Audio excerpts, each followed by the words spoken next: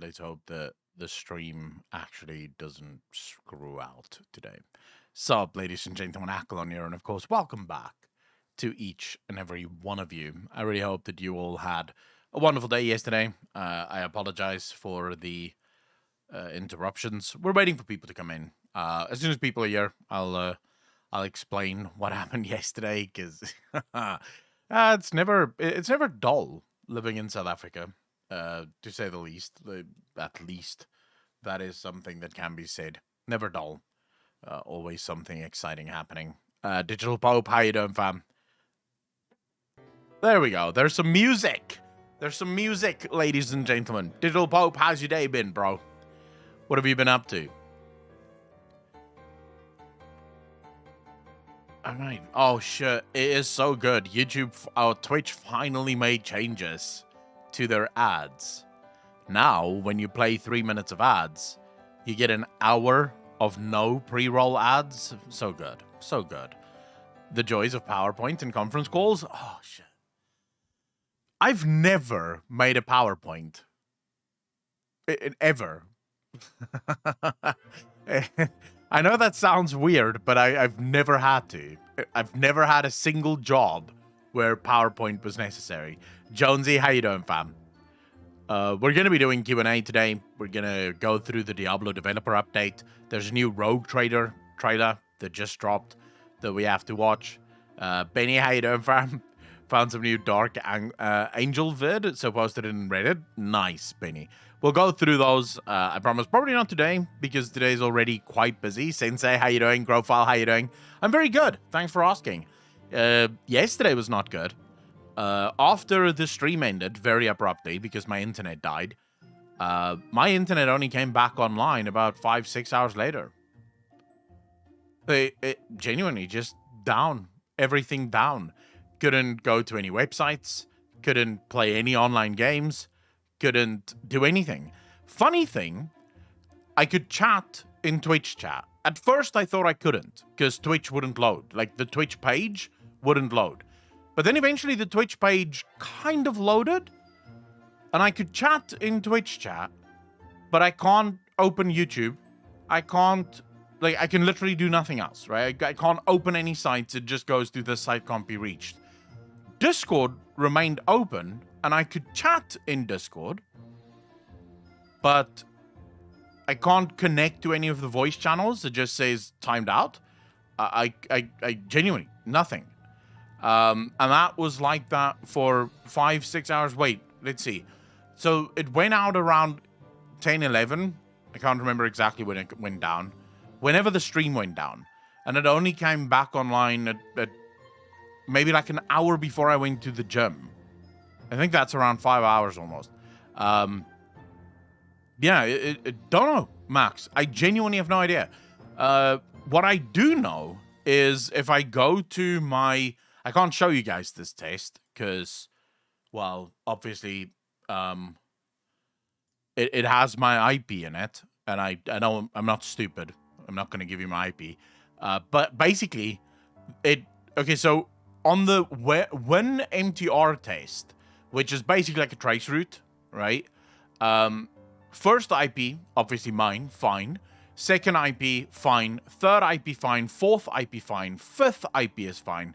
And then suddenly when you get to the sixth IP, so this is the last hop before we get to the relay server, it says destination network unreachable. Smile for me. How you doing, fam? Thanks for the first time chat. Really appreciate that. Welcome to the channel. Thank you, thank you, thank you. It literally just goes destination unreachable. And I think that had to have something to do with it. I'm not sure if these problems are load shedding related, because the internet is worse now than it's ever been. I don't think the last 2 years really, and if you think about it, not 2 years. 2 years is too long. I've been in Cape Town now for a year and how many months? A year and 3 months that I've been in Cape Town, right? 4 months, because I arrived...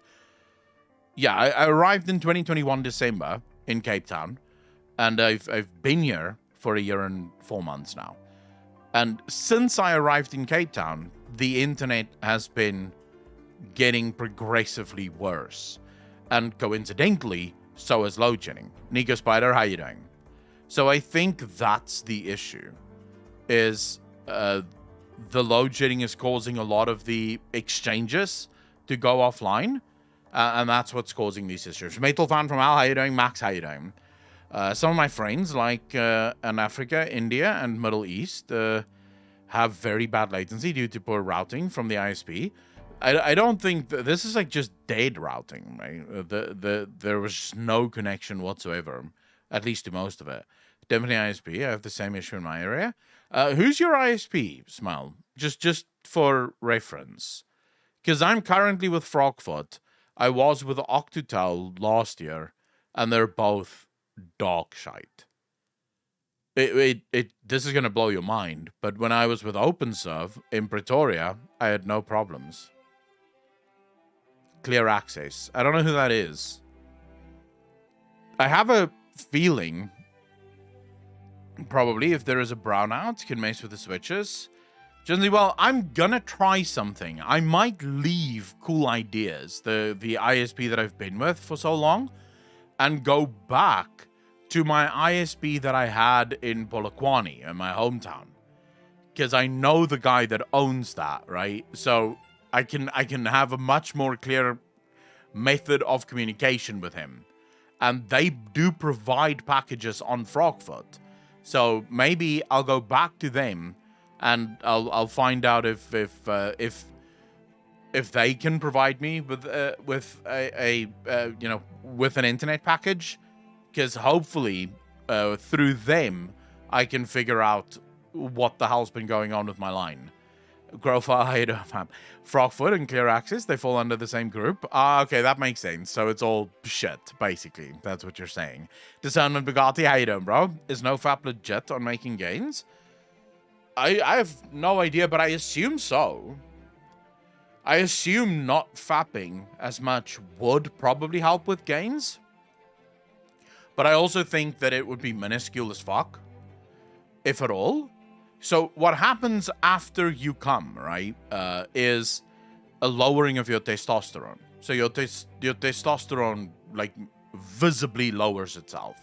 Just because you've already, you've done the thing that needed to be done. It doesn't need to be that high. And there is probably an argument to be made that would influence it. But considering that it doesn't stay that low for long, like it returns back to normal within a few hours, I don't think it's gonna help you that much. I know there's people that gym quite heavily and that are fucking ripped, that fap 2, 3, 4 times a day, right? So I don't know, quite frankly. I really don't know what the actual science behind that would be. We have to watch a YouTube video at some point and figure it out. But there is a definitive lowering of the testosterone after you came. Sensei, just to be clear, these guys that do this, right? They use all manner of products in order to, boost performance, shall we say. And those products do make you horny as fuck, right? Cam, how you doing, fam? It is shown in research. Your testosterone returns back to normal every 5 days if you don't fap. They like to blame your router and TV. Anything else except their equipment? Yeah, that's usually South Africa, right? Men have been doing that for all of history. I think nature accounted for that. Growfile, maybe. But then again, I do think fapping is a problem, right? I do think you should try and fap as little as possible. Because I think there's a genuine risk, especially in the era that we live in now, where something like fapping can take the place of genuine relationships, right? So someone can become so cloistered and so sort of sheltered within their own, within their own little bubble, that gives them what they need, and then they don't go out and find what they actually need biologically in order to be, fulfilled. Jerking off is proven to be healthy and help prevent testicular cancer. Yeah, well, sex would achieve the same thing, would it not, Mike? Because ultimately, what is lowering it is the ability for you to come. Whether you're coming from sex or fapping, coming is coming. And it is better to have sex than it would be to fap, in my opinion. So there's no point in to not fapping beyond 5 days if you see it that way. Maybe.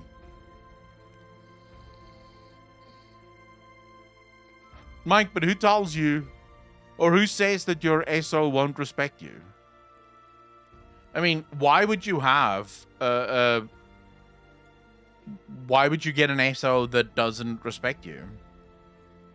Sex eventually gets less and less, and then it's back to fapping.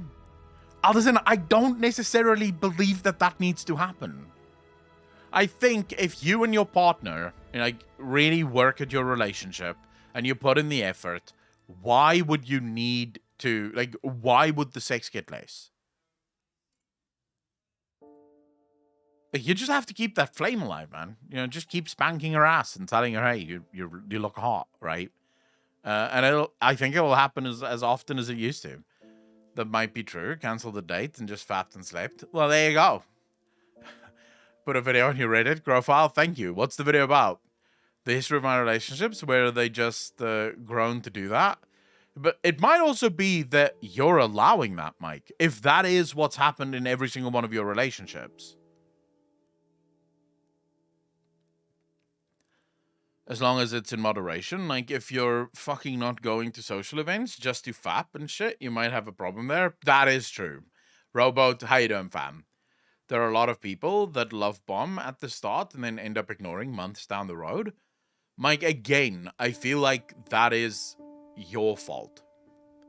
And I don't mean just your fault.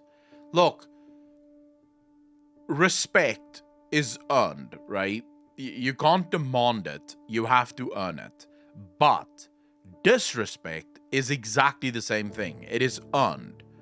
So what ends up happening, if you don't respect yourself, if you don't feel pride in yourself and pride in who you are, then it's not hard to end up with a partner that loses all respect for you as well, because you don't respect yourself, you don't believe in yourself. Why the hell would they? So, generally speaking, I grew up with a a true and false rule. My father taught this to me. If one person has an opinion on you, that is just an opinion. If two people have an opinion on you, it might be fact. Right? And that's how I've lived my life. If there's one person that comes in, into my comment section and says, oh my God, you're boring as fuck.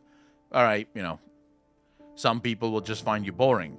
But when you have 10 or 15 people coming into your chat going, dude, you're boring as fuck, then maybe you are boring as fuck, right? Maybe that is now fact. Because if an exact opinion, is shared by multiple people, then it is no longer an opinion. It is now a verifiable fact.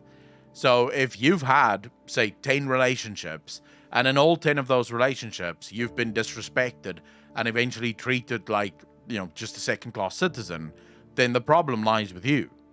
You need to change that.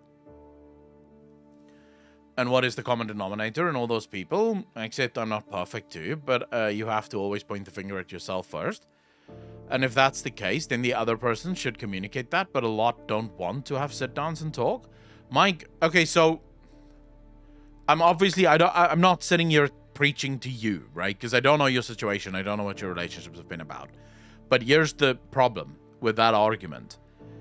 How does one approach your significant other and tell them that you've lost all respect for them? Not only is that one of the hardest conversations we ever have, but it's also not a conversation that people will be able to have because most people won't even realize that that is what had happened. They'll just treat you with no respect. I know of a couple in my family, actually, where they have lost respect for each other. Like, absolutely. There's no respect for each other at all. I see the internet is going nuts again. So I don't know if the stream is still fine. But they've lost respect for each other, yet they don't realize it. I am so over this, man. Is the stream down now?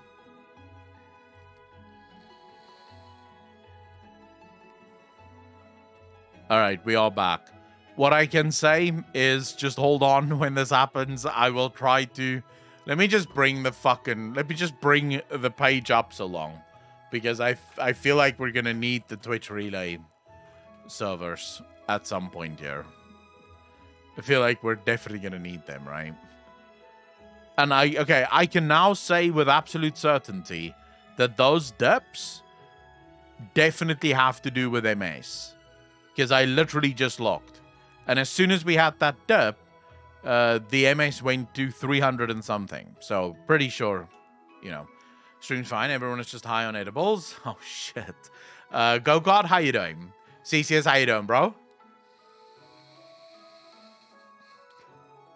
Yeah, YouTube Live is worse, CCS. Didn't you see? When we tried to do a YouTube Live the other day, the podcast, it was miserable. It was by far the worst streaming experience I've ever had. So, yeah, YouTube Live is worse. Which tells me something is very wrong here, because YouTube is the one thing that shouldn't be worse. YouTube has servers in South Africa. It should technically never go down. You should never have problems streaming to YouTube.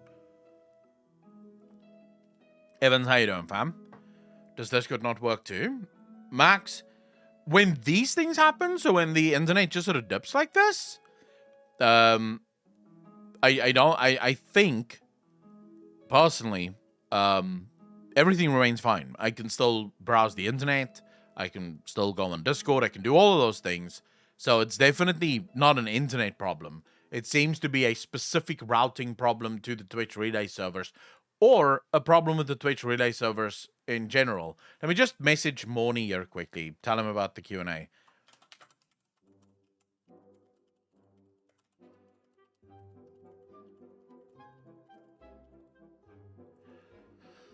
All right. I don't know, Cesius. I genuinely don't know if it's Frogfoot or whatever. But anyways, I'm here, and we'll keep streaming as long as the internet allows for.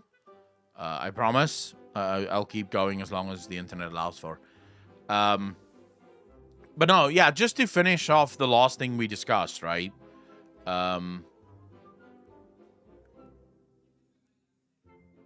You can't expect people to have respect for you if you don't respect yourself.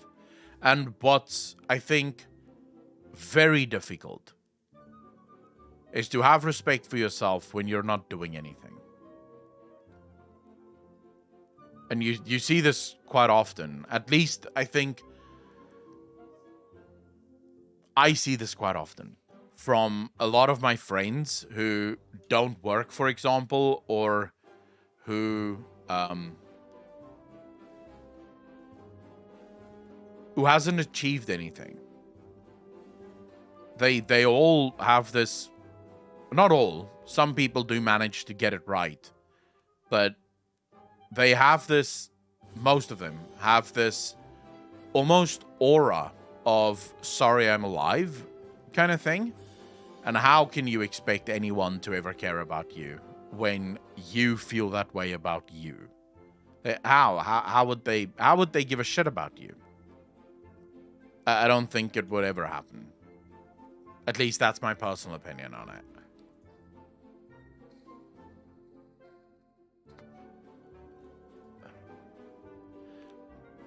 Shit shows everywhere. I don't know. Do you work where I work? Wait, Grokart, are you from South Africa? Because I don't think you and Cesius work together if you work where he works. Evans, pretty much, yes.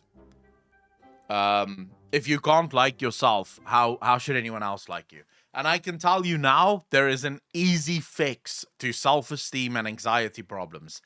It's called the gym. And it's genuinely not because of your body. It's not because of your body. I have been losing weight. At least I think I've been losing weight. Maybe I haven't. You guys might know a little bit better, although you guys are here every single fucking day. So you probably don't know, right? Because you see me every day, you don't see massive changes. But I feel like I have been losing weight. The one thing I will say is, it's not weight loss and it's not how you look It's the fact that you go to the gym every day and you have to face life. You know, you're gonna walk into that gym every single day and you're gonna see a bunch of people. You're gonna be faced with those people.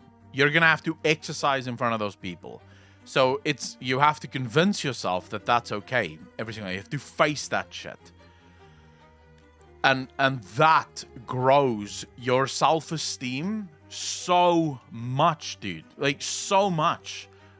It does so much for your self-esteem just to do that every single day.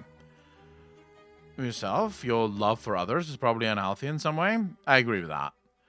Yep, you'll get over that in time. Oh no, a mod. Time to be normal. Have you guys ever been fucking normal? I had an ex where I didn't have the self-esteem because I felt like she was out of my league. And when you feel inadequate, I did feel like self-respect is very hard. The funny thing is, if she's your ex, she's not out of your league. Right? If she was out of your league, she wouldn't be your girlfriend.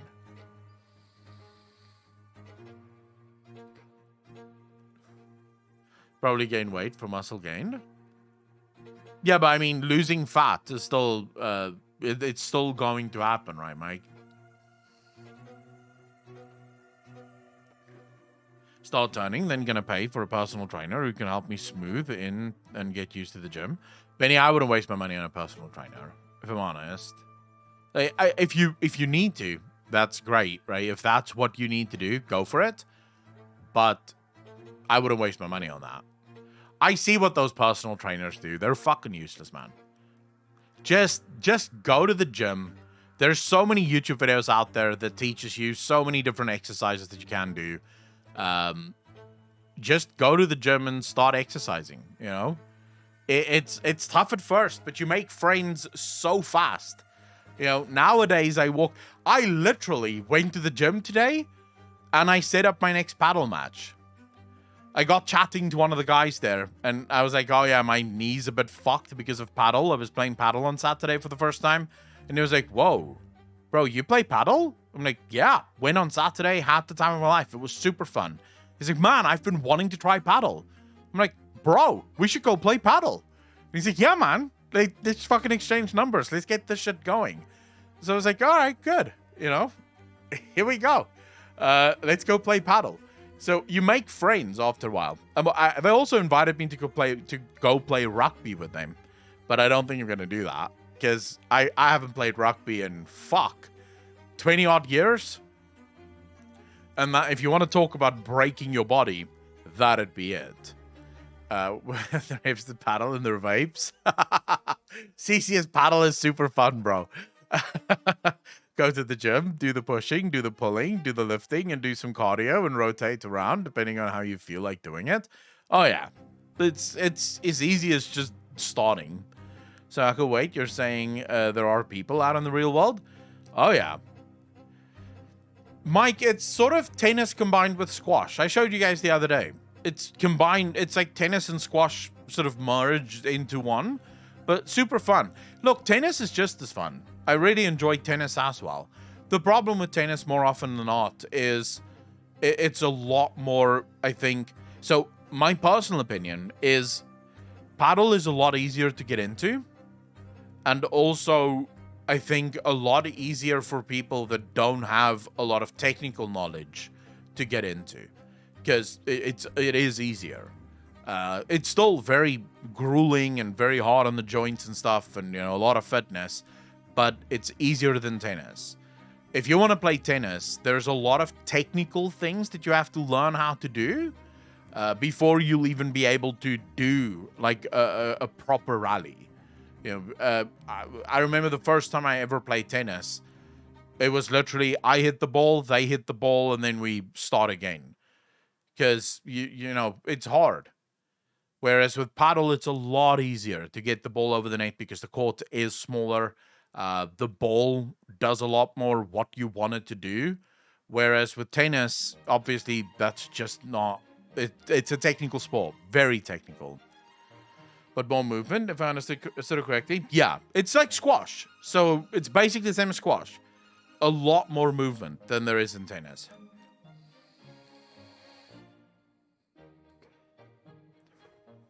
just wants to pretentiously say he's a paddler, so people ask him what the fuck is that. Actually, no. One of the things that put me a little off paddle is the fact that there's pretty much only hipsters that do it. That did put me off a little. Like, all the people that hang out there are like proper hipsters. It's like these ironic people, you know. It's everything's ironic. That did kind of go. I love this sport, but these fucking hipsters, man. I really don't like the hipsters, because these are the fuckers that would have, like, you know, avo on toast and shit, right? I can just imagine it. You go to lunch with these people and they'll be the ones ordering avo on toast or whatever. So, you know, that did kind of bother me, but at the same time, it is what it is, right? Biltong instead of orange slices? No, there's no halftime. You pay per hour, so you play for the whole hour. Oh, the Normans now? The meme died long ago? You need longer beard to play Nirakalon at halftime. No, we don't have halftime. Because you pay for an hour and it's quite expensive. You should try playing badminton. It's lesser movement, but faster movement, if that makes sense. I don't know where the fuck I would play badminton in Cape Town. I played badminton when I was young, but I don't know if that's even a thing anymore. I have a fucking headache, man. I don't know where this headache came from, but it happened, and I hate it. Anyways, I have a trailer that I want us to watch, if you guys don't mind. It's the trailer, all right? It's the new Rogue Trader Dev Diary thing, Factions, that I wanted to watch. And I'm really looking forward to Rogue Trader. So, if you don't like Warhammer 40k, go fuck yourself. This is what we're watching now, all right?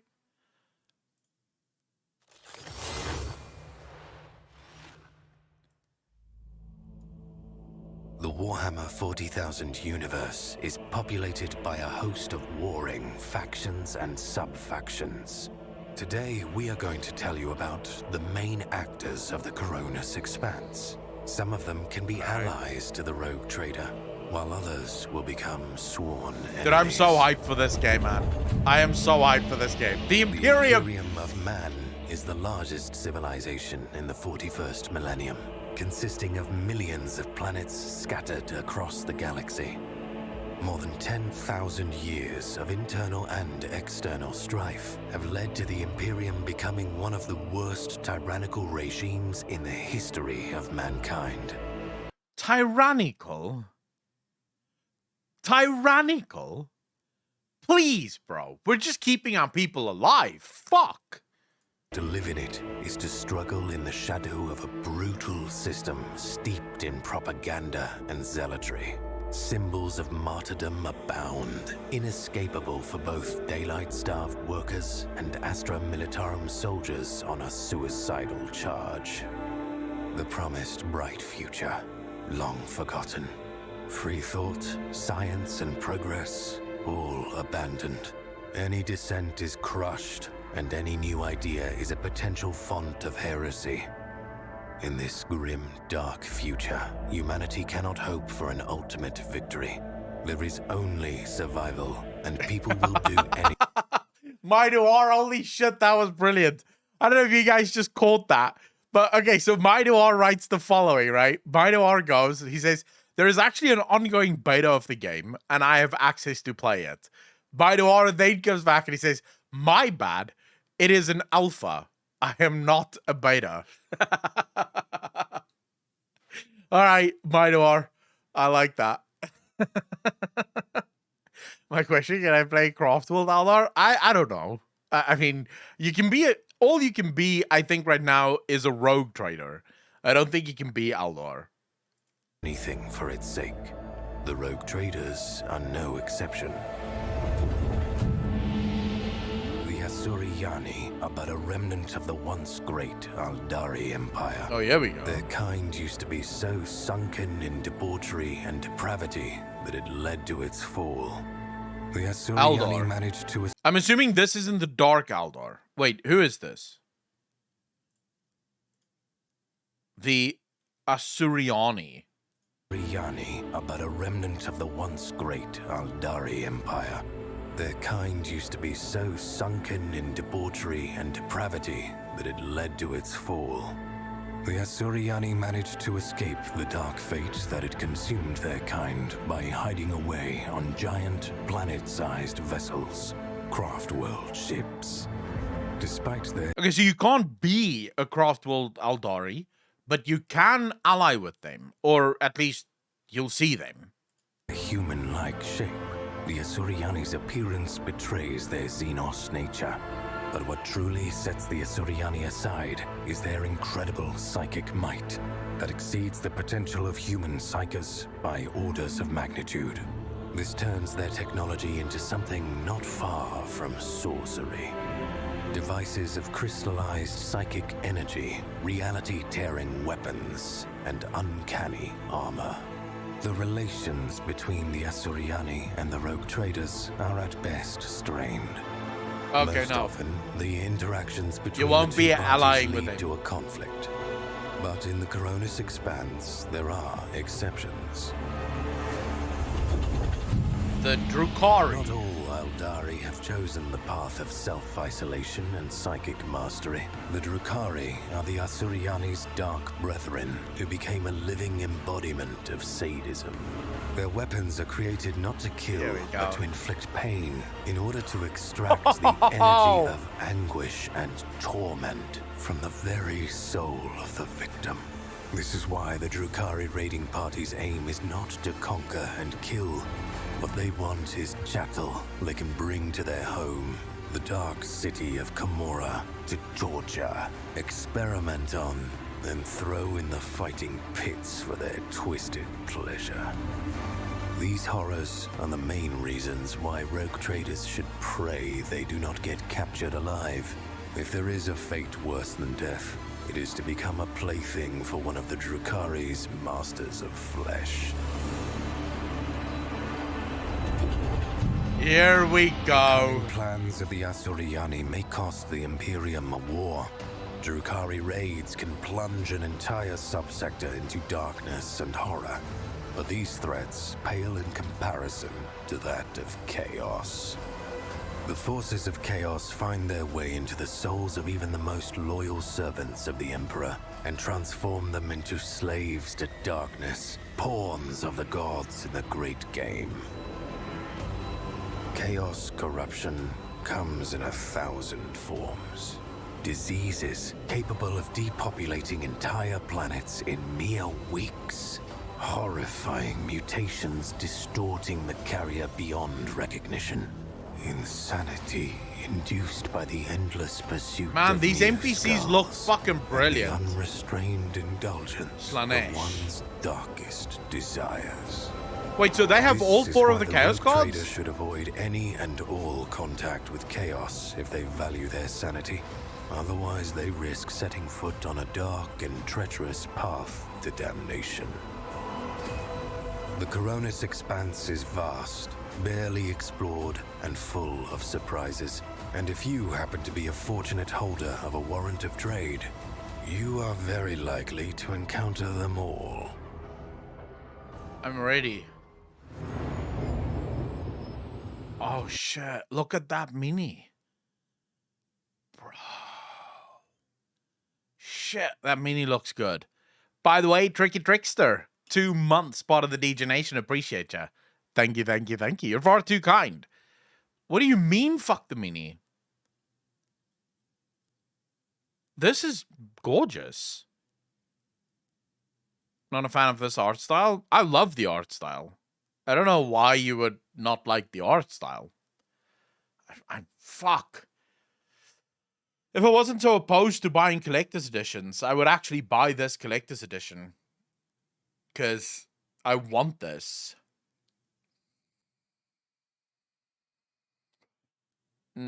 Fuck.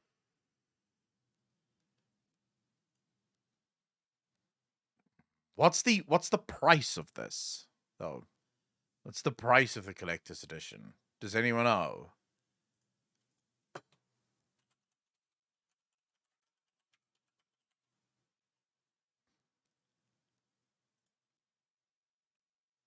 Look good next to the Warcraft box on your top shelf. Oh yeah, it would look fucking amazing. Although the Warcraft box was sent to me. I didn't buy this. It was sent to me. I don't think I can buy the collector's edition in South Africa, at least. I doubt it. $300 fucking dollars. Yeah, you're having a laugh, mate. I will not pay $300 for a collector's edition. No way.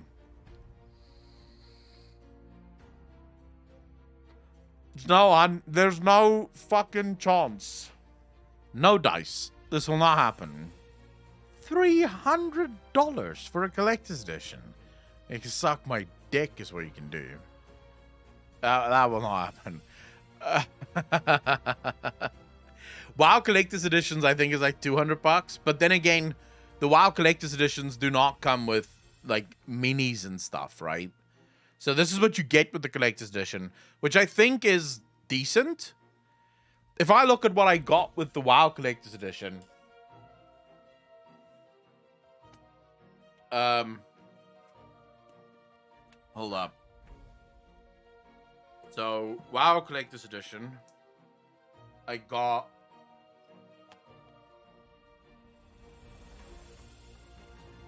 this book, right, which is really nice. It is a very nice book. It's incredibly well detailed, and then it's got all the fucking artwork of Shadowlands in it, right? So not bad, definitely not bad. Then you get this. This is actually decent, I think, but again, I don't think it was as good. You have this stuff, which is like 3D. As you can see there, like, you know, 3D, I don't know what you call these, of each of the covenants. Now, if I actually gave a fuck, I would probably put this up, but since this is one of the worst expansions ever, I will most likely not be doing that. And then you got this, which is also quite cool. That code has been claimed already, so nothing you can do with that code, even if you wanted to. But it's these pins. I guess this is really nice. I should probably put this somewhere where people can actually see it, because this is actually nice. Just sucks that it's in one of the worst expansions fucking in World of Warcraft's history, though. Only bit that sucks dick about this. Fuck me, man.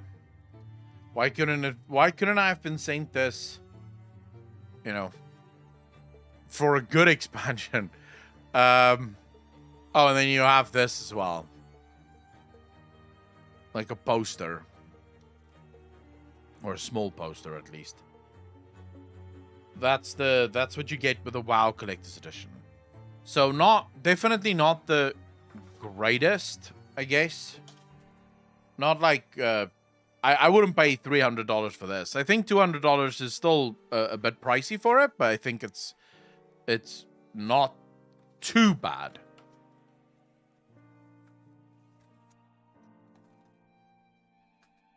I think you can at least swing $200 for this. So I don't think that it's overpriced $300. I just don't think I would pay $300. I'm stingy as fuck, boys. I'm stingy as fuck. I wouldn't pay $300 for it. But I mean, it's a nice collector's edition. It's nice. It's a nice to have, I guess. So yeah. How about this? How about what? eBay. 6,000 Rand for this collector's edition. Oh, this is nice, actually. 6,000 too much, but it is nice.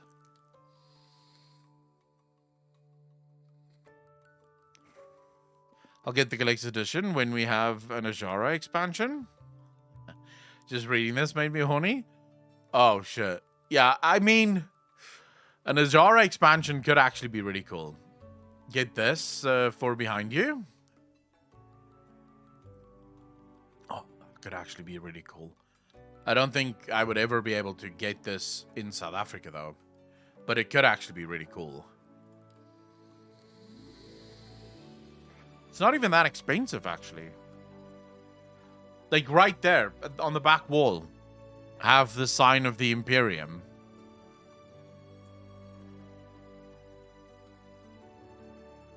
Oh, yeah. That could actually be really cool. You know, show my loyalty and stuff. Have a look at the Swift Spectral Tiger TCG price on eBay. Oh, no, I know those things are, like, crazy fucking expensive. They got most of that with the WoW Battle Chest. That looks nice. It does, actually, look awesome. I wouldn't go for the red, though. I would go for this. Like, a proper, like, on a wooden backboard. You should check out Doran's movie videos on the Night Squall. It has info on the backside of Azeroth and a possible future pirate expansion. Oh, yeah, I saw that. I don't exactly know how people are reaching, like, people are reaching quite deep with that one, but I did see the information on that. I'll probably have a video on it at some point.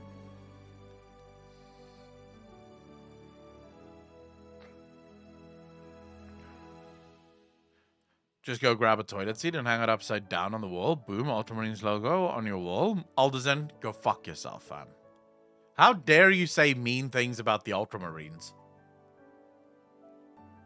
Dude, speaking of which, I am currently in a fight on Space Marine that I've tried so many times and I keep dying, and then you have to do the whole fight over, and I just keep going, fuck this. I won't do the whole fight over and over again. This is just bullshit. I don't know if it's the final fight, though.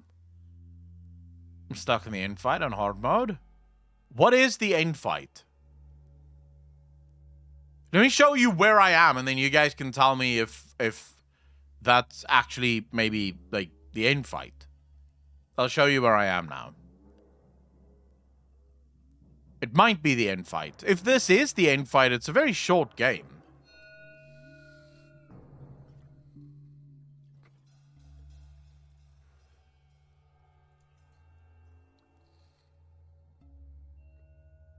Let me show you.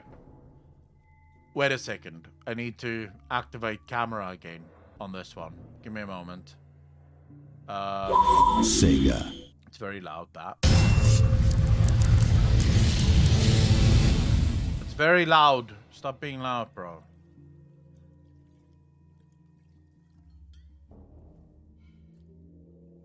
Alright. Let me show you.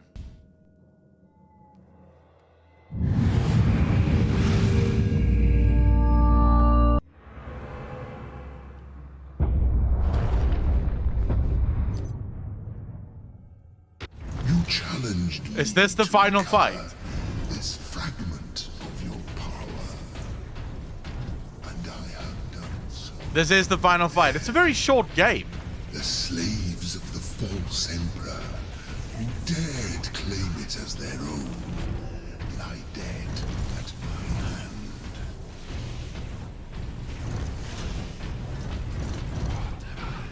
Might have an idea, though, on how to do this. I'm not entirely sure, but I may have an idea. Hold up. I need to turn down the sound. It's very loud.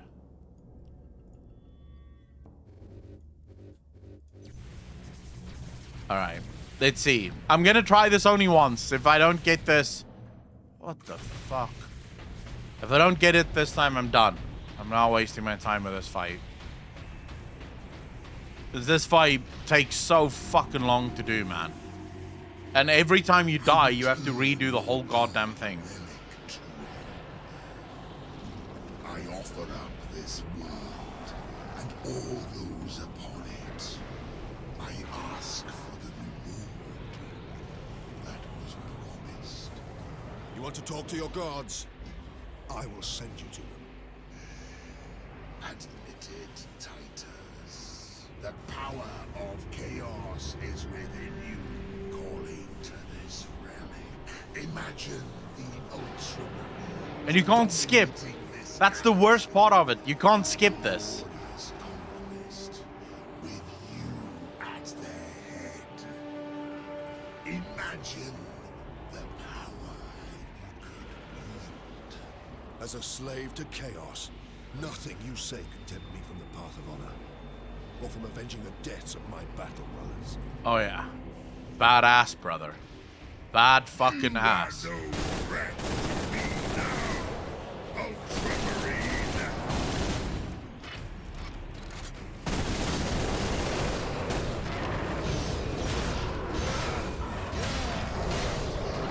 Get away! Fucking hell! Roll, bro, roll!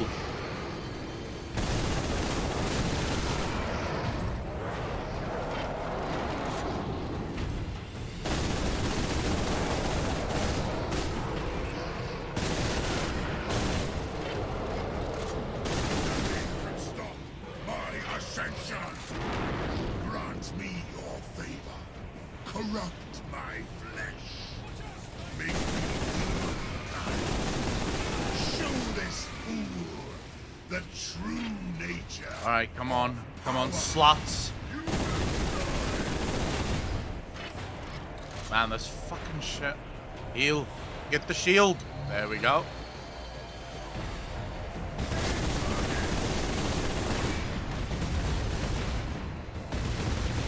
Fuck.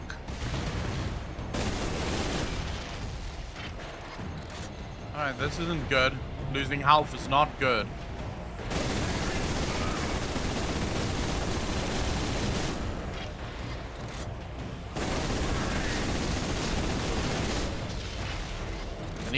I need more ammo.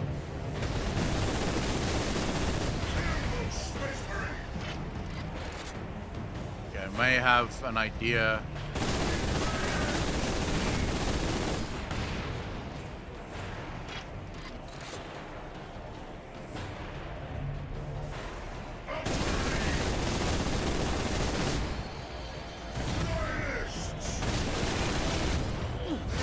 Get the fuck off me, you bastard! I need ammo.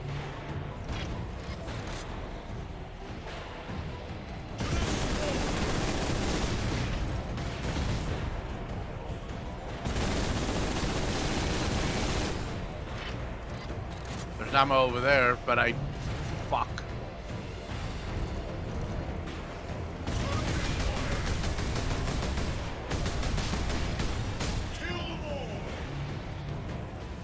Grab it, grab it. Nice.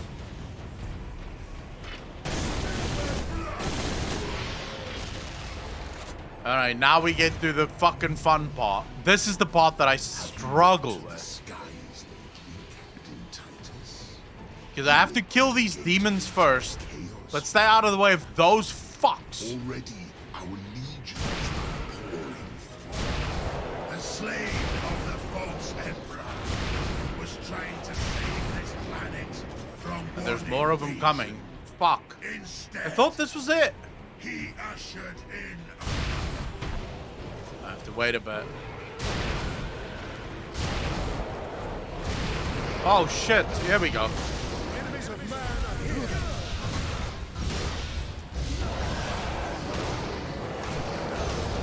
Come on, what the fuck?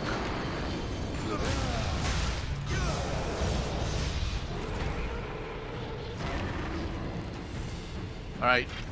Am I able to take those guys out now? Yes.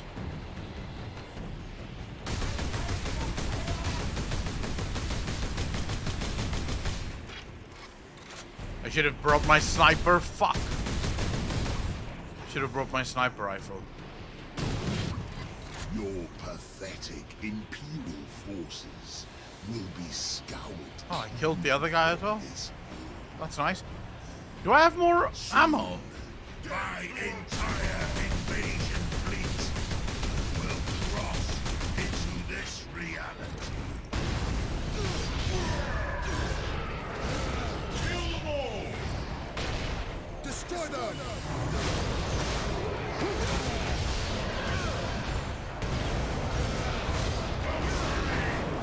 Come on, fucking kill him!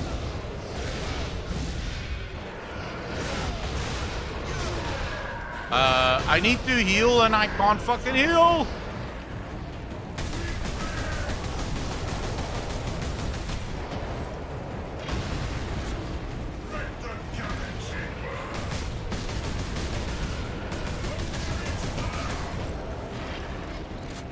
This is the worst fight ever, bro.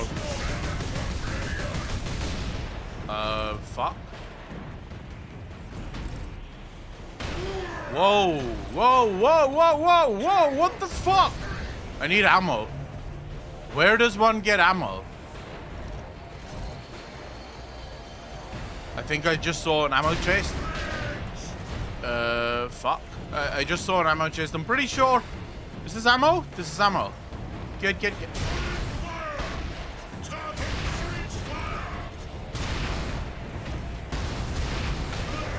No! God! See what I mean? And now I have to start the whole thing over again. Fuck this game, man. I'm done. Screw it. Screw it. I don't want to do the whole fight again, man. This is the problem with the fucking game.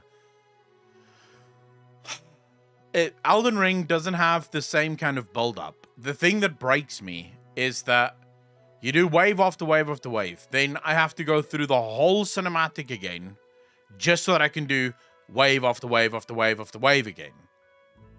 That's the thing that bugs the living fuck out of me. No, I will do it eventually. I just need to get over the frustration of watching the fucking cinematic the whole time. Plus, this is not a Space Marine stream.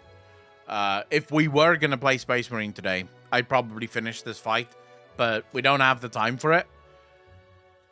You can't press escape, Mike. If you press escape, it just brings up the menu, and then you take it out and it just continues with the cinematic. So you have to watch that entire... I've watched that cinematic a few times now. It is annoying. It's not the fight. The fight's fun. The problem is the fucking scenes. It's not even the cinematic doesn't need to be muted. Maybe we'll do it after the Q&A. If we have some time after Q&A, we'll quickly finish this fight. We'll just keep doing it until we get it. I don't mind struggling on bosses. I actually like struggling on bosses. Because I know already that this is not a hard fight.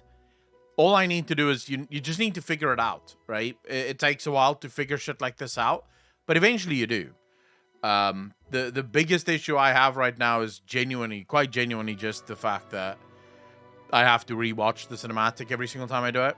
And it's usually a small thing. You just have to figure that one small thing out.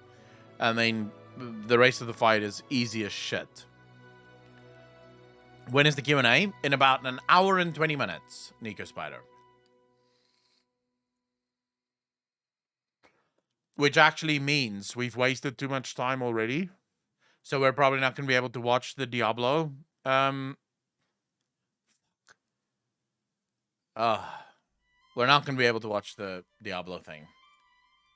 Because that's an hour and 40 minutes. And even if we didn't pause once, we wouldn't do it. And we never not pause. So, yeah. Plenty of time. Okay, you know I've been waiting for this Q&A forever. Tricky Trickster, well, it's up. It's here now. It's here now. I know what we can watch. I actually know what we can watch. We started watching it yesterday, and then my internet fucked out. So, we can probably watch this now. I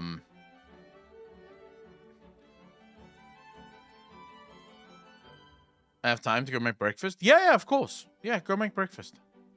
Some time ago, I was being stupid and argumentative with Moni on Discord, and he banned me. Can I maybe have an unban? I promise to be good. Mr. Demuria, yeah.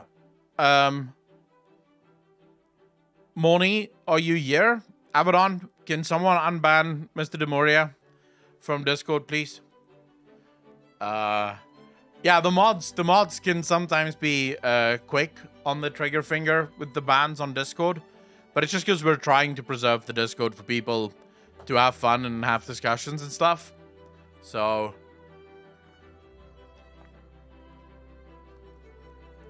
but no, yeah, you're welcome to an unban, fam. Alright, so I think we should finish this video. Since we couldn't do it yesterday. After 5 hours of not being able to have internet last night and finally being back. Hopefully we can now finish this video. World of Warcraft stability is under serious threat. All right, let's hear about it. What's been going on, man? %. Yes, Mike, but you're almost certainly earning more than 200 grand a year or 300 grand a year as the leader of Blizzard Entertainment. What a callous, crass, offensive, tone-deaf, inhumane, bullshit thing to say, Ybarra. Your position is untenable. I hope you do not stay in your current role for long, just because you... He will stay in his current role for long, because that's where Bobby Kotick wants him. It's Kotick's world, fam.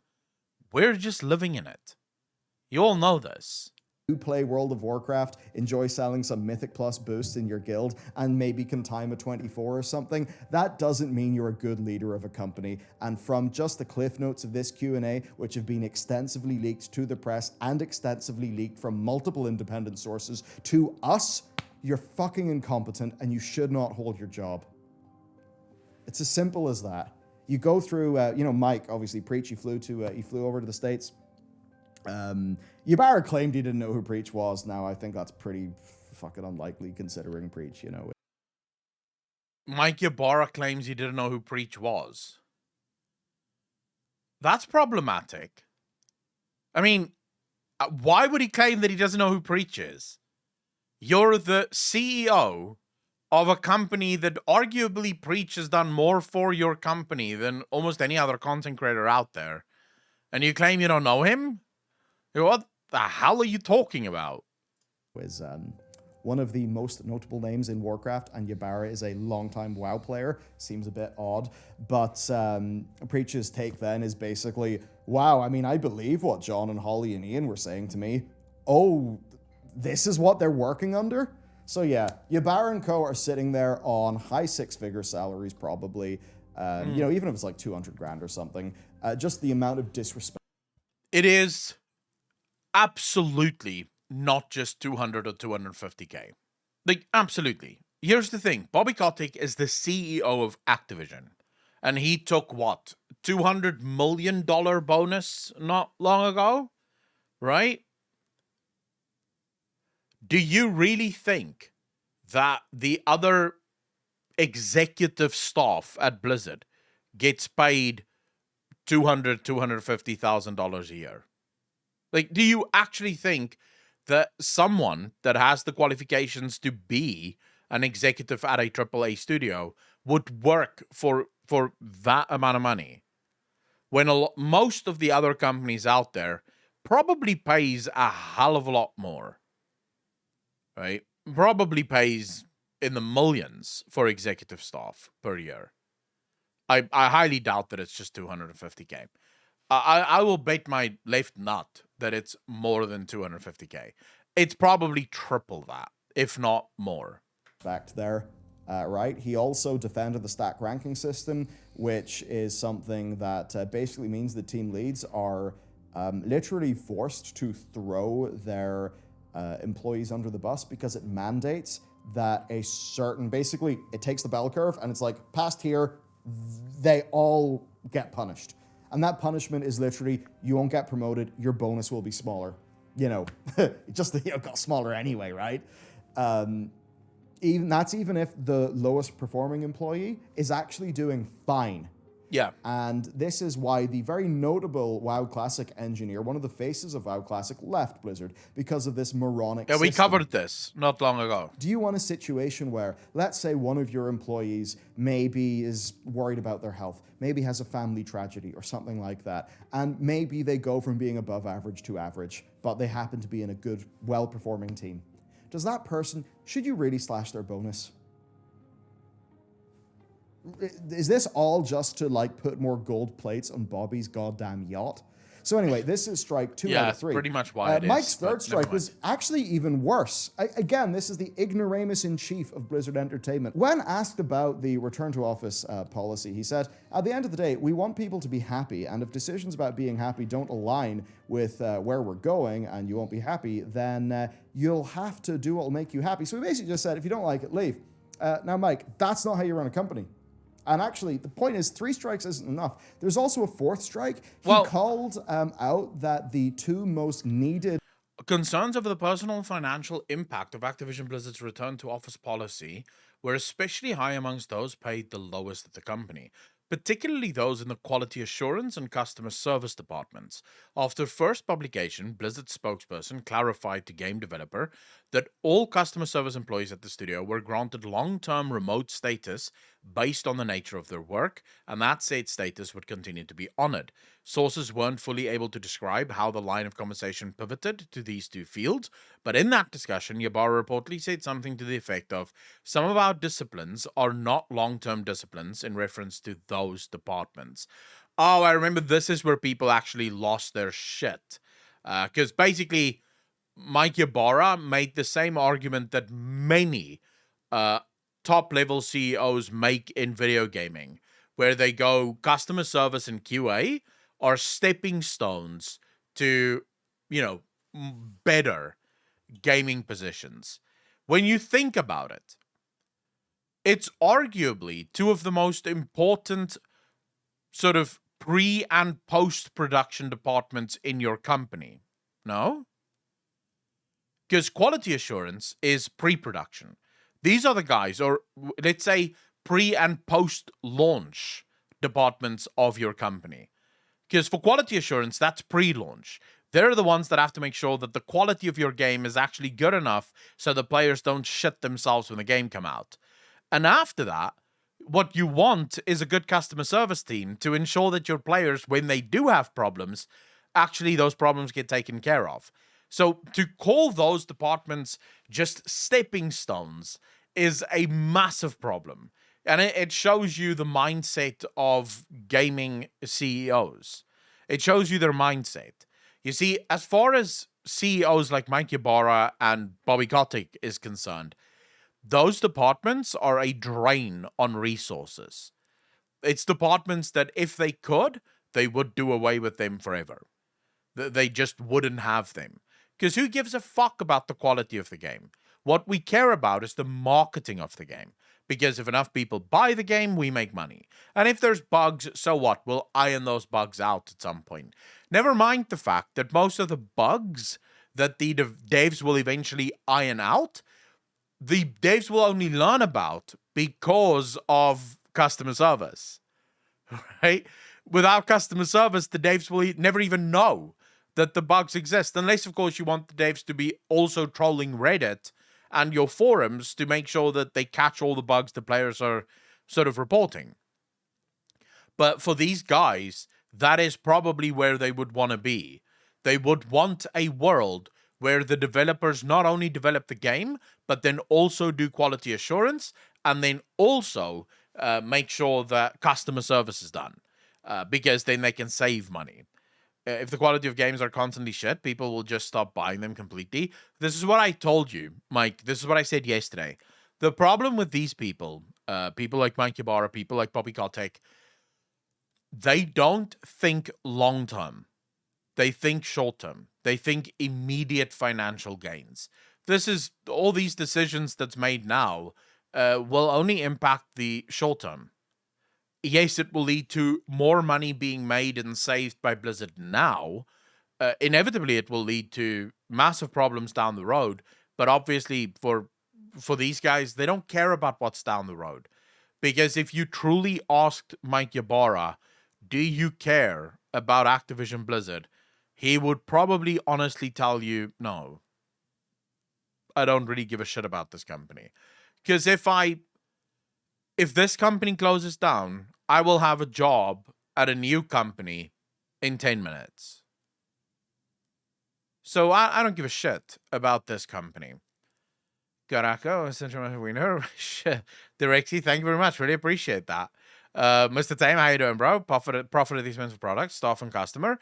Well, of course, because there's no loyalty. It's not about company loyalty. It's not about I'm loyal to what I'm making here because I actually care. You could see the loyalty in someone like Mike Morhaime, right? This is a guy that he built that company. He loved Blizzard Entertainment. It was his baby, right? It was his company.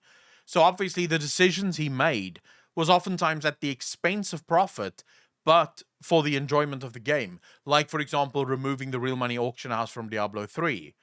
That thing was fucking immensely profitable. Remember, Blizzard got 15% off of every single trade on the real money auction house. I had a friend that earned between $4,000 and $8,000 a month on the real money auction house. Like, literally paid himself massive amounts of cash just by buying and selling items on the real money auction house. And Blizzard got 15% of every single transaction there, and obviously everyone else around the world as well. Mike Morheim stepped in, went to the developers and asked, look, if you could have a choice between keeping the real money auction house and removing the real money auction house, what would you choose? And the developer said, we would remove the real money auction house. And he was like, done, remove it. You see, that's not the kind of decision that someone like Mike Ybarra would make. Because for Mike Ybarra, the short-term financial profits is far more important than the long-term health of the company. Because if the company goes bankrupt, Mike Ybarra finds another job and he starts streaming the other job, you know. And I think the two departments of Blizzard that are frustrated, that players are angry about the most, are QA and customer service. He said they're not considered long-term disciplines. In other words, you do CS or QA for a low wage, and then you get a real job. Nice one, Ybarra. Is it any Wait a wage, second. After publication, Blizzard reached out to game developers to state that this comment from Ybarra was not made to reference any specific discipline or department. Roles at Blizzard have different compensation levels, they stated. We encourage and support people in lower compensation roles to further develop skills and expertise that allow for greater opportunity and rewards for them. Yeah, sure. Get a real job. Nice one, Ybarra. Is it any wonder why I have customer service and QA people also in my email inbox, as I'm sure every WoW creator does, and just about all of the press? They don't like me. they don't like me. It's a long-term discipline because very few actually get promoted above it. True. I go, no one at Blizzard talks to you. Yeah, sad days, bro. But no one at Blizzard likes me. Just to be clear. I have a couple of contacts from ex-Blizzard employees that I reached out to about this problem. And they basically just confirmed that this have happened a lot. This is not the first time this has happened. This is the first time that it's been made public. And basically, Blizzard is now... this is going to happen a lot more, just to be clear. Blizzard, for the longest time, had quite a lot of company loyalty with people that work there. So, for example, this shit has been going on for the last 4 or 5 years, right? Before, like, I mean, obviously the sexual harassment stuff, that went on for a very long time. But the bullshit with management and stuff like that, that's been going on for at least the last 4 or 5 years. Management has gotten really under the skin of Blizzard developers. Yet, for a long time, no one spoke out because the employees at Blizzard were very loyal to Blizzard. So they instead decided to sort of always handle it internally. So if they had a problem with something that a CEO or an executive said, they would go to, HR or whatever department to voice that concern. Now, that loyalty has been shattered, and I think most people can see why. So what happens now is as soon as the executives step out of line, the developers have no problem going to the press, going to the players, going to the public, and sort of voicing that concern very publicly for the problems that they may or may not have. So that is effectively, it's going to happen more. Brace yourselves. We're going to hear a lot more about Blizzard and the bad decisions that the executives take there. Would you even like to think about the amount of privileged information that people now hold about your future projects? I will not say their code names here. Like, Mike, do you actually understand how to run a large company and how to make sure that the ship is not mega goddamn leaky? Jason Schreier is now tap dancing his way to 500,000 Bloomberg articles. Yeah. All because you managed to torpedo your team's morale. Again, you fucking ignoramus. I do have to say, though, I don't necessarily agree with the developers that go into, for example, Balila's email. drop this shit, but then also start dropping future products and their code names and stuff, those developers are also scumbags. Because what you're unhappy with is the conduct of Mike Ybarra and what he said.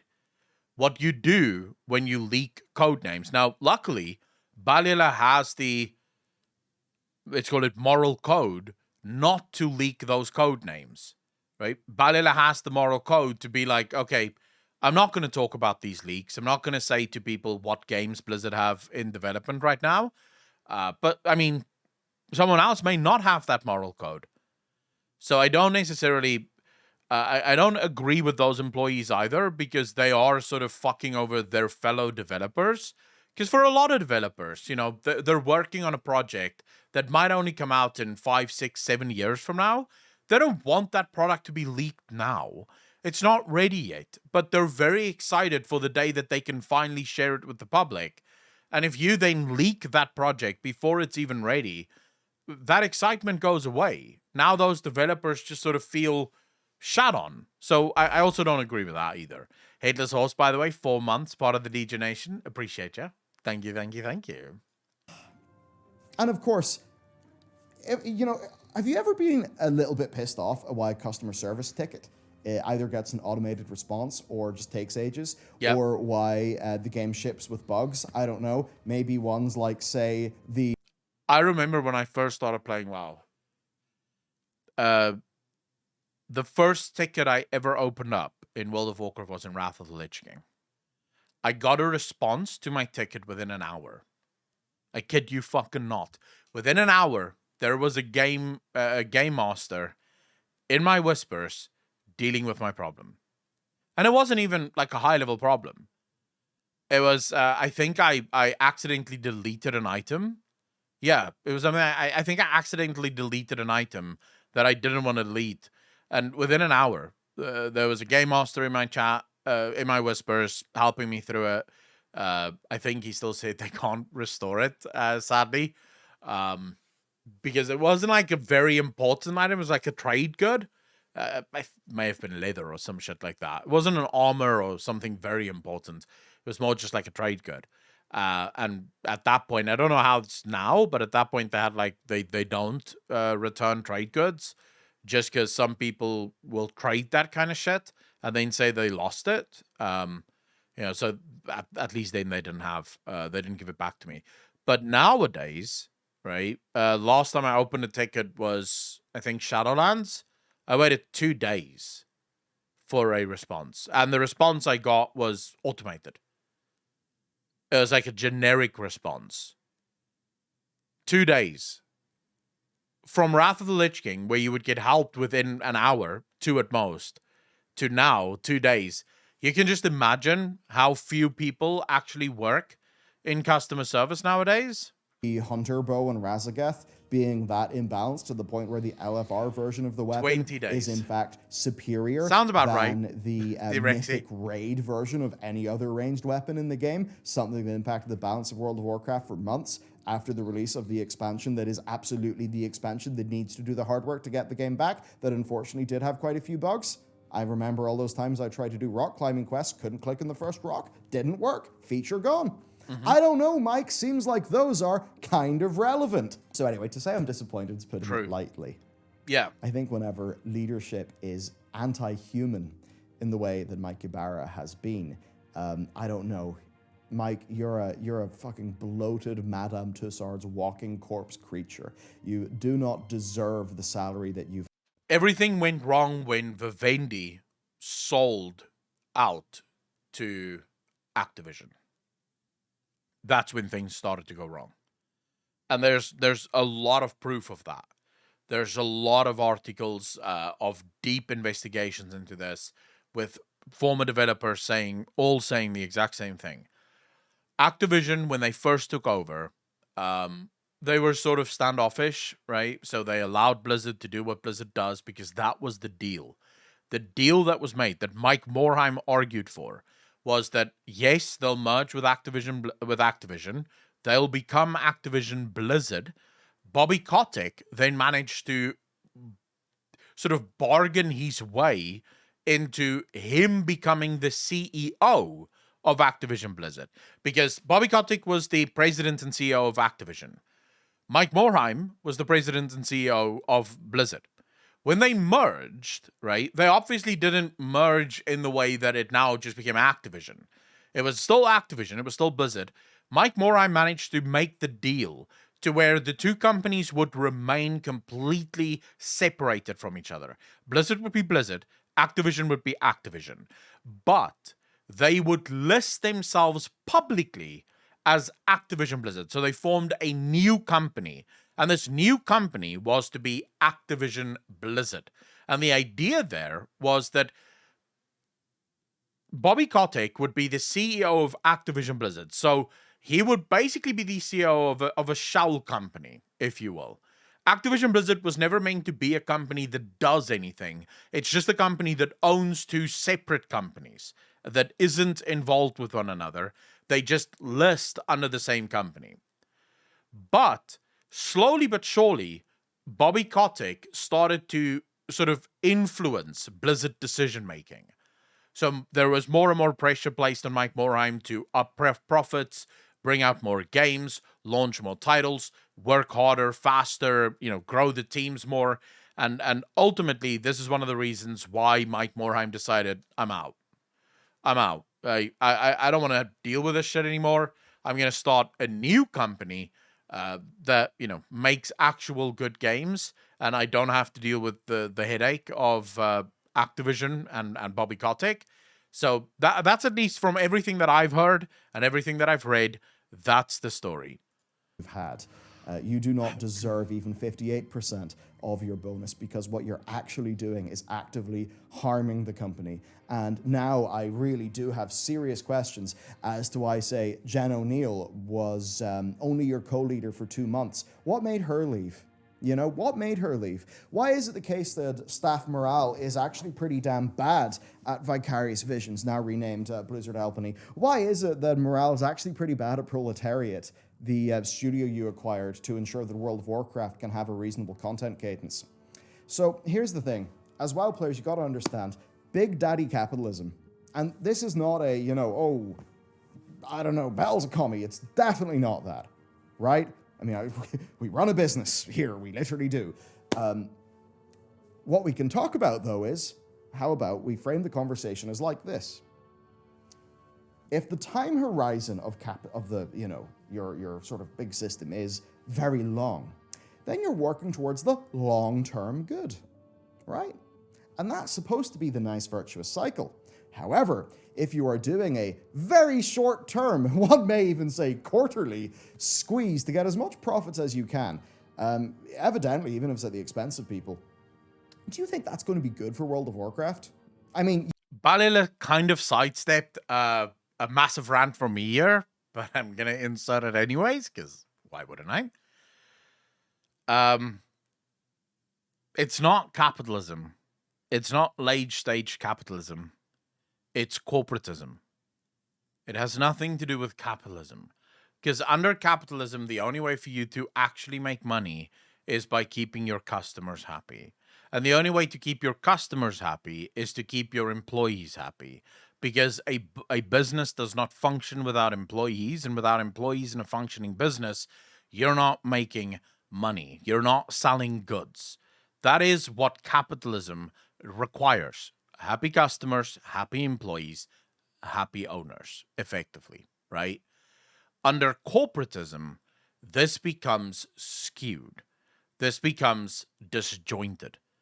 Because what corporatism does is, as the government and the business becomes more and more involved with one another, the business starts to enjoy protections from government that would otherwise not be permitted under capitalism, because business and government may not mix under capitalism. And then what ends up happening is you eventually end up with this rotting system where now you have companies that only think in terms of short-term engagement. And before you think, well, how is Activision Blizzard protected by the government?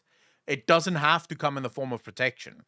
When you have a government that's printing crazy amounts of cash, blowing up share prices, companies no longer make their money off of gamers. Activision Blizzard doesn't make their money off of us, the gamers. They make their money off of the stock market. You see how things have shifted now?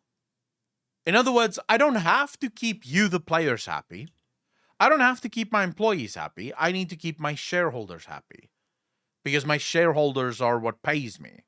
And since the markets are completely irrational and basically just throwing money at anything that looks as if it could make a profit, all I need to do is keep selling. So in other words, I invest very heavily in things like marketing to ensure that more people get fluked into buying my shit, right? So that I can get more people to invest in my company so that I can become rich. The economy is way too linked to just blame one thing, but it is most definitely not capitalism's fault because this stuff wouldn't really work under capitalism. You, like the other end of this camera, I suppose, watching this video right now, do you think that World of Warcraft is going to be a better game in a world where Mike Ybarra, well, number one, in a world where, let's see, their bonuses get cut after they ship their best received expansion in years, and Blizzard Entertainment as a whole sees its MAUs go from, I mean, a low of like 22 million to 45 million. Do you think it's good for World of Warcraft as a game that, you know, developers will be hyped to work on with their friends? If that happens, do you think the World of Warcraft will be a game that has fewer bugs if the QA department are thrown under the bus? Do you think the World of Warcraft will be a game with better customer service if, you know, customer service also is thrown under the bus? No. No. Absolutely not. So this is Mike Ybarra, the leader of Blizzard Entertainment and big gamer bro Warcraft man himself who loves a little myth. I would never be okay, Tricky Trickster, with the government forcing Activision Blizzard to split up. Because, again, you're involving the government in something that the government cannot do. So I would never be okay with that. Because it will... I'm not intelligent enough to know what the consequences of that would be. But I can tell you now, wherever the government involves itself, the consequences are never good. So, I don't want the government involved, right? What I would rather want is for the government to lower the red tape around making companies and making gaming companies and things like this, because that would be far better. At the end of the day, one of the big issues with gaming companies do come in the form of red tape. You know, the amount of stuff, Blizzard, for example, all of those EULAs that we have to sign and terms and conditions and stuff that we have to sign, all of that requires massive, massive teams of lawyers to draw up all of the ways in which Blizzard needs to comply with the government in order to actually make an online game. Now, you could say that, yeah, but that protects our privacy. Sure, but it also means that you're not going to get a lot of competition. Companies that may want to make an MMO do not have the money to afford all the lawyers required with actually making all the terms and conditions and stuff to comply with the government. And therefore, they just don't make MMOs because they can't afford it. It's physically too fucking expensive. Big question, what you say? I think it's good. I think it's good. But the only reason I think it's good is because I think Phil Spencer is actually a lover of video games. And so far, the decisions that Phil Spencer have made around Microsoft seems to be, generally speaking, for the good of gaming. He doesn't force companies to release games when they're not ready. They don't really put a lot of pressure on companies to release games immediately. So I think it's fine, right? In my opinion, at least. I think it's fine for now. We'll have to wait and see, because obviously you never know with these kinds of things.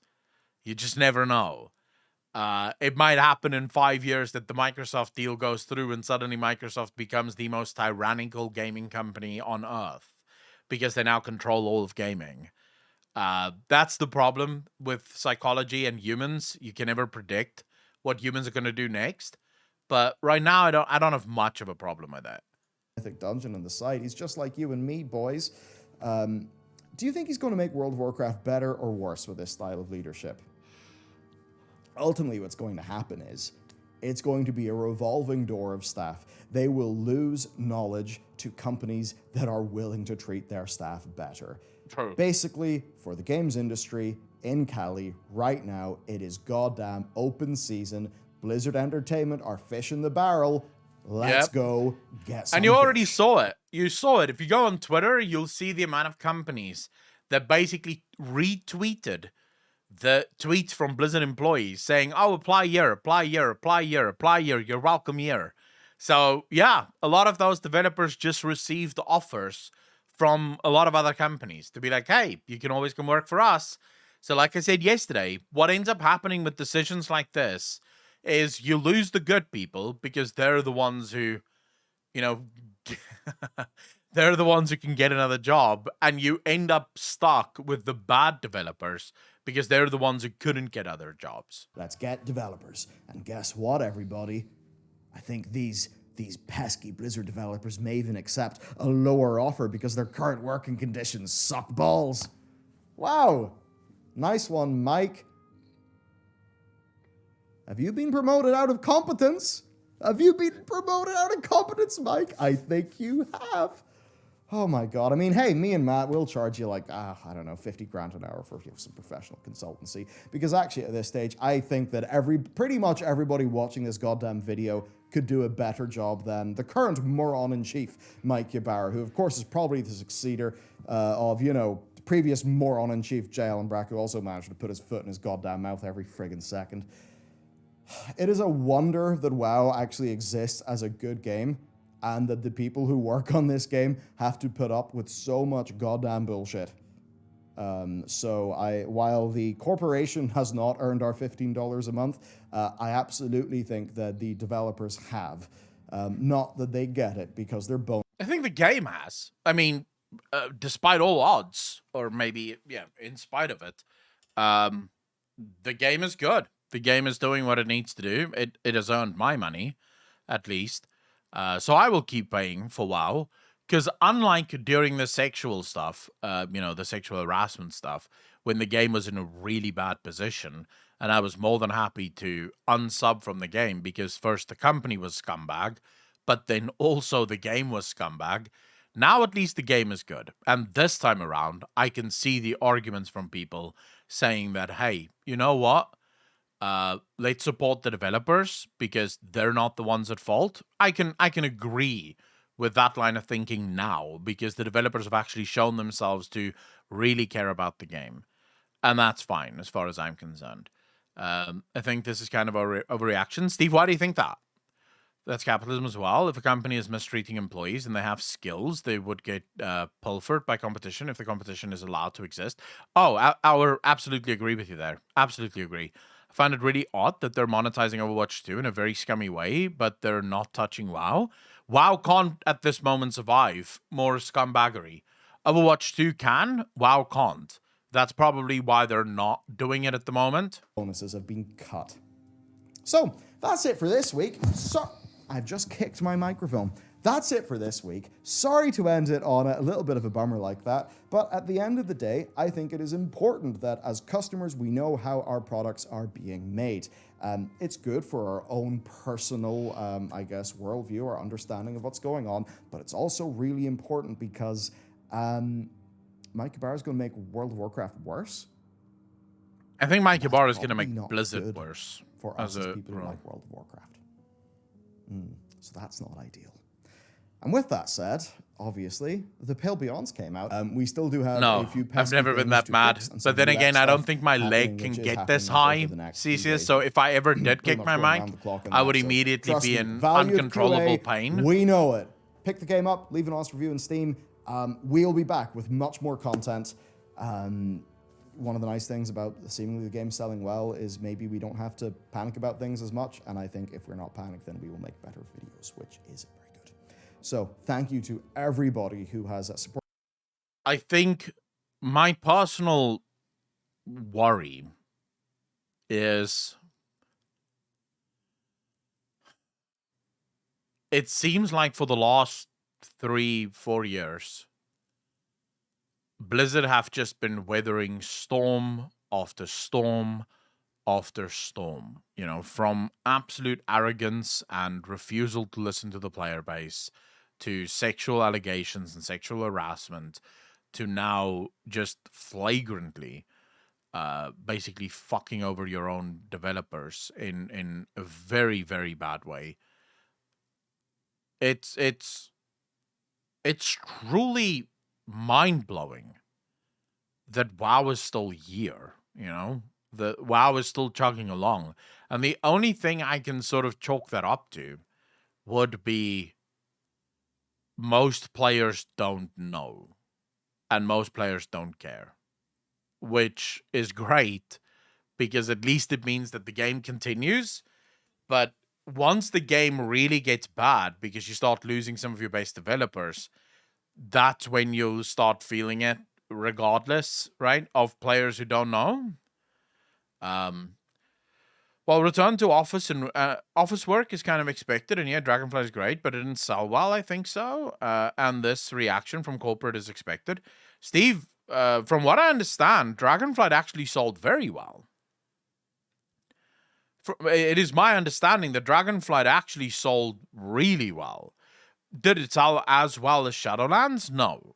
But that's because a lot of people were burnt, and a lot of people obviously realized that Blizzard can't be trusted. But it did still sell quite a few million copies, and obviously that will pick back up. The thing that people are angry with isn't so much the work from home, even though you do have problems with work from home. Like I said yesterday, once the bell has been rung, I don't think you can unring that bell. Like, once you've said to your developers, to your employees, you can work from home, you can't bring them back to the office. That's really not doable. Because a lot of these developers have moved. They've left the state. They've bought houses in other states, in other towns, because they were told you can now work from home. Now you come out and you say, well, actually, you have to come back to the office. It's like, whoa.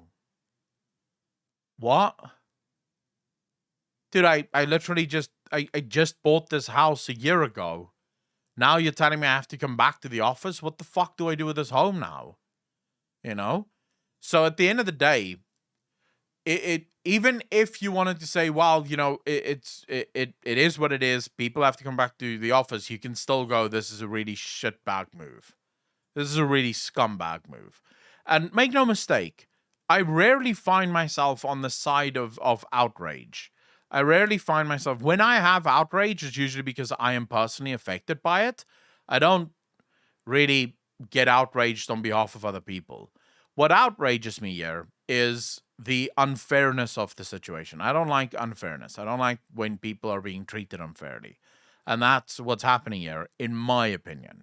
I think these developers are being treated incredibly unfairly by the development staff, or the executive staff, rather, of Blizzard.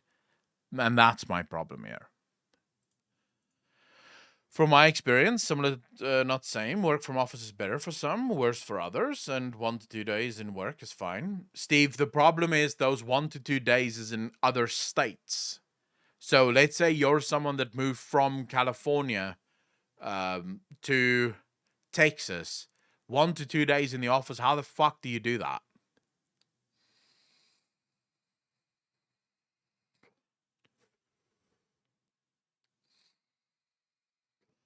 Like, what do you do now? Right? Because, I mean, those developers are no longer in the same state as you. So I don't know how you would solve, like, I don't know how you would defend that. Because they're, you know, 1 to 2 days doesn't matter. These developers aren't there. So they will either have to fly every week back to California in order to come in with your, like, whatever, right? Yeah, I don't think it can work.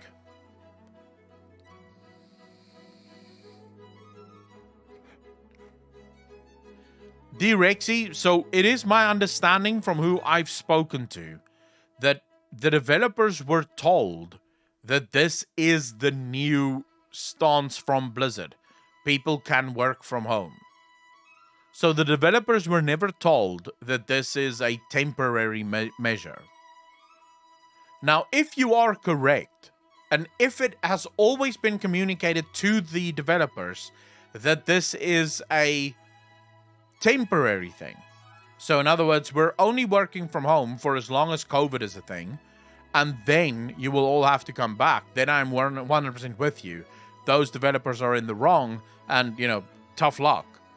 But it is my understanding from what I've seen and what I've been told that that was never the case. This was never sold as a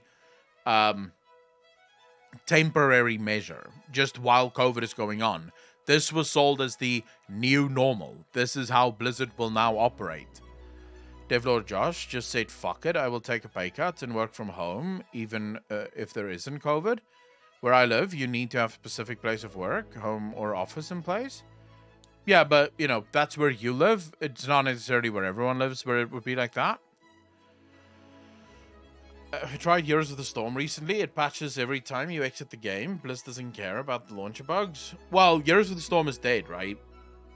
Blizzard sort of announced that it is dead, and that they're not really thinking of bringing it back.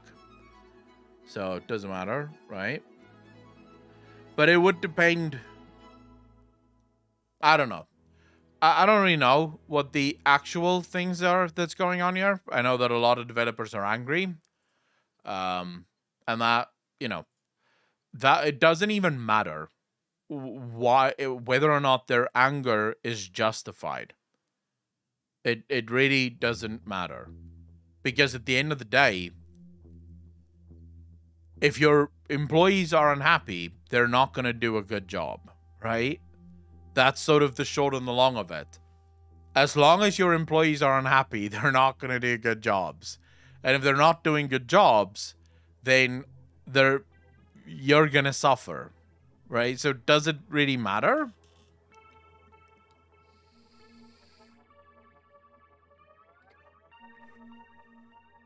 Some Canadian firm, and they forced into office 100% of the time. This is sadly, so this is where things sadly will go, right? If your company gets acquired by another company, and the new company now says everyone has to work from the office, there you can't do anything. So it's similar to when Elon Musk took over Twitter. Twitter employees were told you're allowed to work from the office. Elon Musk buys Twitter and says, nope, everyone back at the office. Well, it's a new owner, right? The new owner doesn't have to honor the agreements made before he got there. He can make his new rules, and then it's perfectly fine. If you don't agree, leave. Go work for another company. Then be the rules. Here, that's not the case. This wasn't two different CEOs that made two different promises.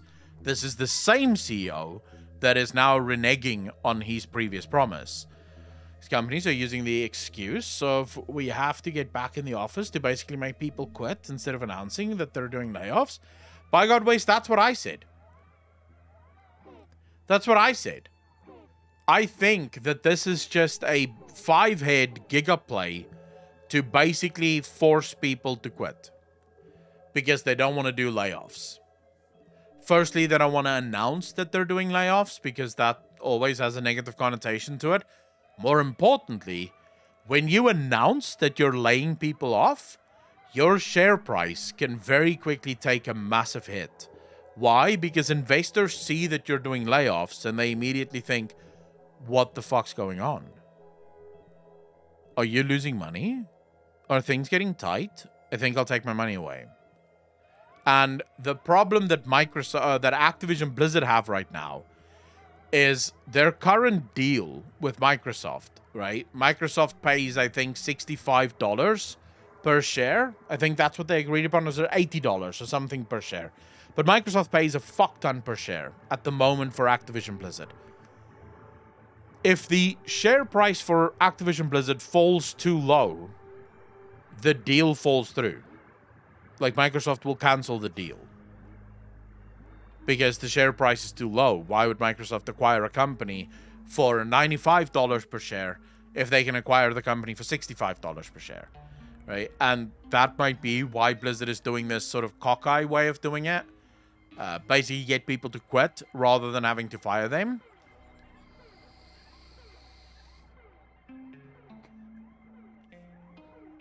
All the people now, why the fuck would they lay off? Blizzard doesn't need more people. I have said this for a while, and I genuinely believe this. I think Blizzard employs too many people. Genuine belief. I think there's too many people working at Blizzard. I think that's one of their biggest struggles, is the fact that they have so many employees that work there that it just turns into a too many cooks in the kitchen kind of thing.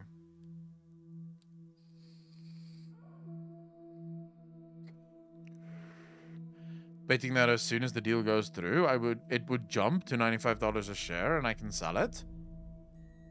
By God West, I don't think that was a good bet. I mean, I'm not giving you advice here, because obviously I'm not an expert. I don't buy shares in the interest of selling it. All of the shares I own are shares that I will own for the rest of my life. They're not going anywhere. But I don't necessarily think that was a good buy. I don't think the share is going to jump to $95 a share.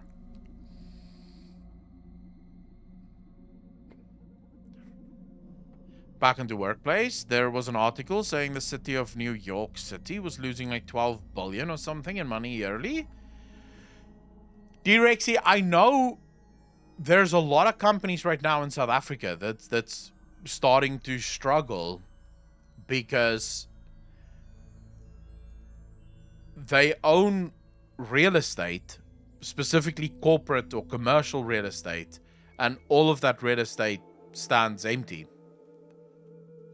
But it's all empty. There's no one in the offices because most companies are working from home. So I can see that as being a massive problem. Wait, did it drop because of the drama or?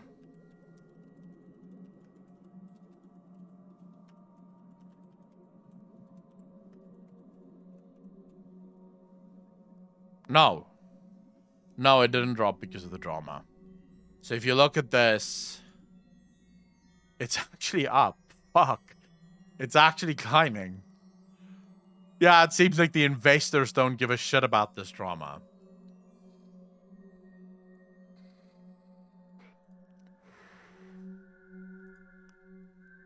I mean, it's still higher than what it was in 2019. If we go max, so over the course of its entire existence, it's not as high as its previous peaks.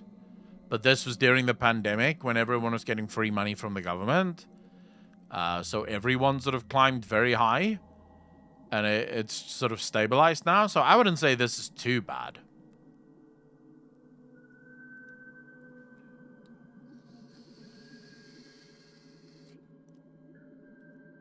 Yeah, I wouldn't be too worried about this. It's clear that whatever this is, what players are angry about, Bobby Kotick and the team doesn't give a fuck. Because their share price is going strong. They don't care.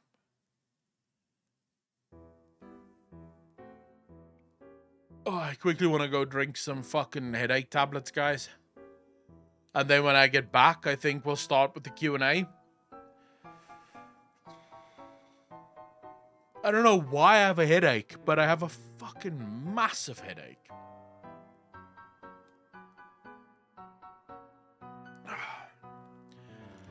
So, take 3 minutes, go grab some coffee, go do whatever you need to do.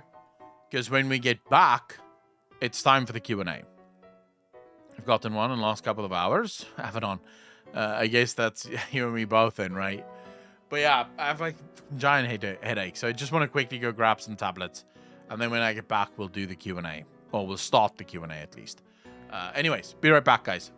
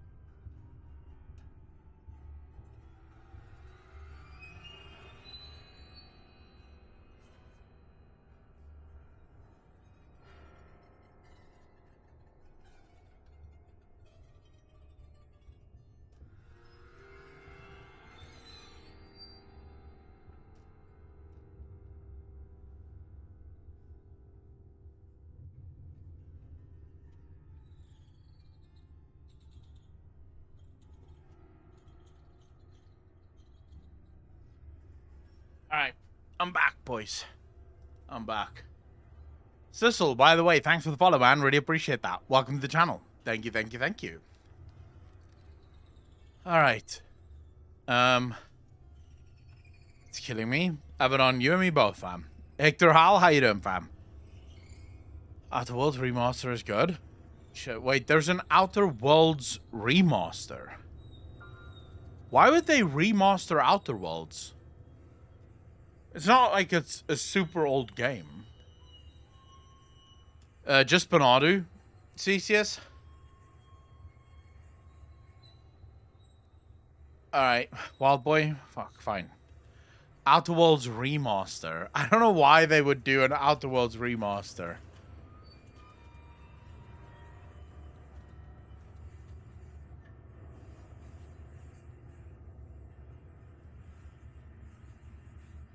Yeah, this makes no sense to me. So the Outer Worlds Spacer's Choice Edition official trailer. This seems like they're just milking it.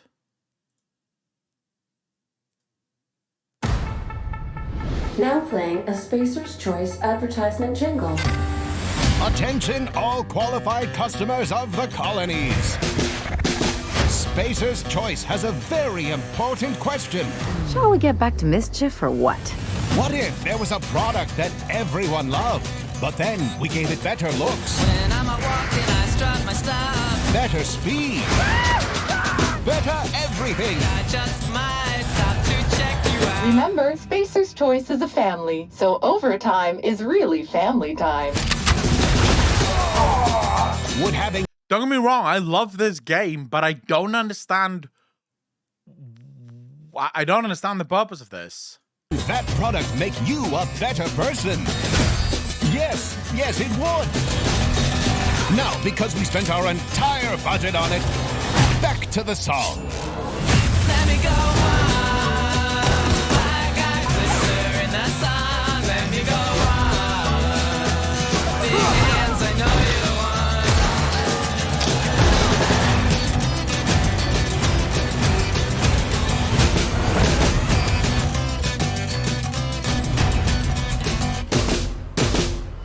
Spacer's Choice Edition includes improved visuals, increased level cap, and every piece of DLC. Only 5 colonists were harmed in the making of this app. Taste the freedom. Yeah, I mean, the game isn't that old, boys. The game is not that old. This is wild. Like, when did this come out? I think I played it on Xbox Game Pass. It has to be just a greed thing. It has to be greedful, no? Because, I mean, fuck. When did this game launch? Outer Worlds. I mean, it's all shit, isn't it? But let's see here. Outer Worlds, when did it launch? Release date, 2019. Are you telling me that a game that launched in 2019 deserves a fucking remake? Especially since the original is still good. The original is still good. The graphics are great. The game is great. There's no need for this. And yet, they're gonna fucking do it. This is what you call max level scumbaggery. Man, I'm a little annoyed now. Because I even bought the DLC for this. Not this one. I don't know what the fuck this border-proof bundle is. But I did buy the Gargua or whatever fucking planet thing it's called. Copy and paste games. They only do it because idiots buy them. I don't think people will buy this. Synonymous. The problem with this is The Outer Worlds was good, but it never actually amounted to what people thought it was going to be, which was the biggest issue for this game. It never became the cult following, because The Outer Worlds is made by Obsidian Entertainment, who made Fallout 3. I think it was Fallout 3 that they made. or was it New Vegas? And people sort of thought to themselves that this was gonna be Fallout but better, right? It was gonna be Fallout but better. The problem is it isn't Fallout, and it's definitely not. If you take a player that loves Fallout, they're not automatically gonna like the Outer Wilds, and the reason for it is, or the Outer Worlds, because the Outer Worlds is an open world. Not really. It's mainly instance based. It's massive areas, sure, but it's still instanced, and that's the biggest issue the players had with it. I don't think they're gonna be able to push through a remaster. Not to critical acclaim. It had beats of story, but never really turned into the symphony. I loved it. As a game, it was really good. As an RPG, it was really good. I loved the decision making. The gunplay was really cool. The worlds were really cool, but it did feel quite restrictive. It felt like there was more that could have been done, and they ended up not doing it. They ended up going the sort of budget Fallout direction. I was honestly thinking that they were going to announce The Outer Worlds 2. That would have been my hope. Because didn't they say that they were working on Outer Worlds 2? And that it was actually going to be open world? I feel like that's what they said. Like, Open Worlds 2 was going to be the open world game that players had hoped for. The Outer Worlds and Outer Wilds. I've never played Outer Wilds, even though CCS really wants me to play Outer Wilds, but 2 more worlds. They're trying to put a Skyrim. Maybe that is exactly what they're doing. Because how many remakes have Skyrim had now? Can someone just check that? Because Skyrim has had, like, unlimited remakes at this point. Players who already own the Outer Worlds and its associated DLCs for Xbox One, PlayStation 4, or PC, Steam, GOG, Epic Games Store, or Windows Store can upgrade to the Outer Worlds Spacer's Choice Edition for the latest edition of console, or if applicable, from that PC store at a reduced price of $9.99.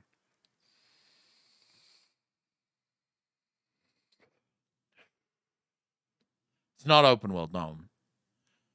Tricky Trickster, am I going to try Destiny 2 Lightfall? Since I never really played Destiny 2, I don't think so, no. And I'm hearing very bad things from Destiny 2. Even $9.99 isn't that bad, actually. Never mind. I take it back. $9.99, if you already own the game, you're able to upgrade $9.99. But no, it is still scumbag. Because most other companies do the upgrade for free. Or a lot of companies, at least, do the upgrade for free. For example, the new Witcher 3, the remaster for Witcher 3, that was free. You didn't have to pay anything extra. They literally just remastered it, and you can literally, if you own Witcher 3, you now have the remastered version. Congratulations. Lightfall is Destiny 2 Shadowlands. Yeah, I've heard some very bad things about Destiny 2's Lightfall. But apparently, someone said that Path of Exile is doing really badly now as well.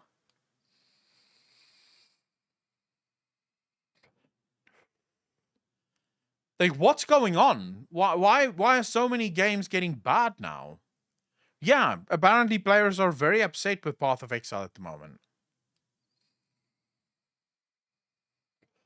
Apparently, some of the changes in the new season really pissed people off. Was thinking of trying League of Legends since the Riot MMO is looking decent.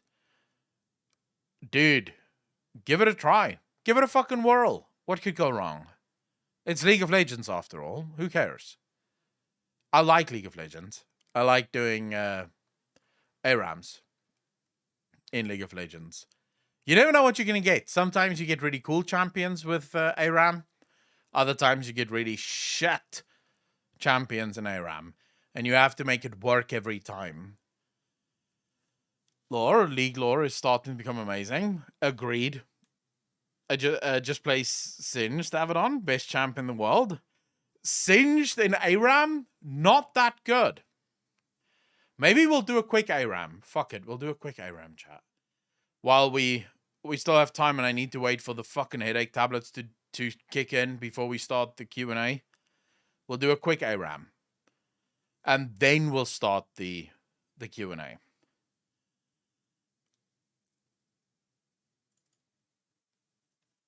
What if I said that I'm a Sim main in Overwatch 2 and I'm a Zoe main in League? I don't know who Sim is in Overwatch 2. So I guess that's fine. I don't know who that is, though. Oh, Symmetra. What does she do? I don't know what she does. I know this sounds crazy, but I genuinely don't know what she does.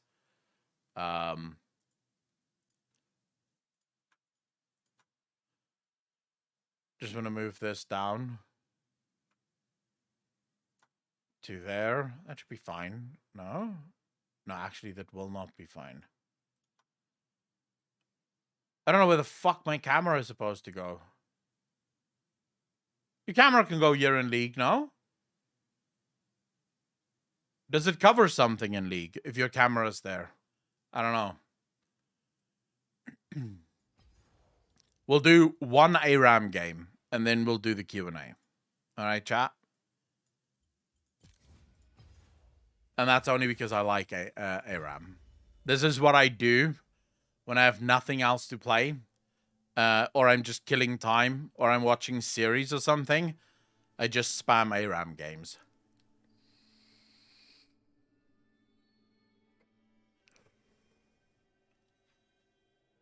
There's a great model. Team model then? I don't mind. I've been trying to learn Zoe, but I'm really good at Caitlyn. Fuck, Nyla. I don't know how I feel about Nyla. She's good, but I'm not good on Nyla. We don't have any tanks. That's usually fucking bad, though.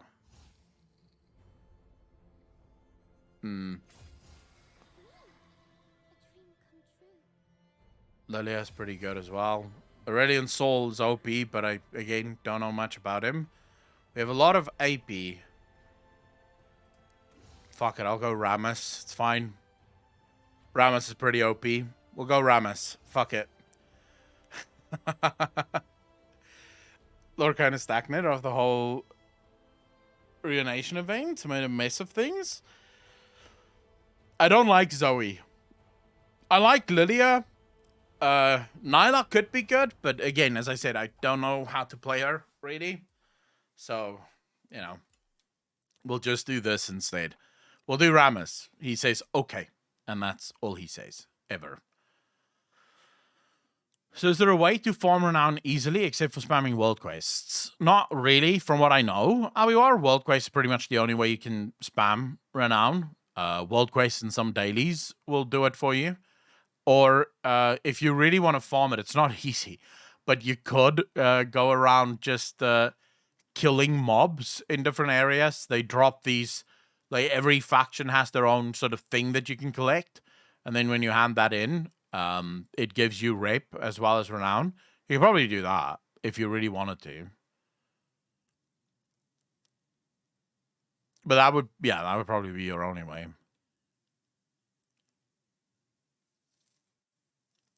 I just want to go to new quest lines. Welcome.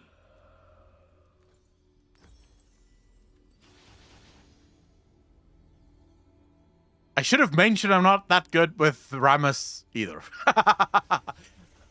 He has a tank, so it should be fine. But this is going to be very interesting. You guys go first. I know I'm the tank, but I'm not fucking going first.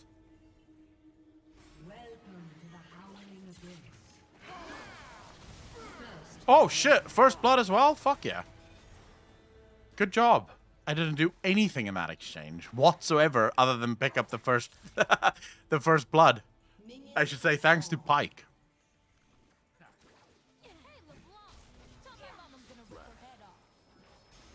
Yeah, I can't go in there.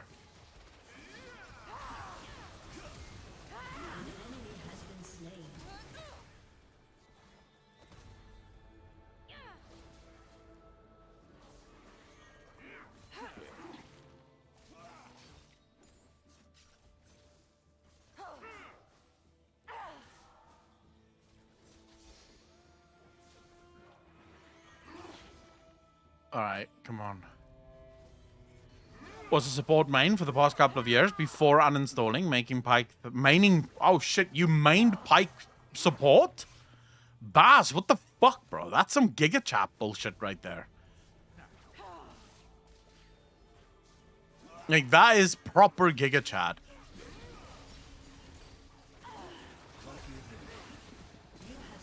Okay, I got a couple of kills. We've got some items under our belt.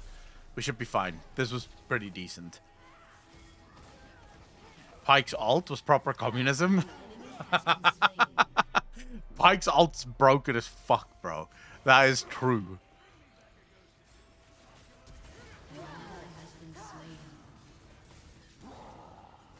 Come on! Oh, shit. We're not gonna pick that up. Fuck. Man, where's your damage, boys? Come on, where's the damage? Where's the damage? I don't know how I feel about this, but...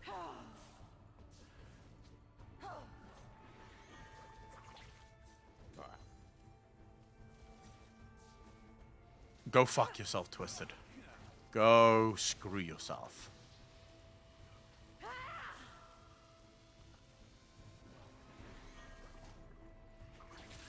Oh, no! No, no, no! No, no, no! Oh, shit. Taunt. You fuck. Yeah, I'm gonna die. Oh, Jesus. Yeah, that's not gonna work. Though, to be honest, I'd rather grind Azerite than do Rip. Why? I played League a long time ago. I was playing as this little mummy guy. Oh, Amumu. Amumu's pretty fun. Amumu's ult can be oppressive as fuck. I just need to get items. I literally just need to get items here.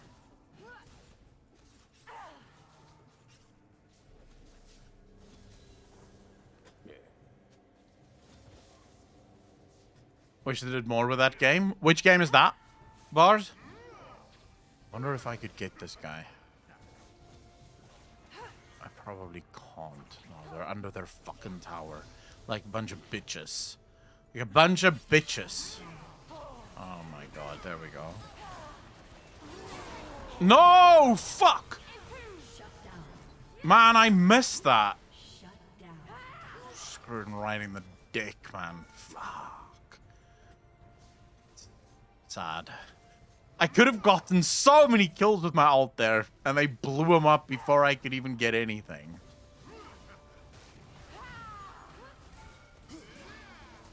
You guys should have helped. Why are you not helping? Oh, this is gonna hurt so fucking much. Yep. Oh. Oh, fuck me. I hate my life so much right now. But I finally have my first tanking item. We should be good now. The C in his name stands for cunt. In whose name?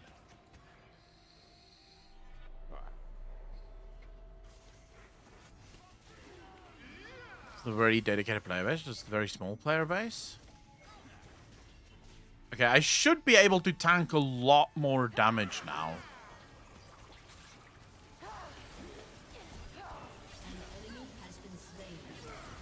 Yep. Come on. Get over here. Come on. There we go. Good job, boys. Good job. I want to dive this guy. Chat, are we diving? I think we're diving. Let's go. Fuck me. Really? I'm not going to hit a single ulti this entire game. This is nonsense. Absolute nonsense this is. I wanted to dive CCS and they blew him up before I could dive. Man, this Pike. Wow. Annoying.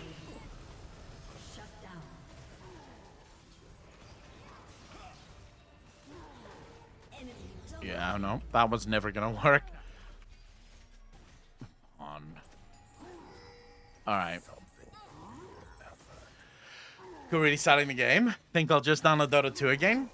Bro, just wait. Just wait. Let me just get a couple more items and you'll see. I'm gonna become fucking monstrous. Absolutely monstrous.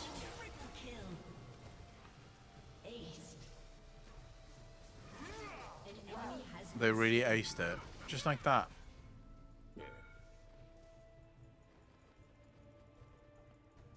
What are some abilities in League? You need like over a minute cooldown.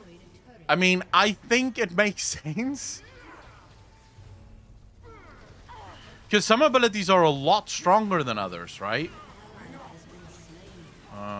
Fuck. This is gonna hurt. Yeah, this is gonna hurt. Wow! I got completely ruined there. I'm on EU Waste.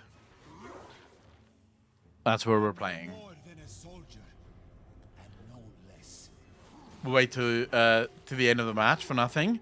No, bro. You'll see. Rammus gets super OP, man. Like, Rammus starts popping the fuck off. I could have gotten that kill. A little annoying, but hey, you know. Get over here! Come, fight me. Fight me, bitch.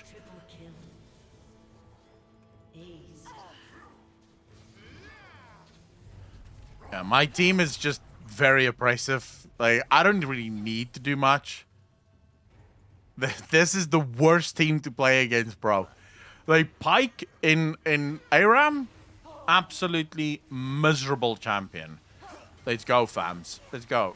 I've got him. I've got him. You guys have to fucking do something. Oh, shit. Yeah, she's gonna fucking... Oh, my God. Can you guys stop, please?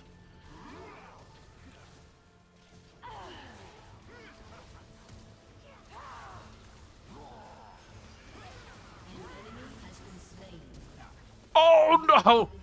Oh, you know what is so much fun in ARAM? Renata. Renata sucks dick as far as I'm concerned. I hate her. I hate playing with her. Zeus? In League? Avedon, are you high? Or are you just saying words now?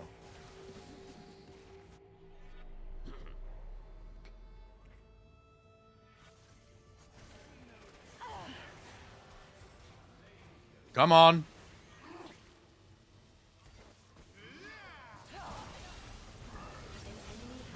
All right, come on, come on. It's time to fight, bros. It's time to fight. You, fight me. Fight me. Fight me, bitch.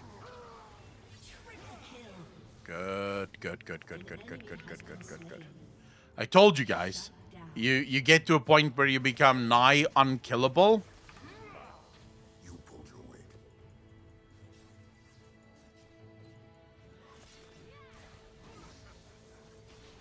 I haven't hit a single ult this entire game, man. I'm so boosted. Pyke, you're about to die, fam. Let's go. You guys should be helping, but never mind. I'll do it myself. I'll do it my fucking self. I don't know shit about Dota, so I got no clue if there's a Zeus. Good job. Good job, boys. I mean, I'm not doing anything at the minute. You, attack me, fam. Shit. Hey, what are you doing? I should actually just die right now. I mean, there's no point here. Come on, I dare you. No! Why you guys are killing them? He does a lot of damage, though. I need some magic resist, actually. As a chain lightning, a thunderbolt nuke, a passive that takes percentage health off of enemies around you when you use a spell and map-wide ult that hits all enemies with a thunderbolt that reveals. Abaddon, I don't know what champion you're talking about. Like, do you know what champion you're talking about? It sounds kind of like Karthus, but he doesn't have chain lightning.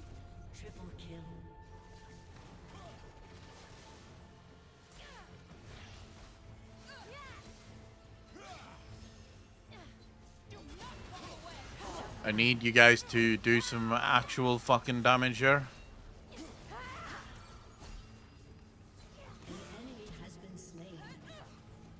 Oi! Oi! Get over here! What the fuck are you doing? Oh, I hate my life so much. This is the only bad part of Rammus. He does no damage. Like, if they're not hitting me, I'm not doing damage. This is so sad. Come on, guys. I can do this. We can go in. Come on.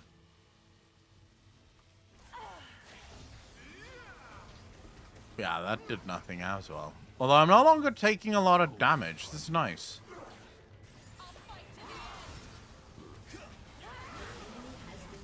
Get out of that. That does a lot of damage. You. Hey, hey, come here. What are you doing? Are you guys gonna help or just fucking stand there? Holy shit, he got a painter? Like, fuck me. He got a fucking painter, bro. It's just disgusting. Pike is absolutely disgusting.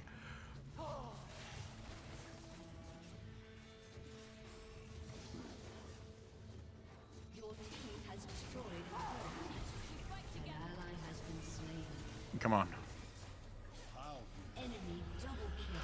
Okay. Let's get some MR up in this bitch. Let's get some movement speed. We should be fine. I can probably sell these pots. They're not going to make any difference anymore. There we go. Yeah, this is League of Legends, Hector Al, but Pike is just... Pike is so disgusting in this game. Shit. A good Pike. If someone knows what the hell they're doing with Pike, it is so oppressive to play with. I'm coming. I'm coming. I'm coming.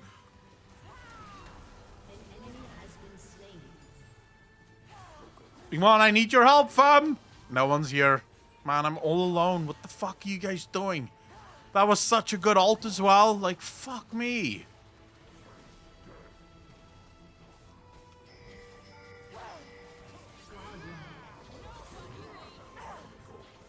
Pike, I can't help you. You're behind enemy lines, fam.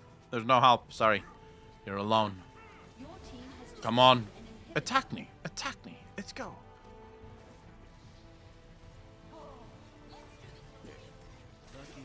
I hate you. Come with me.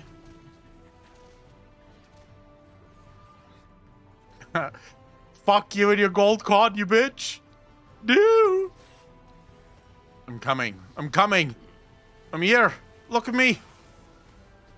Look. I'm here. I'm here. Come on. Attack him. No, no, don't die to him. Fuck. Alright, you guys you've got this. Come on, attack me. Good job. Good job.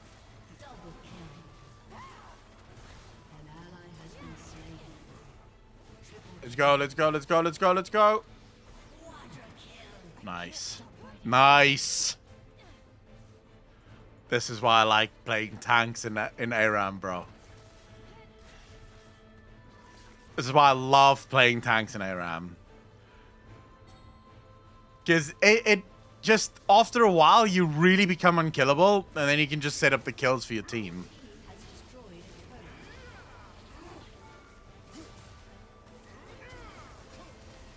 I'm trying to help you. What are you doing? What are you doing? Come on.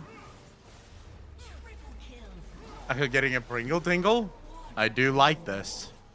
I do like this indeed. Let's get more armor. Oh shit. We almost have 300 armor. Never mind. We won. And that's it. Now we can do the Q&A. Now we can do the Q&A, chat. Thank you. I really appreciate that. Wait, I wonder if I'm gonna get any. Like, is anyone gonna notice how good the tank was?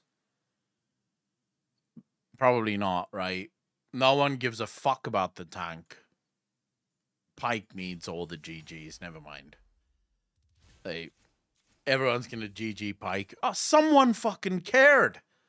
Nice. Thank you, bro. I appreciate that. Someone realized, hey, this tank was doing his job, man. He was setting up my kills.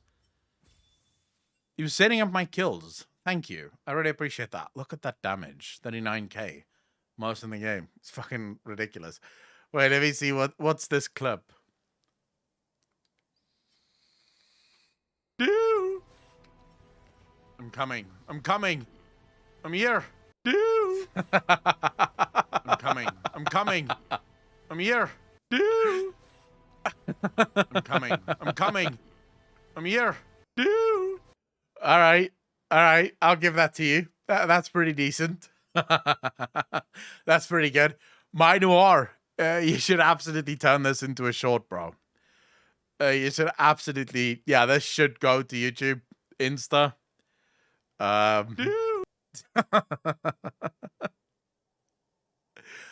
Make sure you post the question first to make it a brick wall.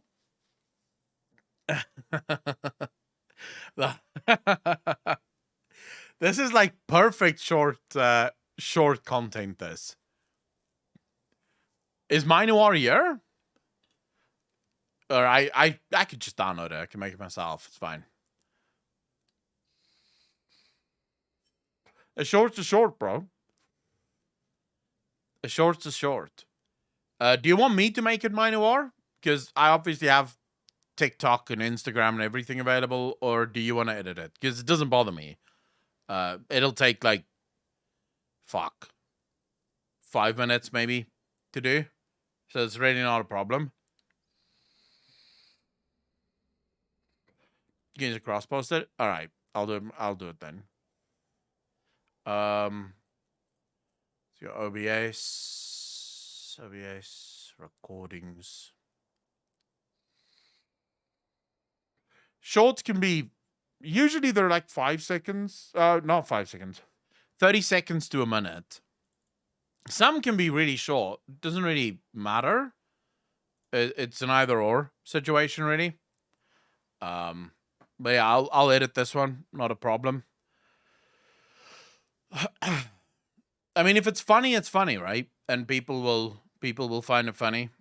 I've never made one that's this short, but it's a good fucking. It is a good clip. So why not? I think the upper limit is 1.5 minutes, right? On TikTok, the upper limit is like 3 minutes, I think. Instagram, I don't think there is an upper limit on Instagram. YouTube for a short is 1 minute. So it can't be longer than a minute on YouTube. And like I say, you don't get good stream moments from playing games. Yeah, maybe that's true. Maybe we should turn this into a League of Legends channel. But you see what happens? You see what happens when we play League of Legends? The internet instantly takes a dump. Instantly.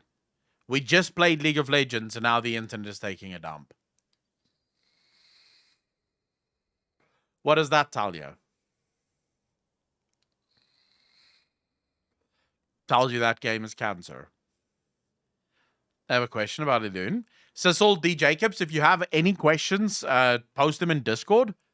And if you want to ask the question in person, just jump into the Discord voice channel. And from there, we'll drag you in so you can ask your question and discuss and whatnot, right? So, yeah, that just makes it easier for us to know which questions go where and how people want to ask questions. Moni, Minoar, how you guys doing? Hello. How's everyone doing? I'm doing good. I'm doing fine. All right, that's good to know. Sorry, Moni? I said, pardon the doggos. Their maintenance is here working on the bathtub, and they're going nuts. Yeah, the dog definitely sounds either very friendly or very unhappy.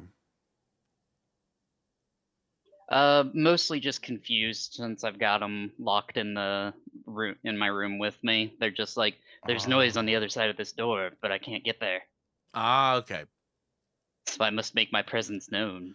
Why are you locking him in the... Are you afraid that your little doggo will bite the maintenance man? No, I'm afraid she'll get into something that she shouldn't. They're replacing the whole bathtub. Oh, shit. Okay, never mind then. Never mind then. Yeah, so I'm more afraid that she'll just get underfoot and Yeah. Okay. No, I follow.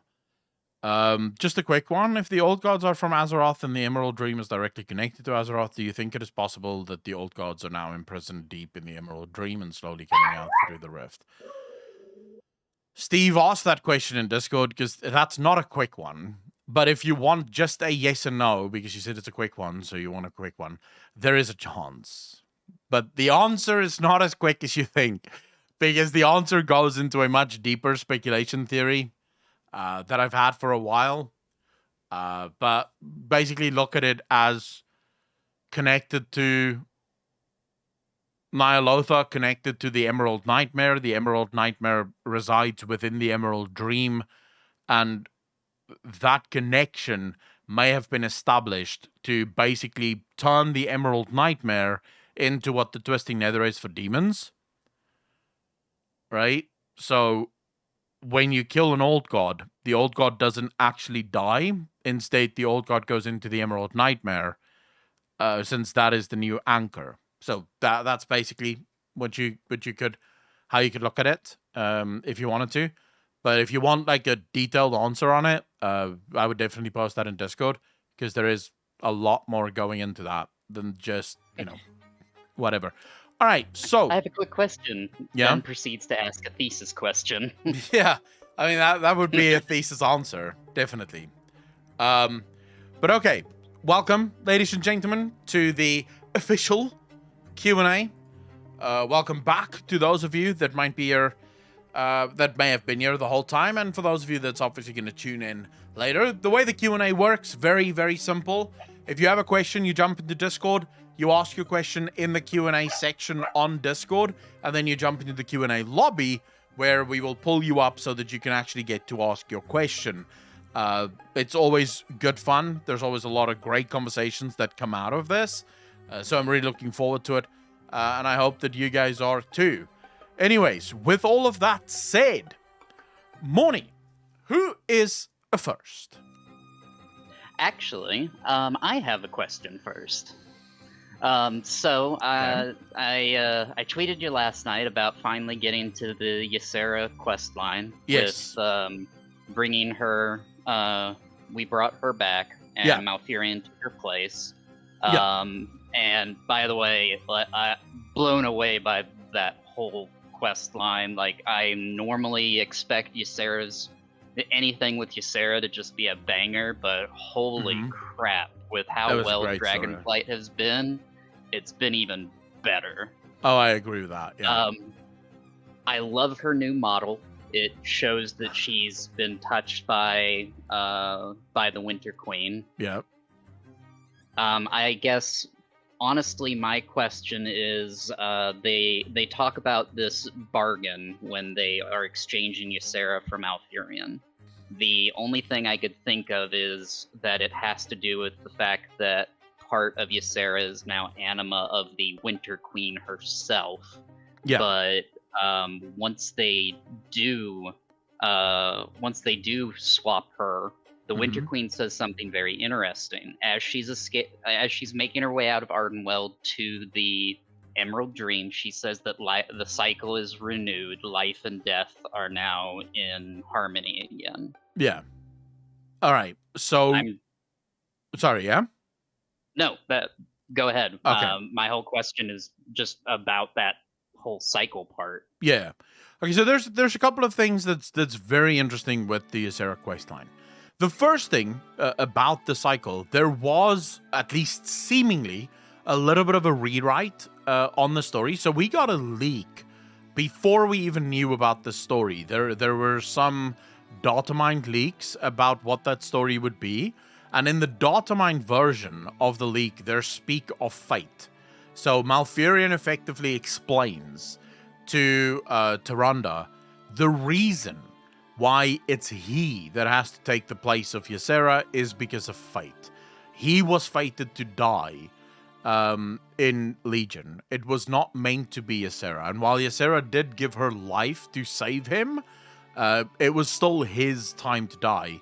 And that's why he is the only one that can take Ysera's place. Now, of course, in the actual version that we got, there's also a little bit of maybe misdirection more so than rewrite, because effectively, Malfurion explains that it has to be a creature of life that takes Ysera's place, and that's why it has to be him that takes her place, because for Ardenweald, the only beings that may be in Ardenweald are beings that will again live, right? It's beings that will be part of that endless cycle. Firstly, we know that that isn't true, because there are plenty of Night Fae that will be in Ardenweald forever. We also know that there's the bear, for example, that speaks about the Legion, when the Legion came to their homeworld and destroyed their homeworld. And that bear will never be able to leave either. So, technically speaking, that bear cycle has been broken, and therefore, if it was true that only beings that is part of the cycle may be in Ardenweald, then that bear would not be in Ardenweald, right? Purely by the fact that the cycle has been broken. The world that they hailed from is no more. So, the other problem with that I have is, I can't remember his name now, but the original, like the green dragon that wanted to take Ysera's place, the old guy that lost his son, that was basically super depressed and basically said, look, I will take Ysera's place because, you know, I have nothing left to live for anyway. And if my death at least means that Ysera comes back, then I'm happy to do it. And I get to be with my son. Yeah, I get to be with my son, right? The funny thing is, he's denied because according to Malfurion, he is not a being part of the cycle. But the green dragons are literally part of the cycle. They're dragons of life. They're connected to the Emerald Dream. The Emerald Dream is connected to Ardenweald. Therefore, if there's ever going to be a dragon that is connected to Ardenweald, it's going to be green dragons that's connected to Ardenweald, right? So that is... They're the closest ones to life. Yeah, so that is definitely a question that does arise from that entire exchange. I think the harmony has been restored, the balance has been restored. I do think is this... they're alluding to the presence of some kind of bookkeeper. It doesn't have to be fate. It doesn't have to be Sisters of Fate. It doesn't have to be an entity that controls the goings-on of the universe. But there does appear to be some kind of accounting system. In other words, if you circumvent death, that is noted down somewhere.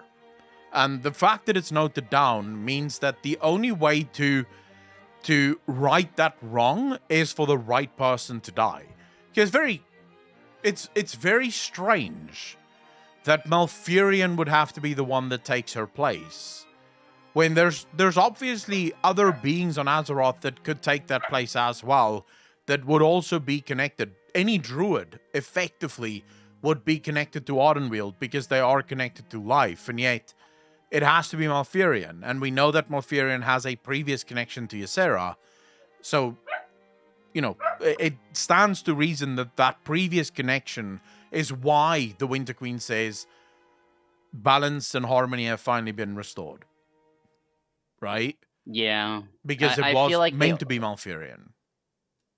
Yeah, I feel like they also just kind of, I don't know, they kind of tiptoe over it a little too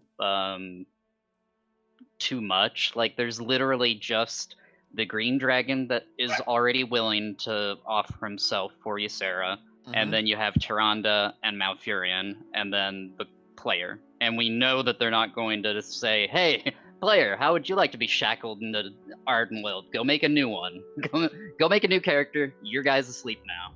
Yeah. So it's not exactly it doesn't take you a genius to figure out who they're talking about when they lay it on so thick. I feel like they could have at least just outright said a little bit more clearly that it was fate, like bringing the whole aspect of like somebody from the cycle has to be in there, like basically a wild god, a Loa, or somebody like Malfurion.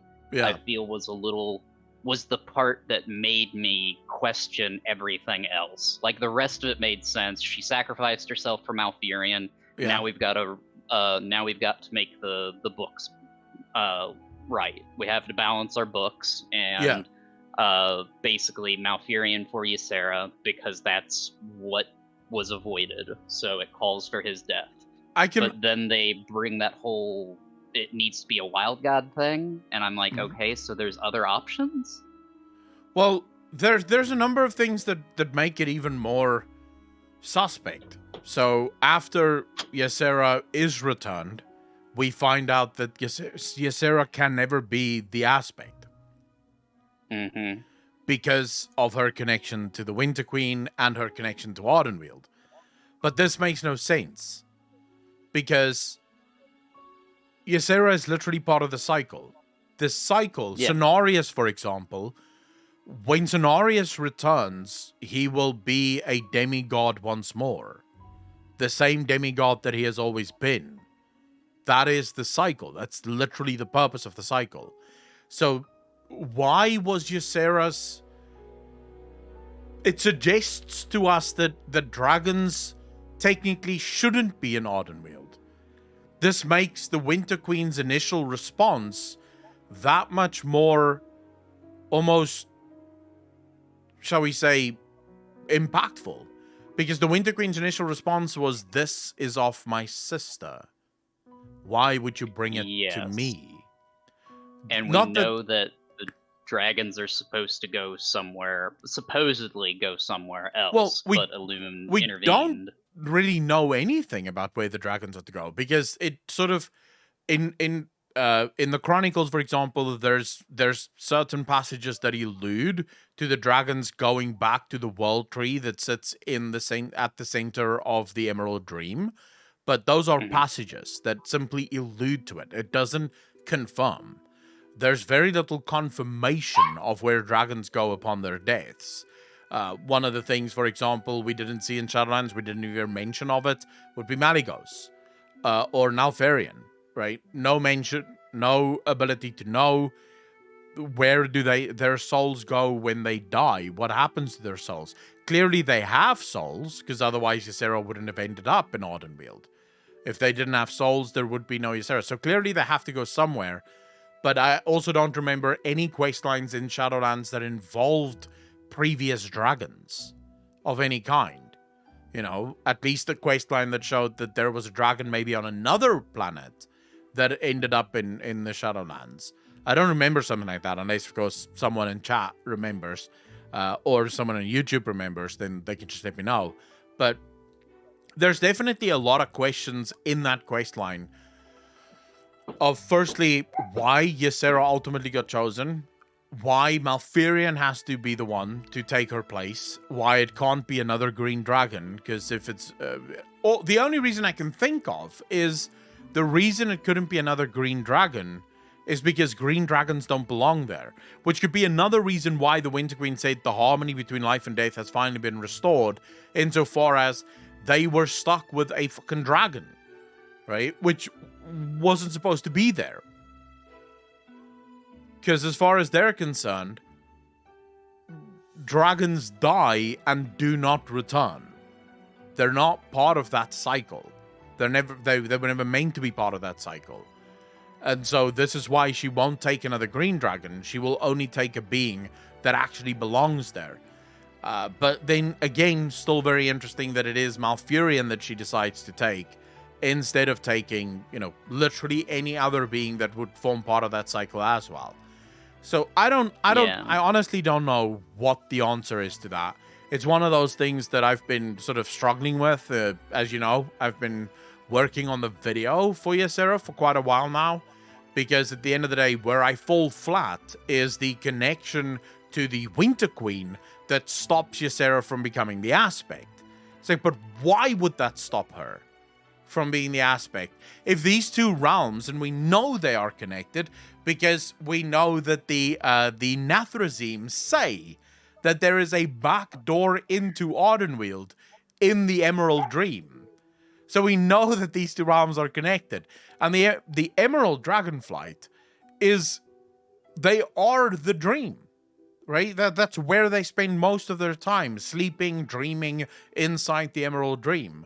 And yet a being like that doesn't belong in Ardenweald? How does that work? Why does that work? So all I can offer you is just a bunch more questions to your question. I genuinely don't know, but I think fate may have something to do with it. Yeah, I mean, in the end, we only have the information that's presented to us to go on, and then, of course, anything that was left out to, start speculating to our heart's desire. Yeah. So there's always that, where one question leads to 50 more. True. Or we can go with Sissels, which is Shadowlands never happened. I know a lot of people are wanting them to do a whole "it was all a dream." Yeah, let's just go with that. Shadowlands never happened. That entire quest line is just a dream of what could have been if Shadowlands had happened.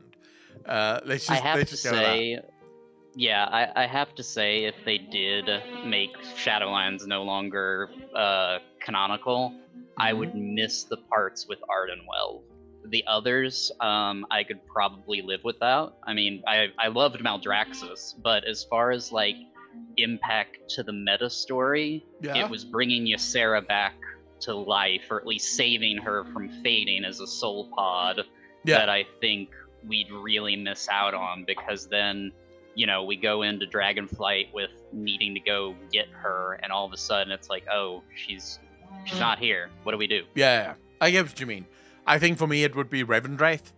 If I were to choose a single covenant that I would like to remain canon, it would be Revendreth.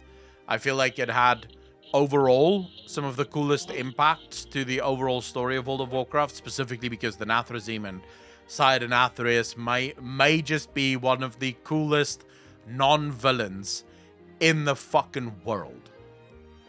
He oozed charisma. I love that. Dude, he was brilliant. I love that the voice actor was asked to come back because of his reaction. Like the reaction the team had, and then the community had to him. The dude was just, oh man, he was smooth.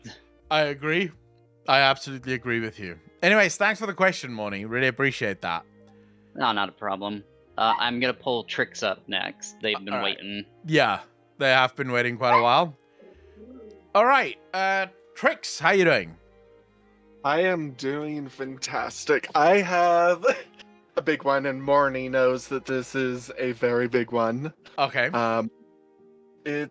So I've been doing like a lot of research on, the prisons, and how Sylvanas said that this world is a prison, and then how you have the jailer alluding to the idea of a cosmos divided. You have all the Zareth realms. Yep. So what if the Titans and the first ones were kind of in a loop, where I was reading, there's an old short story, The Eyes of the Earth Mother, where you have Azeroth, where she's kind of in a battle with the old ones. We don't really know who the old ones are. Yep. I don't really think they're Void Lords. I think they're more primordial than that. Okay. So what if, she's in this eternal conflict with the old ones. Then you have the first ones, they see this eternal conflict, and they're like, okay, maybe we need to make a cosmological prison. So you have all the cosmological forces divided, and they all kind of feed off of Azeroth, and Azeroth is kind of powering this prison, so she can never escape, so that the old ones never escape. Yeah. And then you have the Titans come, and they put their facilities all over Azeroth, creating like a planetary prison. What do you think? Yeah. I like it because it sparks a number of interesting sort of pathways from which you can venture. Because on the one hand, old gods sound almost too perfect, right? It sounds like it just fits. Old gods, on the other hand, we know are actually servants of the Void Lords. At least that's according to the Titans. And there are some pieces of evidence that the old gods themselves consider themselves part of the Void. The problem that I have with the initial explanation of the Void is it does not seem to make sense. And also, as I've explained many times before, the Void does not seem to fit the mold of the cosmological forces. Because in the cosmological map, if you look at the cosmological forces, everything has its direct opposite, except for Void, which its only actual opposite would be reality, not light. But of course, if you look at the cosmological map, it says Void, Shadow, right? And then Old Gods. So it kind of makes the Void part of Shadow, part of the Old Gods. It's all just one thing. But in reality, Void and Shadow isn't the same thing. Shadow is the existence. Shadow is the absence of light. But it is not Void. Right? It's not as if Shadow has nothing. You can have things that is in Shadow, right? But it's not Void. Void, on the other hand, the only opposite that it truly has is the opposite of reality, because reality would be the existence of something, Void would be the existence of nothing. Therefore, those two are the opposites. So I would say if we were to go with your theory, and we take your theory and say, right, what if your theory was canonical? Then I would say it looks something like this. In the beginning, we have two forces. One force becomes the cosmological forces and becomes the whole cosmology thing that we have right now, the prison that you referred to. But what if reality was already there? So in other words, Azeroth existed since the beginning. And Azeroth has been in a battle since the beginning with the other. So you have these two forces. One is reality, one is Void. One is, in other words, the non-existence of reality. And this is the eternal struggle, because what's interesting, Xal'atath also refers to it as the eternal conflict. She asks you, the player, to ask the Draenei if the light has ever told them about the eternal conflict, the eternal cycle, right? And that the Draenei was not the first. So effectively, it may actually be that the original war was between reality and non-reality, or nothing, which we would refer to as anti-creation. Yeah, anti-creation is a good word for it. And as a result of this creation and anti-creation, you effectively had creation span a sort of pocket reality in which non-creation is left out of the equation. It can't really interfere with the actual creation. And then creation built all of these soldiers, or first ones, in order to safeguard the creation that it spawned. And in its attempt to do so, it then spawned titans and eternal ones and everything else as a manner of, or as an attempt to ensure that if the Void, or if this non-anti-creation was to ever show up, then, there would be soldiers to fight against it. And this might actually show then why Sargeras was so afraid. Because I've always had this problem. We are told by Steve Denuser that the cosmological forces, none of them are stronger than the others. You'll get times where the Void gets a little bit stronger than any of the others, or times where Death might get a little bit stronger than any of the others, but they are effectively equal in power. So why would Sargeras be so afraid of the Void, which is just another faction in the cosmological game? Why would Sargeras be so afraid of this game that he decides to destroy everything to ensure that this one player in the game doesn't win everything. I mean, it makes Maybe no that sense, right? maybe it's because if you think about Void, they're one of the only cosmological forces that can corrupt almost everything. Like, death might be the most resistant to the Void, but if we saw anything of the Drust in Ardenweald, how they're kind of they have Void-esque powers and stuff. They had like the Void portals and stuff in there. Um, the Void is the only force that can corrupt everything. Okay. And it could make sense that if the Void can corrupt everything, then what stops them from being able to corrupt Azeroth reality? So, well, that could be a thing. Here's an interesting thing. In Bastion, when you ask the Kyrian about the light and the void, the Kyrian says the light and the void are trivial forces. But what if they're talking about the light and the void as we know them? In other words, the light, one of the cosmological powers, the void, one of the cosmological powers. But what if the old gods, their masters, aren't the void as we know them? So they are kind of like this, a past tense? Well, not necessarily the past tense, but they are this other force, this anti-creation force, right, that wants to destroy everything. And this is actually what scared Sargeras into wanting to destroy all life.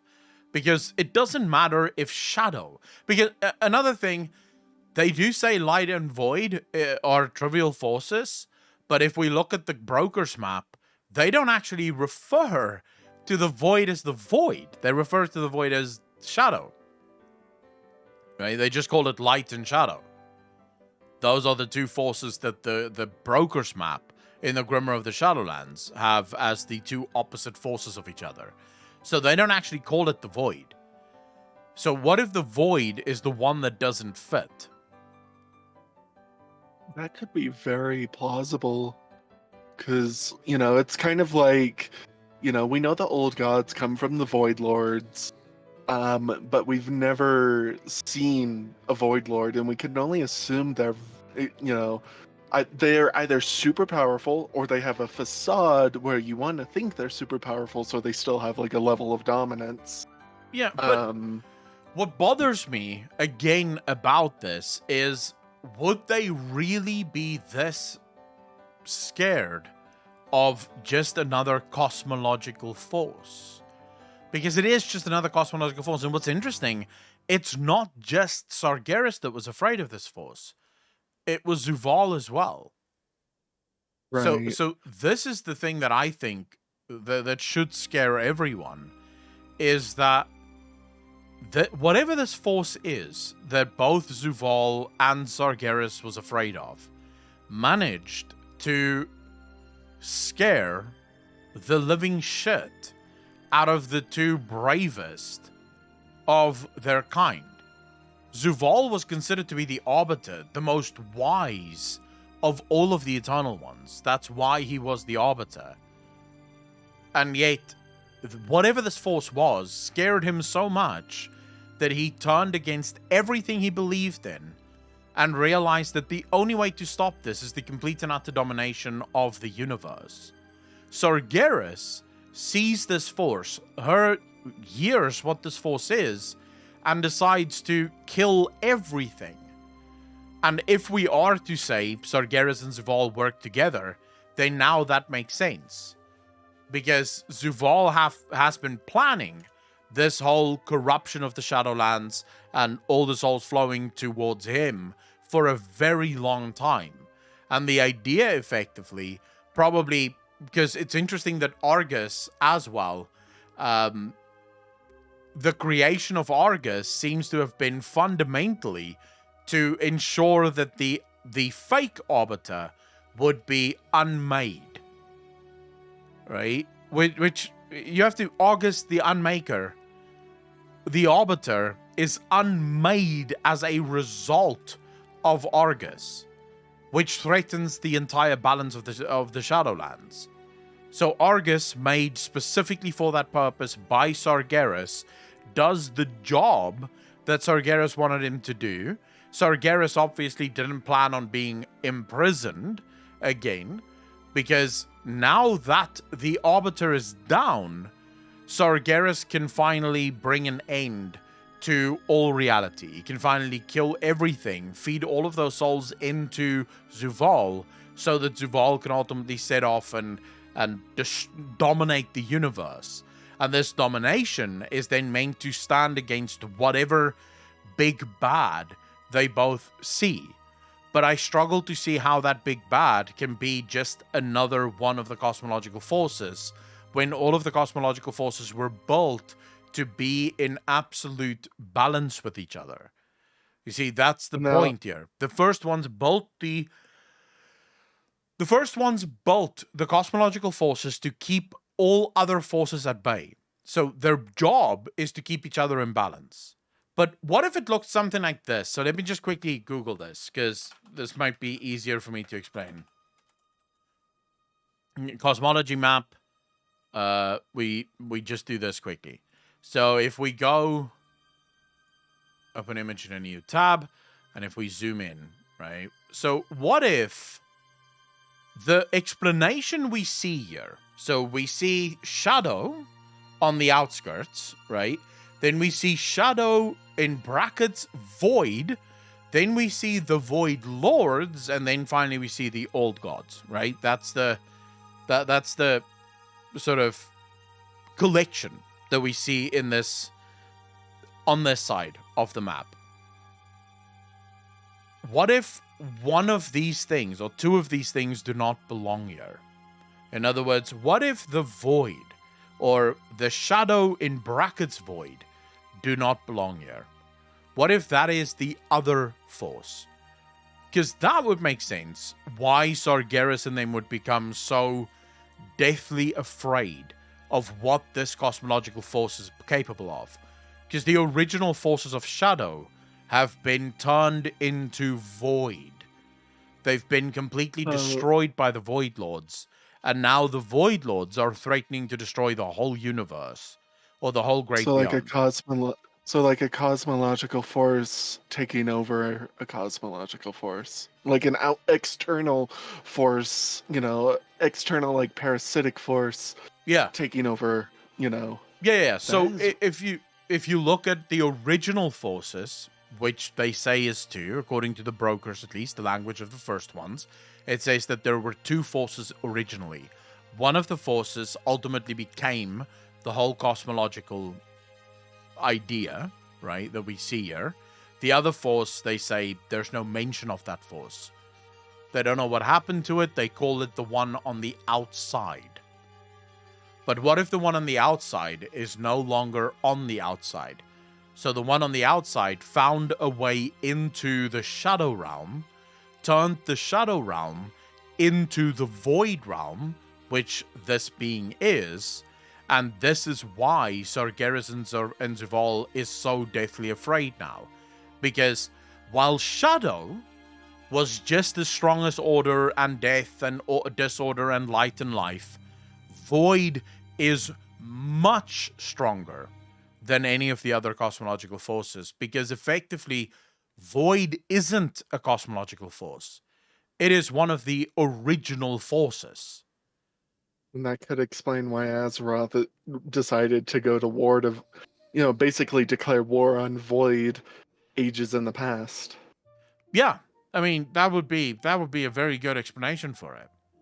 Why the Tauren call it the eternal battle between the Earth Mother and the Old Ones. Because it really is. Azeroth has been fighting the Old Ones, in other words, the Old Gods, for eternity. And even though this was a good plan, Azeroth's plan was good, I will spawn my own soldiers, she did not plan on her immortal enemy finding its way into this galaxy and into this existence. This could also support... Yeah? I do have like a little bit of a part two. this could also support my idea of how you have all the Zareth realms. The first ones, they see this eternal war. You know, maybe she even created the first ones, for all we know. Yeah. But you have this eternal war. They create all the Zareth realms. The Zareth realms are like the last line of defense. If all the Zareth realms fall, it's like it's literally like the whisper from Korthia. The Fulcrum wavers, all will be undone. If all the Zareth realms fall, the Void will have free roam of all the cosmological forces. Oh yeah. Like a giant force field. You know, like the fruit cutter, you know, the apple core slicer things. It's like one of those. Each little wall is a Zareth gate. And then you have the big circle in the center, which is for the core, where Azeroth is. Okay. I see what I see what you're talking about. Yeah. Yeah, so if all the Zareth realms fall, the Void gets free entry to everything and they can devour reality, you know, and that could also be why the Titans and the first ones, they really want to prolong this eternal war as much as possible, because if she awakens, it's going to be, you know, Fifth World War. Yeah. So it's probably, I mean, it's one of two things, right? It's either the prolonging thereof, or genuinely the Titans are trying to keep Azeroth as safe as possible. So maybe we've read the Forges wrong this whole time. Maybe the Forges isn't the prison. Maybe the Forges on Azeroth serves more as seals. Seals to ensure that she doesn't fall to the corruption of her eternal enemy, the old ones. That could be another interpretation of it, but I do like the Zereth realm idea, that they serve sort of as the chain around this entire system, and if you remove this chain, big problems, right? Like big problems, because once that chain is removed, there's nothing stopping the enemy of all from getting through. Right. Because if you think about it, what happens if Zareth Umbra stops working? You know, you have the jailer, he was able to infiltrate, you know, Zareth Mortis. Could it hypothetically be possible for a Void Lord to find a way into Zareth Umbra and mess with that chain? You know? Yeah, I mean, it should technically be possible to get into any of the Zereth realms if you are strong enough, and to ultimately enact control over the universe, because the Zereth realms do seem to be connected to everything. From Zereth Mortis, Zuval was capable of summoning Azeroth to it, or it to Azeroth. Because if you don't remember, Zuval was literally doing damage to Azeroth whilst being in Zereth Mortis, which has never quite made sense to me, because technically speaking, Azeroth is reality. Azeroth is very far away from Zereth Mortis. Zereth Mortis is in the in-between. It's part of the Shadowlands. It's on the other side of the veil. So it might be that all of these Zereth realms are intricately connected to everything else. And from a singular Zereth realm, you could undo the whole universe. It's just, you know, I keep coming back to Zuval didn't want to destroy the universe. He wanted to dominate the universe. And we learn, once he dies, that it wasn't just domination for domination's sake either. Zuval was very clear. A cosmos divided will not survive what is to come. And that should, again, scare people. Because when the cosmological forces, which according to Steve Denuser, and this is literally almost verbatim what Steve Denuser said, he said these 6 forces operate in, they operate on their own, but at times they will band together if one of the forces become a little bit too powerful. So if you have one of the forces that's sort of stepping out of line and, you know, sort of starting to do things that it shouldn't do, they will band together to take them down. Only we now have Sargeras and Zuval that doesn't go to the other forces and be like, hey fam, we need help. The void is getting a little strong. They're going, even if all of the other forces banded together, we couldn't stop this enemy that is about to come. Which suggests to me that whatever enemy it is, isn't part of the original cycle. It's an enemy that is far more powerful than those that were part of the original cycle. If that makes any sense. Yeah. There's another thing I just while we were talking here that I sort of noticed, and I remember we talked about this for a long time when this map first came out, but the seals in the corners of the map. And then, of course, you have two seals that seem to either be broken or completely incomplete on the sides here of that map. And I can't help but think...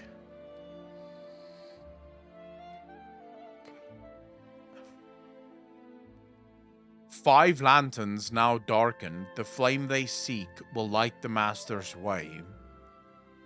What if it's 1, 2, 3, 4, 5? But there's 6 of them. You have the 4 in the corners and 2 on the sides. It never said that there was only 5. True. It only said that there's 5 that is now darkened. In other words, it could have started off as 6 seals. 2 of them were broken long ago. Right? Or maybe there were 7 seals, because remember they do say that one force became 2, then 3, then 6, and ultimately 7. Although the 7th may be a fractal of the 6. We always just assumed that they were talking about the cosmological forces. But what if that line refers not to the cosmological forces, but to the seals that is meant to safeguard, in your analogy, what if this is the Zeroth realms? What if these seals is the Zeroth realms?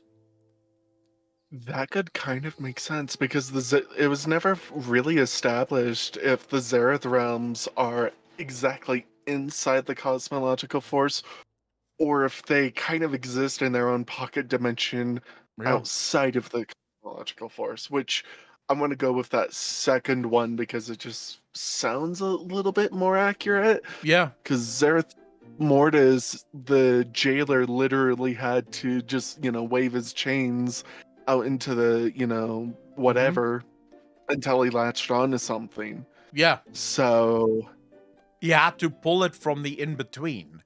The in-between sounds to me like whatever isn't part of these cosmological forces. But what should scare the living fuck out of you then is that 2 of the Zeroth realms seems to be completely offline. Which could be death and who knows what else. No, maybe Void is offline. We know that Death's Zeroth realm works at Zeroth Mortis. But what if it's Void and Disorder? Because Disorder, we've seen so much of the Foul, but there's a very good chance that they don't have a quote-unquote pantheon. Because why would the pantheon of Disorder allow Sargeras, a Titan of Order, to take control of their armies, which is the Burning Legion? They obviously wouldn't. They would have interfered. They would have been like, what the fuck are you doing? Unless these 2 broken Zeroth realms are the Void Zeroth realm, which have been corrupted by, or the Shadow Zeroth realm, I should say, that's been corrupted by Void, and the Zeroth realm has been destroyed, i.e. there are no eternal ones of Shadow anymore. They were killed by the Void long ago.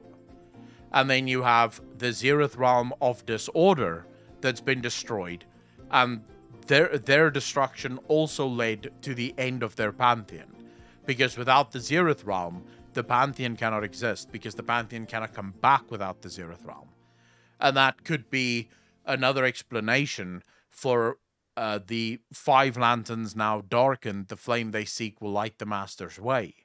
In other words, you have 4 Zeroth realms left, a 5th one if you include Azeroth as a Zeroth realm, which I am inclined to do, considering Azeroth has this ability to create life within her dream,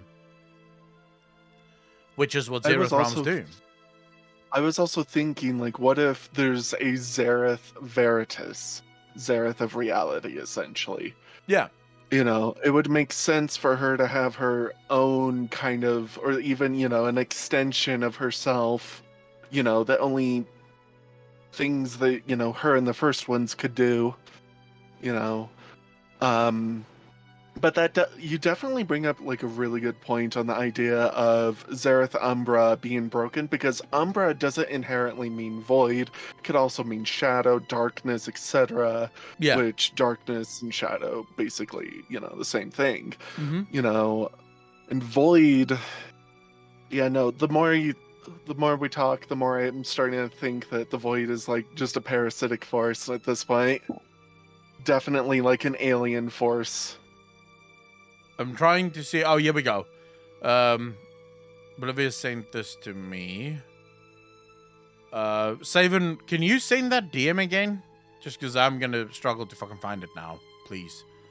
Well, I do want to mention there's also the other thing in Korthia.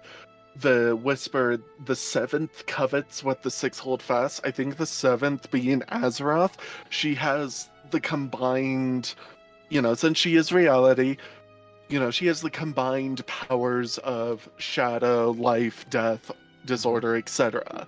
And she's using all of that to combat void.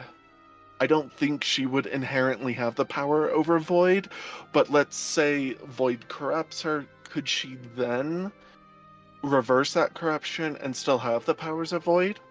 Is that, you know, a possibility?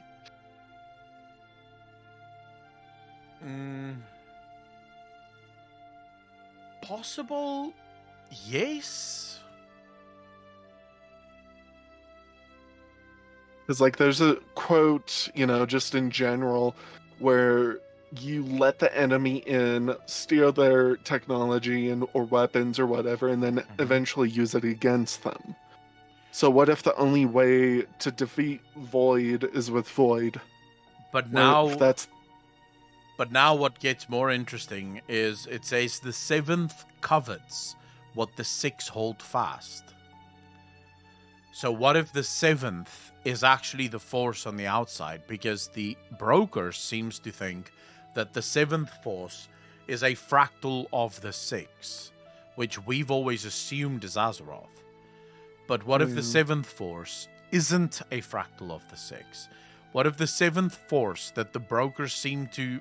Because remember, the brokers couldn't understand the language of the first ones. They tried their best to decipher the language of the first ones, which means they could get a lot of things wrong. So they see 6 forces originally form, right? That would be the 6 cosmological forces. And then suddenly they see mention of what consists of a 7th force. And there's so little information on the 7th force that they kind of go, well, that must just be a fractal then of the 6. That's the only thing that makes sense. But if we hold fast to our previous theory, then the 7th force is this one. The Void Lords and the Old Gods. They are the 7th force that the brokers couldn't place because they don't belong within the system. The 7th force covets what the 6 hold fast. What does the 6 hold fast? The Great Beyond, the cycle. Right? They all operate within the cycle, and the cycle has to be protected at all costs. But the 7th force covets it. Covets means I want it, right? I want what they hold fast. In other words, and covets is almost like an extreme version of want, which means that actually, to me, makes a lot of sense. Maybe you don't agree? I definitely agree. now that I'm thinking about it, how Azeroth, we've always thought of, these six, you have the six forces that surround Azeroth, and then you have Azeroth. What if they're all just one and the same? Azeroth isn't her own individual force. She's all of the six at the exact same time. Yeah. You have the six individuals, and then you have her, but she's also the six individuals. So, and then you have the Void, which just comes out from the outside, which would make sense if we're talking about, I think, like the League of Legends, their lore universe. You have the Watchers and all of that stuff. TLDR is reality. You had all the void beings essentially in the League universe, and then reality just came into existence, pushing them aside. So what if that's the kind of the case with, WoW? You have reality, you have the cosmological forces, and you have all of this void just being pushed away, and the void is like, hey man, you guys just like took up our space, and they're like, and then they also realize, holy shit, a force that can do that? Yeah. We want that. So, it's, yeah. From what I understand here, so what Oblivious linked here is the names of the... Is this the Mortises? What do you mean, Oblivious? What's this collection of names here? Because it's called the Zereth Realms, but you're saying that the Mortises realm. So this is all the words, the same words for the Mortis realm. Wait, me? What? I'll show you. I can't remember. I saw this, but I can't remember where I saw this from. Names all the Zereths. Oh, okay, so this is all the Zereth realms. So you have the Titanic Zereth realm, which is called Midner. You have the Draconic Zereth realm, which is called Rethel. You have the demonic one, which is called Kasharu. And you have the Shathfiar, which is the Ankyoth. This is the Mortis realms. Or at least the ones that she could choke out. Would be the realms that we know of now. Draconic Mortis realm though, or Zereth realm though. Why would there be a Draconic Zereth realm? I think she's speaking in the tongue, not necessarily the name of the realms. Obviously she would be speaking in the tongue. But why would Draconic, dragon language, why would it be relevant? Because from what I'm looking at here, so Titanic calls it Midnir, unless, of course, this is their word for Zereth. Right? In other words, this would be their word for Zereth, and then whatever comes after Zereth. So Zereth Mortis in Titanic would be Midnir something, right? Because their word for Zereth is Midnir. But that's not how I sort of read this. I more read it as she is saying the word for the place where that place is, or who that place is connected to, if that makes sense. So the way I read it is, for the Titans, their Zereth realm in their language is called Midnir. But even if we took it on what you guys are saying it is, Draconic still doesn't make sense. Why would Draconic be important? The others make sense. Demonic, that makes sense. It's a cosmological force. Shathfiar, that's very close to Old God, which still makes sense, right? It should be there. It's part of the cosmological forces. Draconic isn't part of the cosmological forces. Why would it be a language that matters?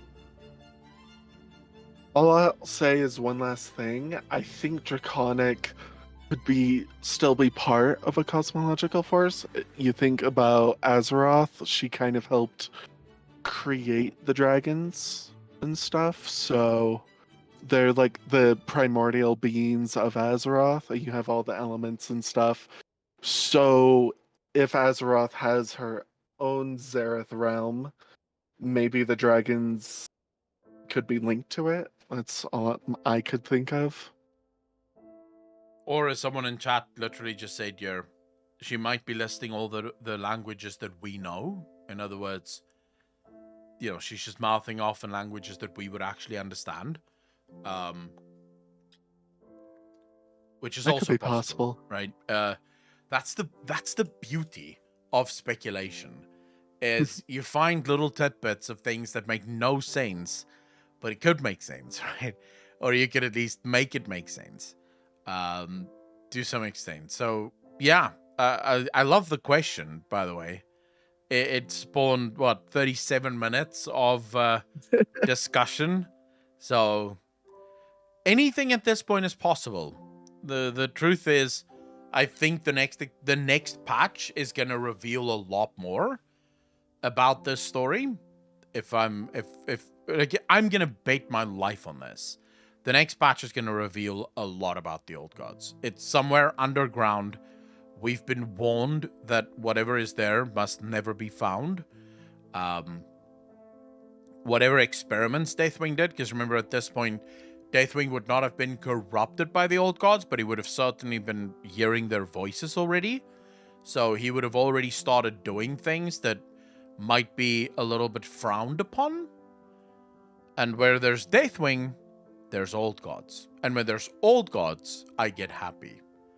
Because the old gods are by far my favorite cosmological force in the universe. Because they make the least sense, All the others sort of very straightforward, this is what they want to do, except for the old gods, which they don't seem to be that straightforward. Not only that, if we are to say that all of these cosmological forces were built to keep each other in order, the Void seems to be the only one that have broken its original purpose. Right? Because life doesn't attack Azeroth.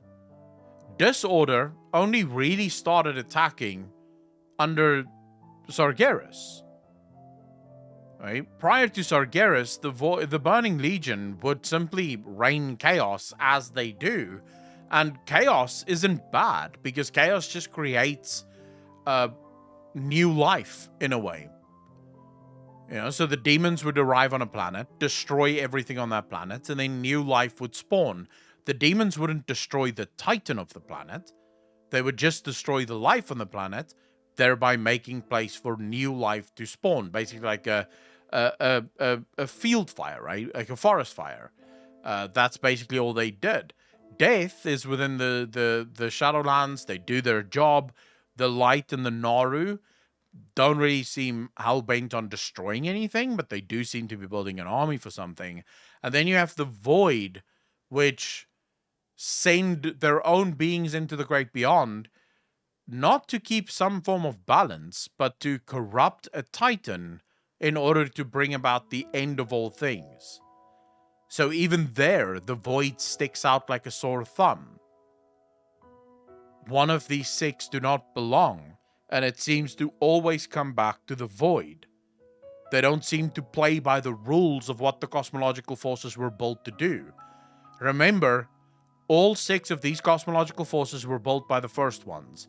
Why would the first ones, with the sole purpose of defending and keeping the universe safe, build a cosmological force that wants nothing more than to destroy the universe that it was meant to keep safe? You see where I'm getting at? The Void sticks out. The Void makes no sense. So either the original story of the first ones creating these cosmological forces is completely bullshit, or the Void isn't the original cosmological force that was created by the first ones. That would be my final answer on that, for now, until I get sidetracked again and come up with a whole new theory of what explains the madness of the Void and World of Warcraft. Or if I could hit you up in 3 weeks with another like 30-minute theory. Exactly. Yeah. If you come up with another reason to make me doubt all of my theories, then I'll change my mind again. Yeah, I'm already working on cooking one up for the outside force because there's this like 1% of me that's like Blizzard. It doesn't feel like Blizzard will put it all on the Void if there is an outside force. I feel like I'm gonna rack my brain, come back with you when I figure out what a 7th force could look like. So all right. Yeah, I'm game. I'm very much game. I don't want to step on, overstay my welcome. I've gotten DMs, so all right, cool stuff, man. You have a wonderful rest of your stream. And, I will do.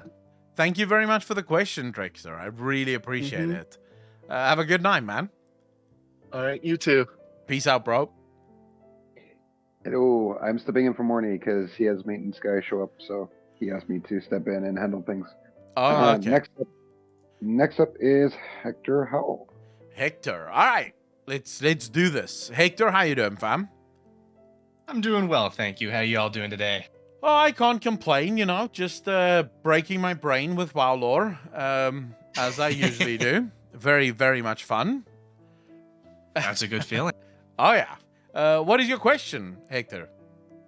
All right, so like last time, I've got a couple of smaller ones I think is better fitting for my style here. Okay. Let's start off with a fun one like we did last time. Okay. And also, let me just say, first and foremost, thanks for having me on. Thanks for doing this show. I think this is great. It's my absolute pleasure, and I love doing this. This weekly Q&A stuff just become the highlight of my week almost, because it's one thing to come up with my own theories, right? And basically be limited in what you can think of yourself, right? It's a whole different thing when you're sitting here and you have a viewer ask you a question of something that maybe you haven't thought about in years, because that happens quite often where you guys will ask me questions about stuff all the way back in like Legion or Warlords of Draenor or something that happened, and it's like, whoa, okay, now I really need to think again, because I can't remember the last time I thought of this. And obviously, when you're making your own videos, it's going to take a while for you to get all that far back to stuff. So, yeah, this is super fun. Absolutely. All right, so let's go. All right. Last time I started with the question, where in the World of Warcraft is Akalon? Now, when I wrote that question, I was mostly thinking like, where does he hang out and make his plans? Does he have a little corner in the Cleft of Shadows? Does he do it at the Warlock Order Hall? But you gave me something far more beautiful. You said at the side of Gul'dan. Yep. And with more clarity, all right, well, Gul'dan's not here right now, so working on bringing Gul'dan back. Yeah, obviously. I've got his skull. I'm working on potions and things, Philosopher's Stone. So this is next. the sequel question. Yeah. Why? Why do you want to restore Gul'dan? Gul'dan... Okay, so Gul'dan is actually my favorite villain in the whole World of Warcraft franchise. For one simple reason. He has no depth. He is evil for the sake of evil. He literally just wants to become powerful and destroy everything. And when you know a little bit about his early life, he was considered to be an outcast. He was not accepted by his own clan. The elements would never speak to him, because remember, orcs very deeply entrenched within shamanistic culture. But the elements would just never reach out to him. Like, he couldn't make that connection. And that sort of being neglected, being thrown away, being pushed out of society, that drove him to discover a new form of power. One so incredible that it allowed a mere mortal which, never forget, Gul'dan is a mere mortal, to be the driving factor in many of the stories that we have in World of Warcraft today. And the thing I love about him most is you can absolutely trust every word Gul'dan ever says to you. For one reason and one reason only, Gul'dan is evil purely for evil's sake. He doesn't want to do good. He doesn't have any ulterior motives. He's evil for evil's sake. End of discussion. So when Gul'dan tells you, I want you to drink this blood, it's not because of anything other than, I want power. And this will give you power, but it will also give me control over you, which will then give me power. So while his motives may not always be good for you, it will always be good for him. And as long as you know that, there's no surprises, right? The orcs made the mistake of trusting Gul'dan coming through the portal, thinking that he would be there. But first chance he got, he was off, right? Looking for power on Azeroth. He couldn't give two fucks about the orcs' invasion of Azeroth, because all he wants is more power. That's it. He joined Sargeras, not because he believes in Sargeras' fight, not because in his mind Sargeras is the true master of anything. No, Sargeras represents power. It's one of the other reasons why Azshara is in my top 5 of favorite villains, because Azshara is exactly the same. She wants power, and it doesn't matter how she gets it, as long as it's there at the end. Yeah. I think that these simple villains often play pretty well in the Warcraft franchise as well, or at least have traditionally. I agree with you. Now, could there also be a strange element of altruism to the restoration of a creature like Gul'dan, so far as Fel has just been diminished in cosmic power balance quite extraordinarily from the defeat of the Legion? And without that fire to wash things clean, other forces might grow a little bit out of control. Okay, from Akalon's perspective, if I'm speaking about my character, he does nothing for altruism's sake. As a character, I don't give a fuck about anyone else in the game. I hate the fact that we have things like, portal and gates and stuff that we can put down. It's like my job isn't to help my party at all. It's for me. Right? I am here for my power. I'm not here for anyone else. I don't want to save you. The Healthstones, the only reason, the coolest thing they did with the Healthstones was back when you would actually get a bit of health back whenever someone used the Healthstone. That was cool, because now I'm giving you Healthstones for me. Right? Not for you. I'm doing it for me. Sadly, on the level that I do content these days, no one uses a fucking Healthstone, so it doesn't matter. I don't get health back. But back when I still did proper, Mythic Plus runs and stuff, those were actually really cool. But no, my character wouldn't do anything for altruism's sake. The reason I'm at Gul'dan's side is I want, effectively, to take his power. That's the only reason I'm there, is to eventually take his power and then become the most powerful force in the universe, so to speak.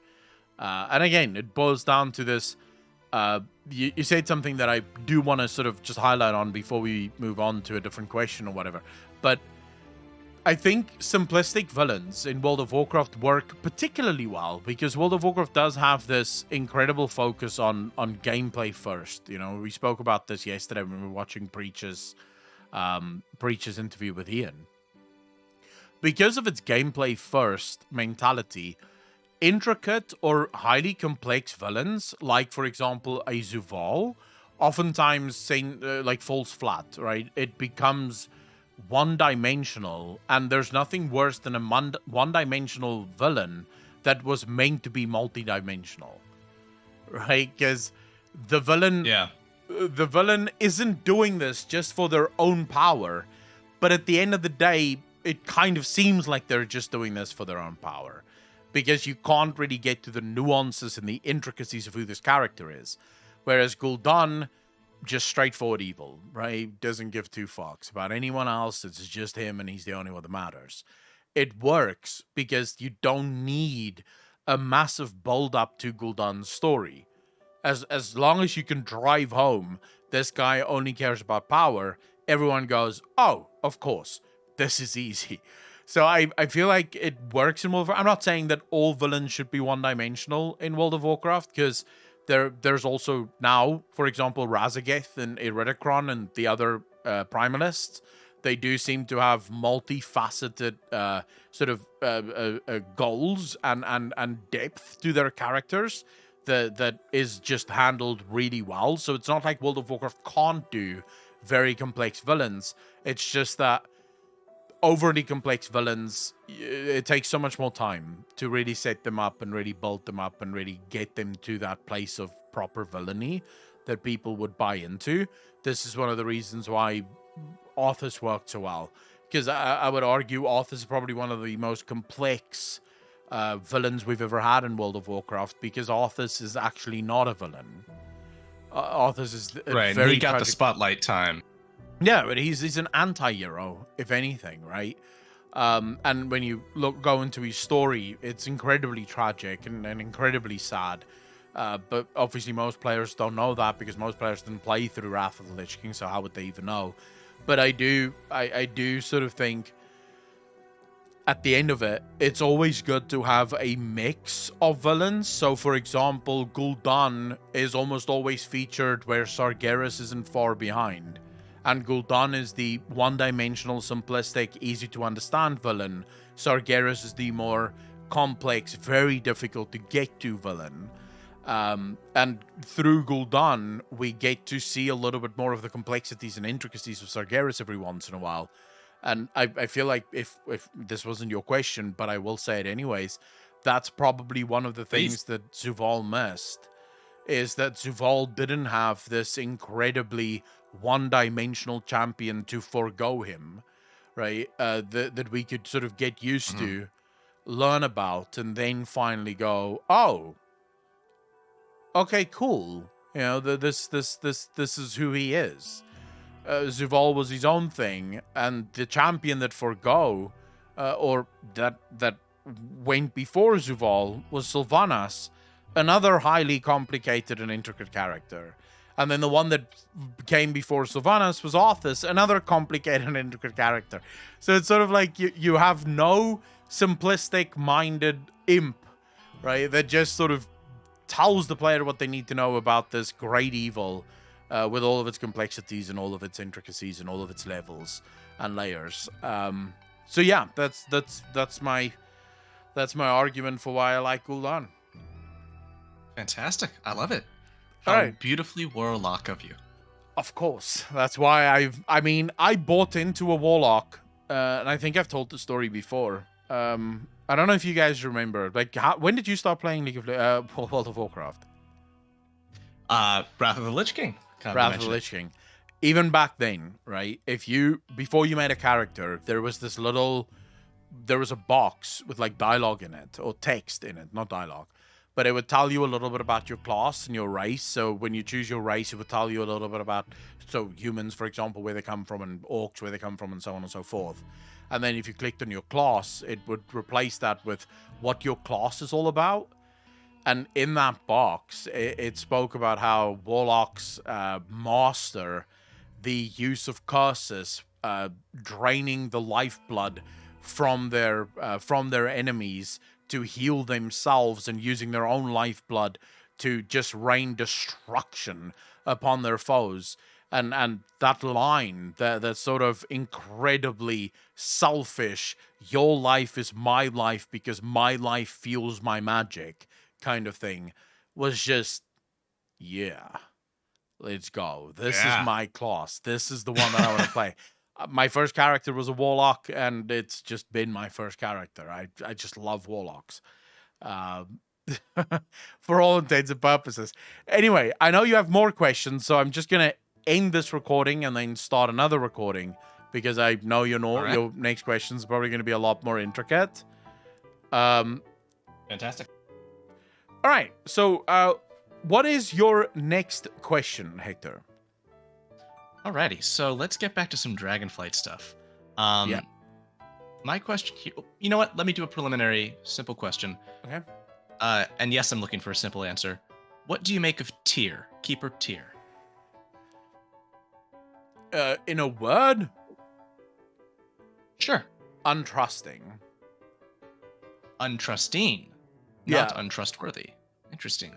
Untrusting. I don't think he trusted anyone. So I don't think we can trust a single word of anything he said. Because it's almost guaranteed that whatever he said would have been said with a healthy amount of distrust. Insofar as, can I trust them with the truth? The fact is, he didn't trust the Protodrakes enough to let them fight. It wasn't until after he was mortally wounded that the Protodrakes were able to take down Galakron. In fact, if he mind-controlled the Protodrakes so that they would fight only on his command, and they lost against Galakron, with him being, the guy that wanted to kill Galakron, ultimately. So, I would say untrusting is probably the word that I would use for him. That's fantastic. Okay, so this, and that I think in large part answers the question, which is what the question is on the intent of Tyr, as alluded to by his secret vault. Now, I'm describing the vault shown in the 2-part quest line associated with the Dragon Scale Expedition Renown. Mm-hmm. And within we have 2 chambers of information, one on the aspects and one on the proto-dragons. And untrusting, I do think, largely answers that so far as my main thought here is, why has he chosen to keep this information from the aspects? Like, why is this cloistered away?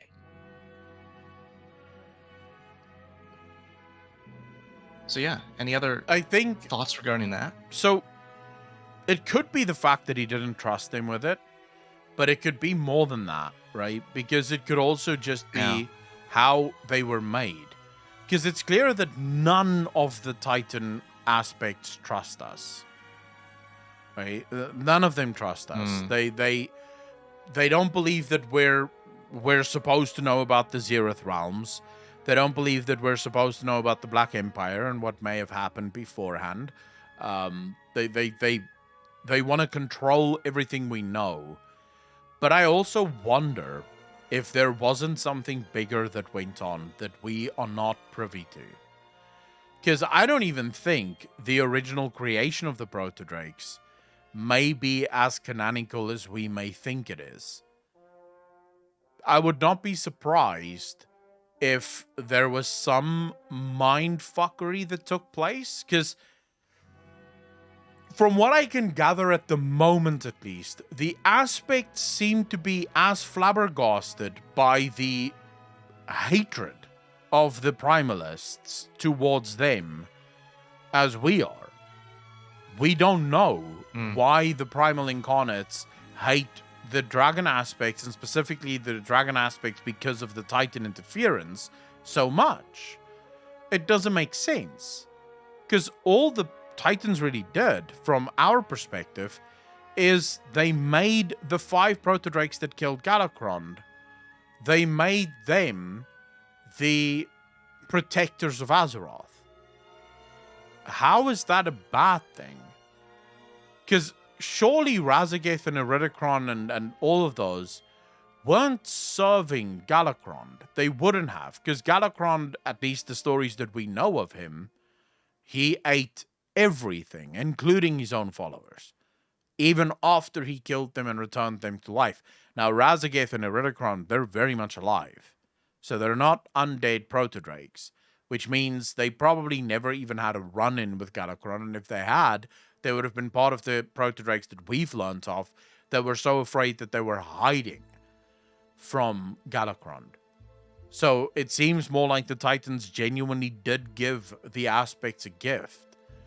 But what if the history of how the aspects ultimately became the Dragon aspects, the history of Galakron, the history of their fight with Galakron, their history What if all of that is fabricated? So what if their minds were wiped and new thoughts were planted into their memories that showed them only what the keepers wanted them to see? Yeah, and I think this is a lot of where I came to ask this question from is, and you may be able to inform on this better because I have not actually read Dawn of the Aspects, but there seems to be a clear perspective from the Aspects that Tyr is their friend. Yeah. They like him. And from what I've seen in Dragonflight of it, I wonder if that's not a one-sided relationship. So Malygos. Now the problem is that the primal, or at least at that point, the proto-drakes during the Dawn of the Aspects novel, they're very limited in their ability to apply intelligence. Like, they are intelligent, but it's very limited intelligence. Even Razageth and them are far more intelligent than what the proto-drakes were at that time, at least. And what's interesting is they see they see they see Tyr. Malygos understands that Tyr is far more powerful than what he's letting on. And they are distrusting of Tyr, but they very quickly start trusting him. So it doesn't take long. It's not like... And Malygos actually doesn't trust anyone. Malygos is highly distrusting of even other proto-drakes. And yet with Tyr, it's almost like a single conversation puts Malygos relatively to ease. Not completely, but relatively to ease. That Tyr is their friend and wants to help them. So they are incredibly quick to trust.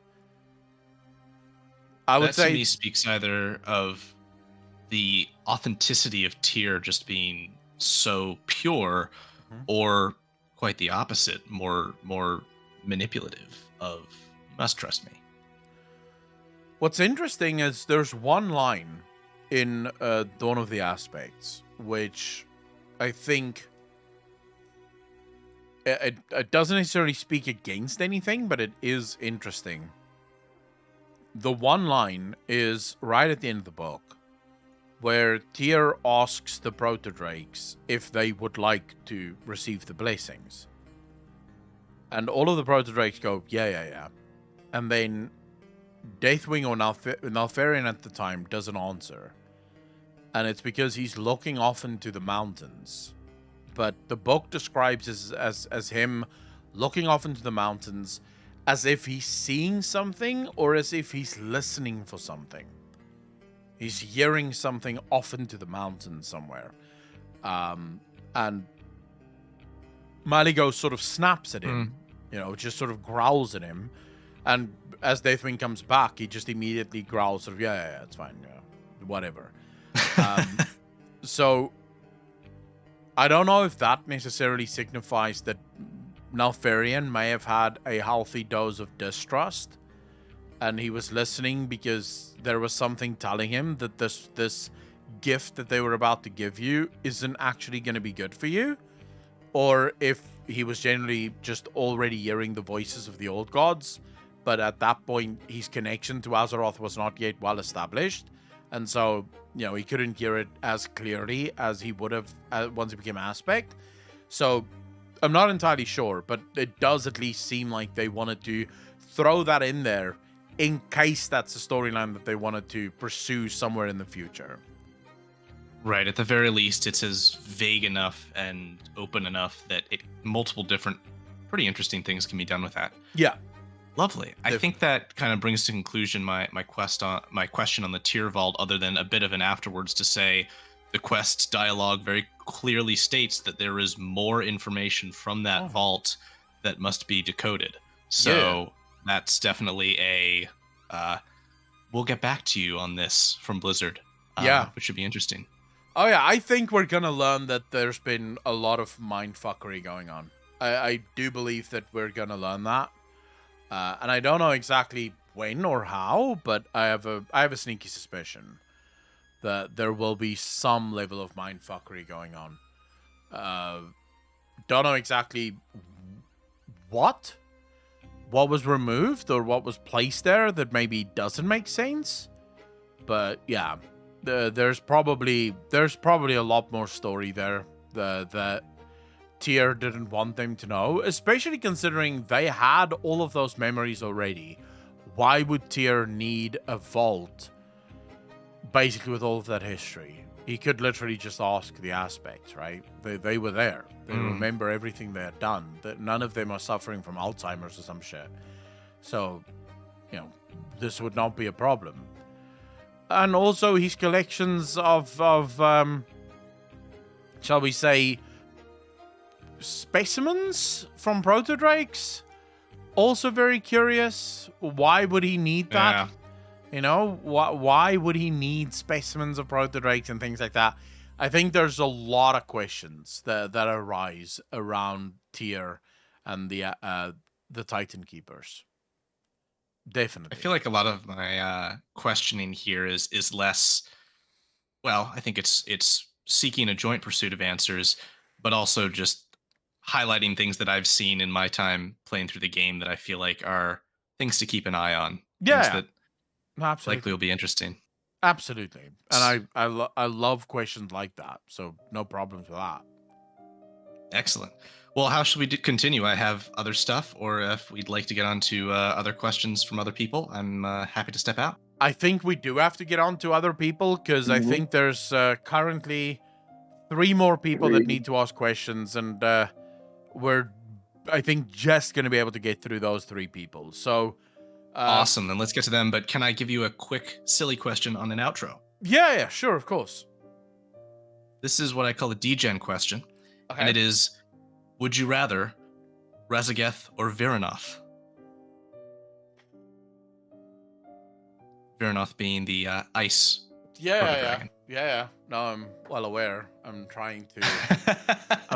This is like fucking Sophie's choice. Because neither of them, as far as we know, have humanoid forms, right? They don't have visage forms. Yeah. So it's going to be man on dragon. Oh, no.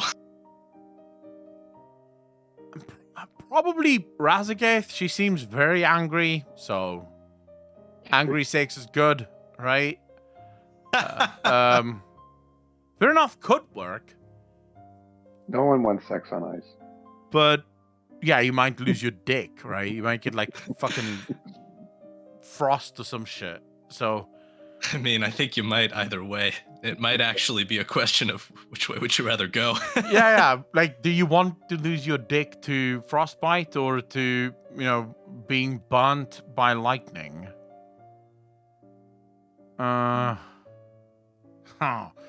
What's quicker? They say when you die of cold, you almost feel euphoric by the end of it. Your brain releases hormones that make you feel happy and amazing. So maybe that's it, right? Probably. Let's go for V. Fuck it, yeah. Fuck Razageth. All right. Sure. Yeah, I'll rather die smiling than being electrocuted to fuck. Right. So yeah.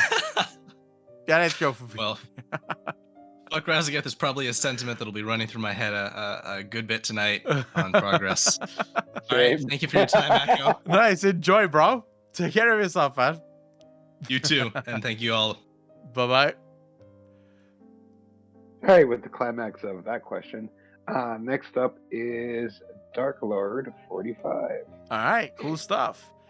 Dark Lord, how you doing, fam? You are muted, by the way. Yes, please unmute. We won't be able to hear you.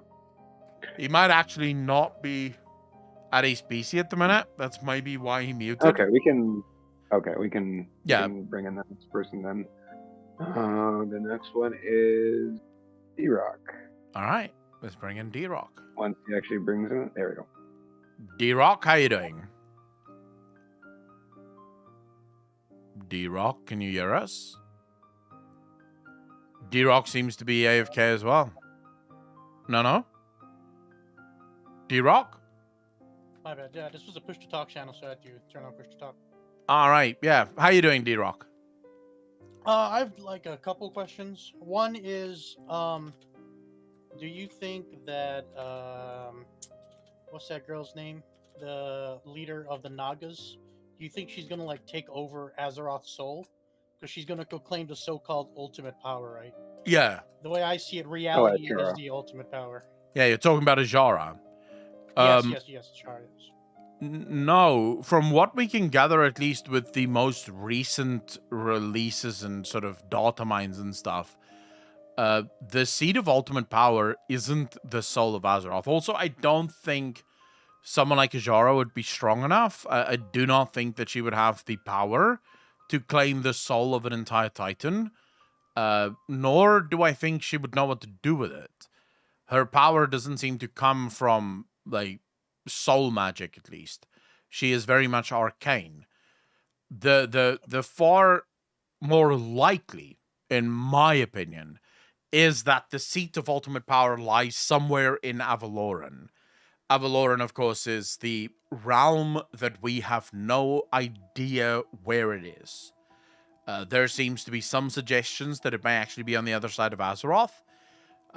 What we know about Avaloran is that the heretics, and the heretics are very much sort of, let's say, alluded to being Titan creations. So Titan keepers that started to question the quote-unquote wisdom of the Titans.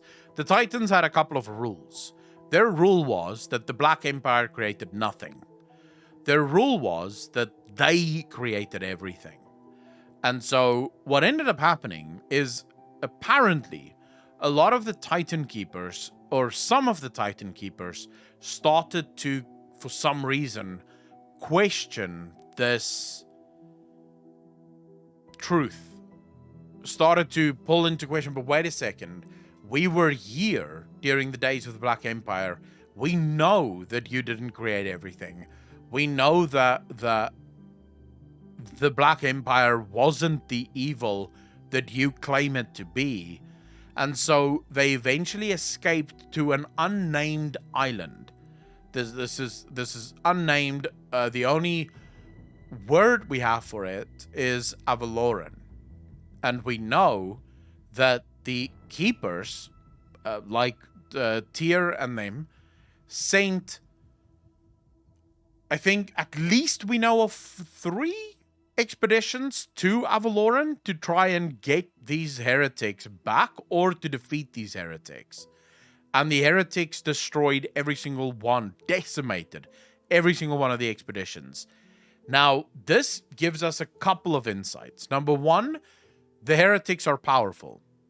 Are they powerful because they're many?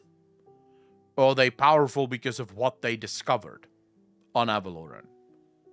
So in other words, they might not be fighting with their own power anymore. They might not even be fighting alone. Due to the nature of their questions, though, so the fact that they questioned the wisdom of the Titans and saying that the Titans created everything and it wasn't the Black Empire, it suggests to me that they would ultimately have left for a place like an old god place, a place where the old gods may have made home, or where perhaps another old god reside. So it is possible that they lived, or they now live, with a 5th old god, because there's rumors now, very specifically, that there are 5 old gods. The book that we just got from Deathwing, for example, where Deathwing himself writes about 5 old gods and then makes an annotation there, not to correct it. Deathwing doesn't correct that no, actually there's just 4. His annotation just speaks about the 5 old gods. So in other words, Deathwing, one of the servants of the old gods, or Nalfarian at that time still, he accepted that there are 5. This suggests to me, at least, that this 5th old god may in fact be an old god on Avaloran. So there might be another prison that we don't know about, another prison that exists somewhere. There's so much that goes into this. So I have a couple of theories that in the last video that I made about this, D-Rock, a lot of people missed, which is fine. But I would just like to. So the book says that Azara had escaped the she's through the Umbral Veil. She has escaped the Circle of Stars, right? And she is now seeking the ultimate power. Now, a lot of people referenced that the Circle of Stars is just the room that Azara was kept in. Because technically speaking, that was called the Circle of Stars. My speculation theory, and this goes back literally all the way to Battle for Azeroth, is that the Circle of Stars, the prison, is named after something far bigger. So N'Zoth called his prison of Azara the Circle of Stars, but it's a name derived from another name that serves as a prison for something far larger than him, which I think is that fifth old god that resides in Avaloran. That's my speculation theory, at least. Mine was the Circle of Stars is the final like prison gate to Azeroth's soul herself. Mm-hmm. Because like the way I see it, I still think the Titans are evil. Like everything they've built is either a prison, they're shackled, they chained, or they either destroy. Like there's no other way around it, right? Because like everything we've seen is either they experiment, they destroy, they never create anything. They're like automatons. True. And if you look at Titans, the way they're depicted in most of the pictures and everything is that they're actual made out of constellations. Like they're actual stars. Yeah. So my theory is that the Circle of Stars is their strongest prison because it's made out of what they know best, which is themselves, which is stars. Like it's made out of like cosmic level prisoning. That's an interesting thought. If they're made of stars, then they know how powerful stars can be, because that's literally what they're created of. Like everything they've been depicted as is like constellations in the universe, cosmic dust. So what I thought was, if you know that like how strong that is, then you can make a prison as strong as that. Okay, I hear what you're saying. And I can see where you're going. I can see where you're coming from it with that one, yeah. Because if you think about the way a circle is round, right? So no matter how many times you try to break out, if you're a circle, you just infinitely go back into the prison over and over like a circle. It's like an infinite Rubik's cube. So you break one star, you have to break through another star, but the other star you've broken through gets recreated by the star behind it. So you go star 1, you go to star 2, but star 1 is being reformed by like star 5. So if you keep trying to breaking it, it just infinitely loops back to fixing itself. So I was wondering if she broke through that circle into actually seeing Azeroth herself. Because remember, Azeroth is either imprisoned or asleep because Sargeras went down, he got absorbed into like her room or whatever, and then she opened one eye and he like instantly fell in love, right? Yeah. Or something like that. So what if the only thing she could do is that she's forced to sleep or stay in this prison, and Ashara finally broke in and can actually like see her itself. Yeah. Also, now that we know that they can make eternal level cosmic powers through the Zereth realm, because the current arbiter, what's his name, Pelagos, his body was formed from the Zereth realm, but his soul was put into the machine to become the arbiter. Yeah. So what if she broke through the Veil of Umbra, which could be Zereth Umbra, made herself a new body, then that body can now absorb the soul of Azeroth, which is technically like a Titan, and then she can become the new Azeroth. Because Azeroth is either imprisoned or asleep, so she can't defend herself, right? Yeah. you could literally just go in there. If the guy's asleep, you just stab him in the head, and they're dead. So that's what my theory is. Like, the ultimate power is becoming reality itself. I can see that. Is there a world in which we could say that the circle of stars represents a black hole? Yeah, that could be it too, because black hole is formed from a dying star. Like, it has to explode, rip through the fabric of reality, and create this giant thing, right? And it would trap all other stars in it, which would then make it look like a circle of stars, right? Just like the what was that movie with Matthew McConaughey? The one where they have to go find a new planet because Earth was dying, and they made like a AI. I know chat knows this movie. Interstellar. Interstellar. Yeah. Very good movie. Very good fucking movie. Their black hole is literally a circle of stars. Like, that's what the AI generated most accurate picture of a black hole is. Yeah. It's literally a circle with light going around it over and over. So that's what my theory was. And I was wondering if that's possible, because all of the things we've seen, like they can build bodies that can absorb cosmic power, hold that power, like Pelagos. Now, what if someone uses that for nefarious reasons in order to absorb either Titan powers or other cosmological forces?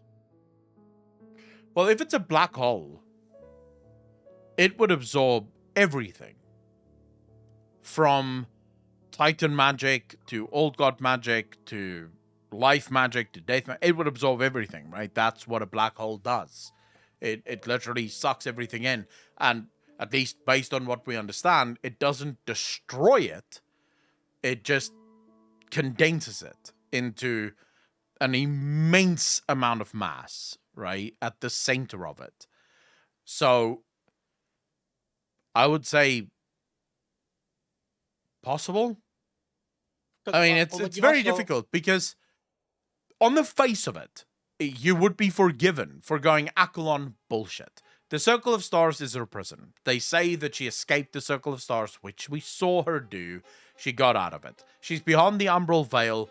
That's where you could say, okay, so, she left some kind of veil, whatever that might be. Maybe that's just somewhere we can't follow yet, or whatever the case may be.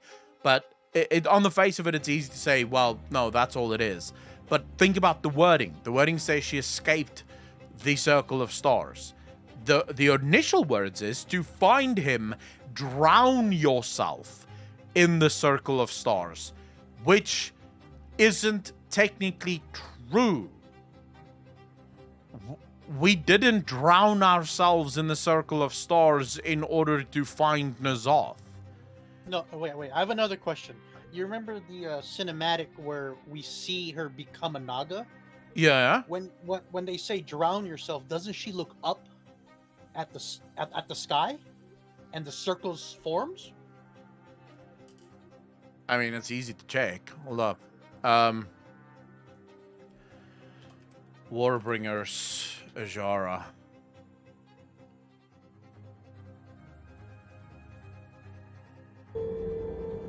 Show yourself! At once!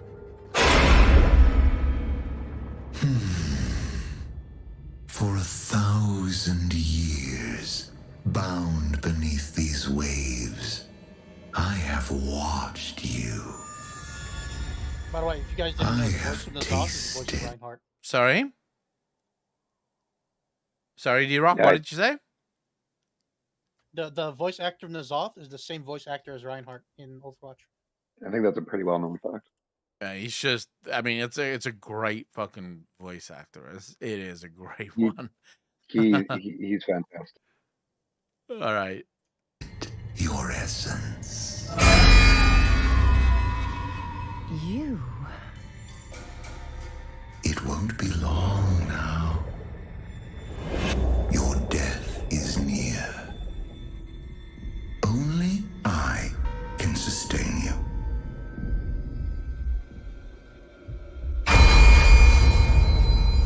Let go. Serve me. Man, these Warbringers are so good. You are nothing. Nothing. I am a god. Before you walked this land, I ruled.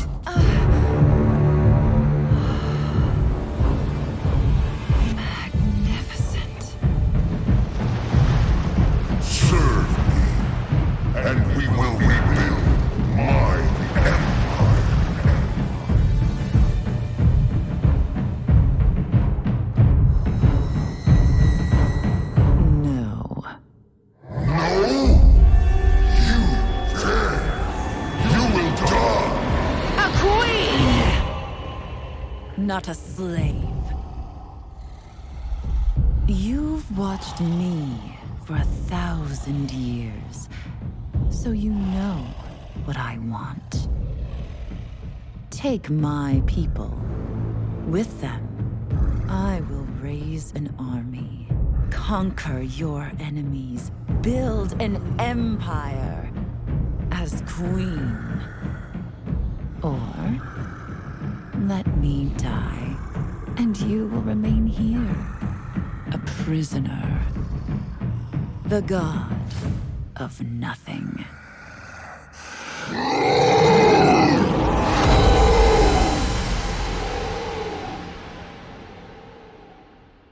Dude, tell me you wouldn't shit yourself if that was you. Bro, I can't even swim, so I wouldn't even be near the ocean, brother.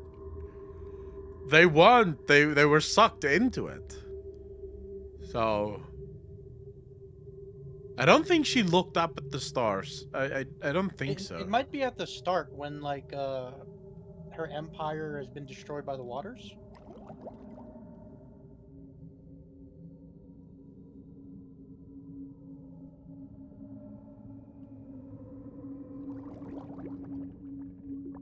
This is still cool as hell, though. I mean, how old is this? And it's still brilliant.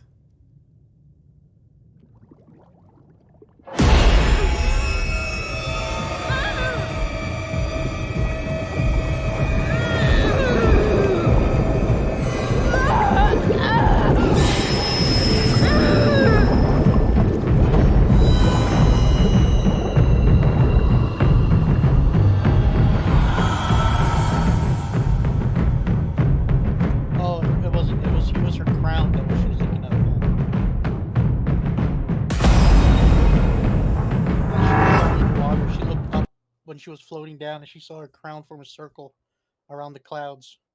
Oh yeah, I know what you mean. I don't know if that is necessarily what it refers to. There's definitely a lot of like circular symbolism going on in this entire thing, right? The eyes of the fish, the eyes of N'Zoth, her own eyes. So the symbolism of circles is incredibly strong here. And that makes sense because the prison that she finds herself in is literally called the Circle of Stars.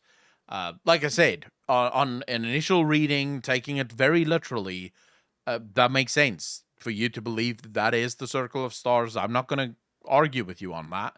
I just sort of say, what if that isn't the actual Circle of Stars?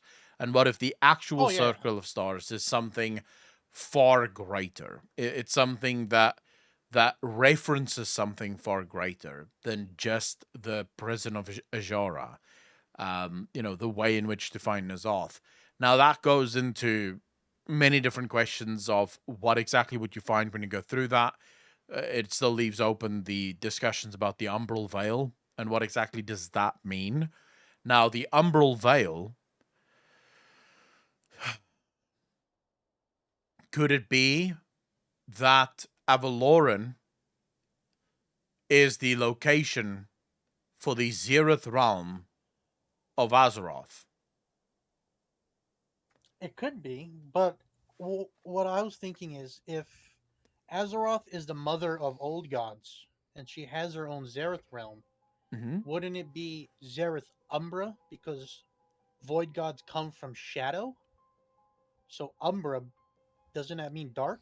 Or am I dumb? I can't remember where I would find that, but there was in Shadowlands a list of all the Zeroth realms, but I think it was a leak.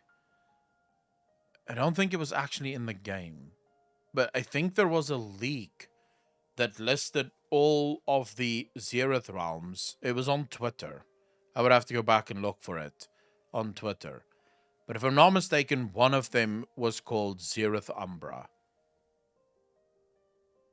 Because there was Zereth Ordis, Zereth Mortis, and the other ones that Yeah. we talked about it. Yeah, I can't remember, but I think one of them was called Zereth Umbra.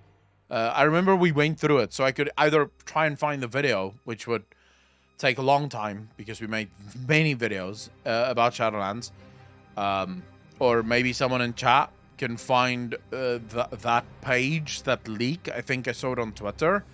But Umbra would make sense for Shadow.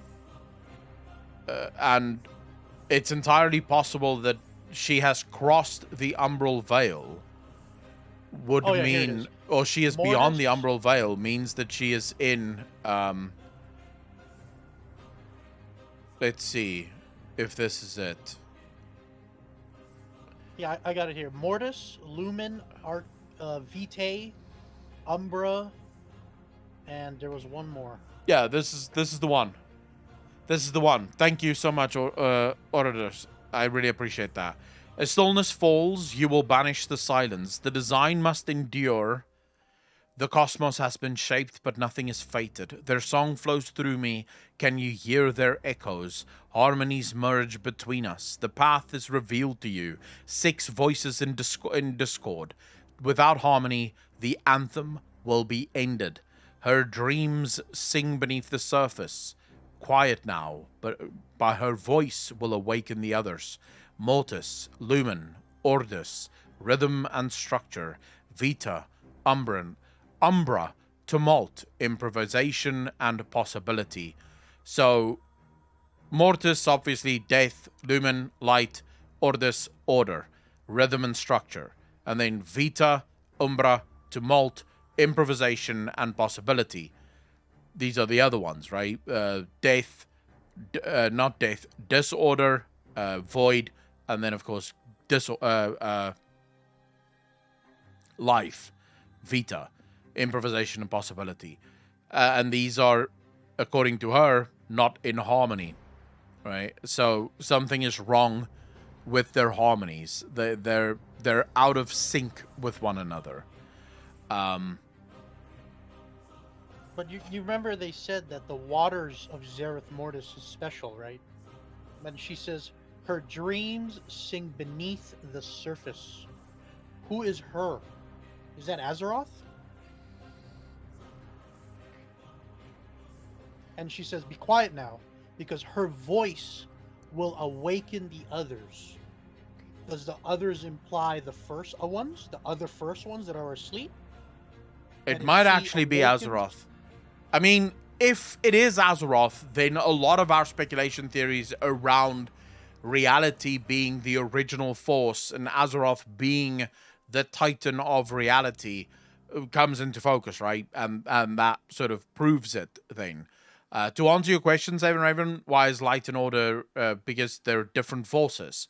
But they form part of the same structure within the universe. They bring rhythm and structure.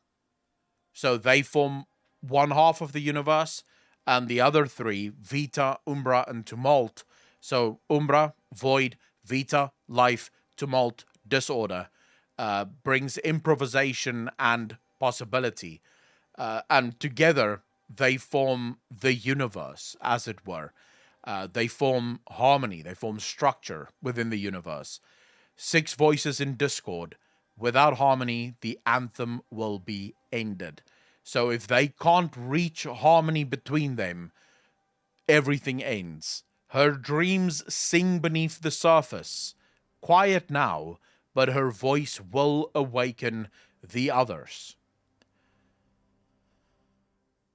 Or, her dreams sing beneath the surface. Quiet now, but her voice will awaken the others. What if she's speaking about the other first ones? Yeah, So that would make either Azeroth the head first one, like the very first one. Or not necessarily the very first one, but a first one. Yes, but then the question would be, why are the other first ones, or why are all the first ones asleep? I think they were all asleep. What if that is what the Titans sort of misread as, or not misread, but misrepresented? Remember, the Titans give us the 6 cosmological forces, and they claim that all of them were born the same way that Azeroth is, as nascent world souls. But what if that isn't the case? What if beings like Azeroth are the first ones, the nascent world souls that we were told about? And what if that warning, the warning that if the old gods were capable or were managed to infect a first one, it would bring about the end of all things? Not because a void-touched titan could bring the end of all things, but because a void-touched first one would absolutely be able to bring about the end of all things. And so the Titans do what the Titans have always done. They bring order. If you listen to this, to the lines here again, a stillness falls, you will banish the silence, the design must endure. The cosmos has been shaped, but nothing is fated. In other words, anything can still happen. Their song flows through me. Can you hear their echoes? Harmonies merge between us. The path is revealed to you. 6 voices in discord. Without harmony, the anthem will be ended. Her dreams sing beneath the surface. Quiet now, but her voice will awaken the others. Mortis, Lumen, Ordis.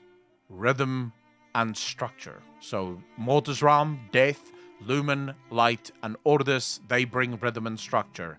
Vita, Umbra, tumult, they bring improvisation and possibility. They were the ones that were placed in charge to ensure that the cosmos would last forever. Because nothing is fated. So they are supposed to be in harmony with one another, but they are not in harmony. And if we go back to my initial speculation that we did, I think, in the first caller for today, and I argue that the Void and the Old Gods are the 7th force. In other words, a force that wasn't meant to be there.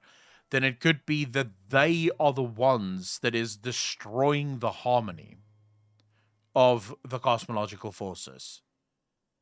Because they have granted power to one of the cosmological forces that is far greater than the power of the other cosmological forces. And that might be what this is referring to. But what if the Void Gods are a mutation of Shadow? That's like a... Because like the first caller said, in League of Legends lore, there is the Void and there are the Watchers. The Watchers are the original cosmic void. Yeah. The Void on Runeterra is a mutation of the cosmic void. Yeah. That the cosmic void wants to destroy the mutation on Runeterra. So, well, this is what Necrit says, that eventually in the right MMO, we're going to have to team up with Belveth, Malzahar, Kassadin to stop the original cosmic level powers that are going to come and try to destroy Runeterra. But what if that the old gods are like that? They're a mutation, like a weird, like, I don't know, maybe they're an infusion of 2 cosmic powers into one to create this parasitic form that can infect everything. Because if you look at it, the other cosmic powers can't really infect each other. Like death can't really infect life, because then life negates death, death negates life. Yeah. Light is the opposite of life. Like they can't infect each other, but the only one that can are the old gods, because shadow can't infect light, because without light there's no shadow. So what if the old gods are a combination of 2 cosmic powers? Because remember, there was a quote, I don't know if this is accurate, but the light made a pact with the enemy of all, or something. So what if the light made a mutation or an experimentation with another cosmic power to create the old gods? You see, the problem is there. The light seems to very, like, aggressively fight the forces of the old gods. So it would be weird why the light would be responsible for the creation of the old gods. Yeah, but what if the light recreated the mutation, but they didn't want that mutation, so they want to destroy it? But that would on they every not particle level. But that would they not be a bargain? Because if I've struck a bargain with you, it means that we are in accord, right?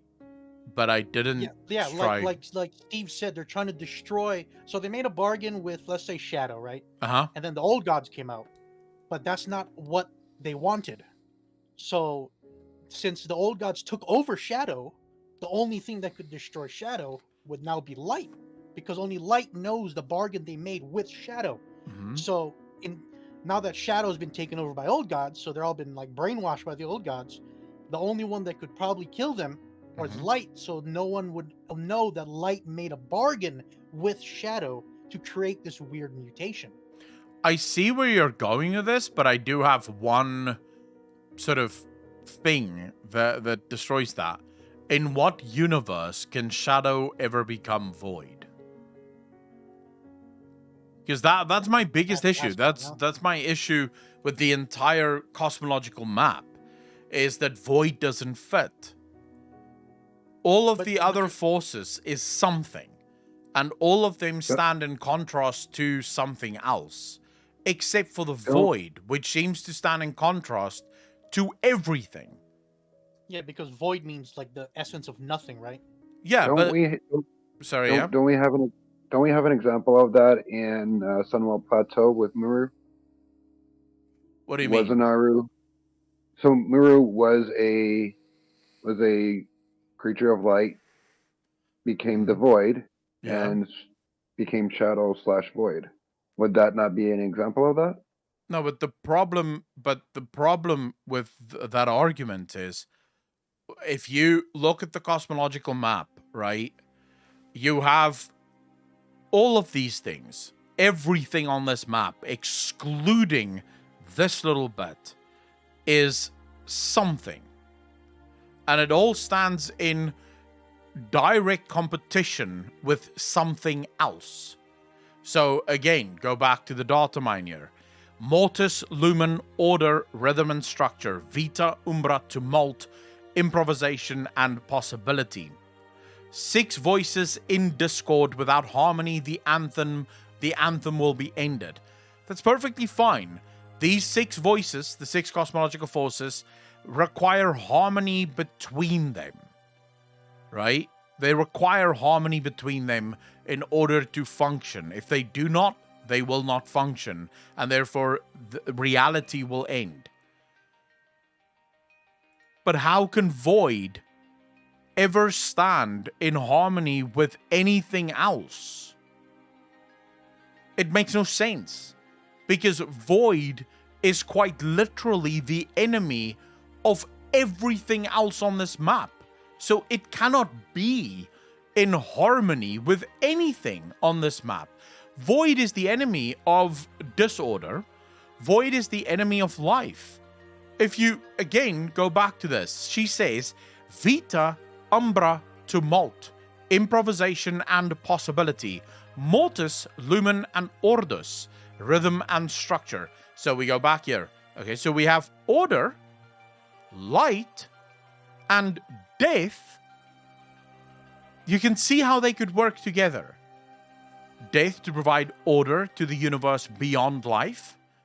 Light to provide a growing energy and essence for life to actually transpire. And order to make sure that all of these things remain ordered. You can see how they would work together.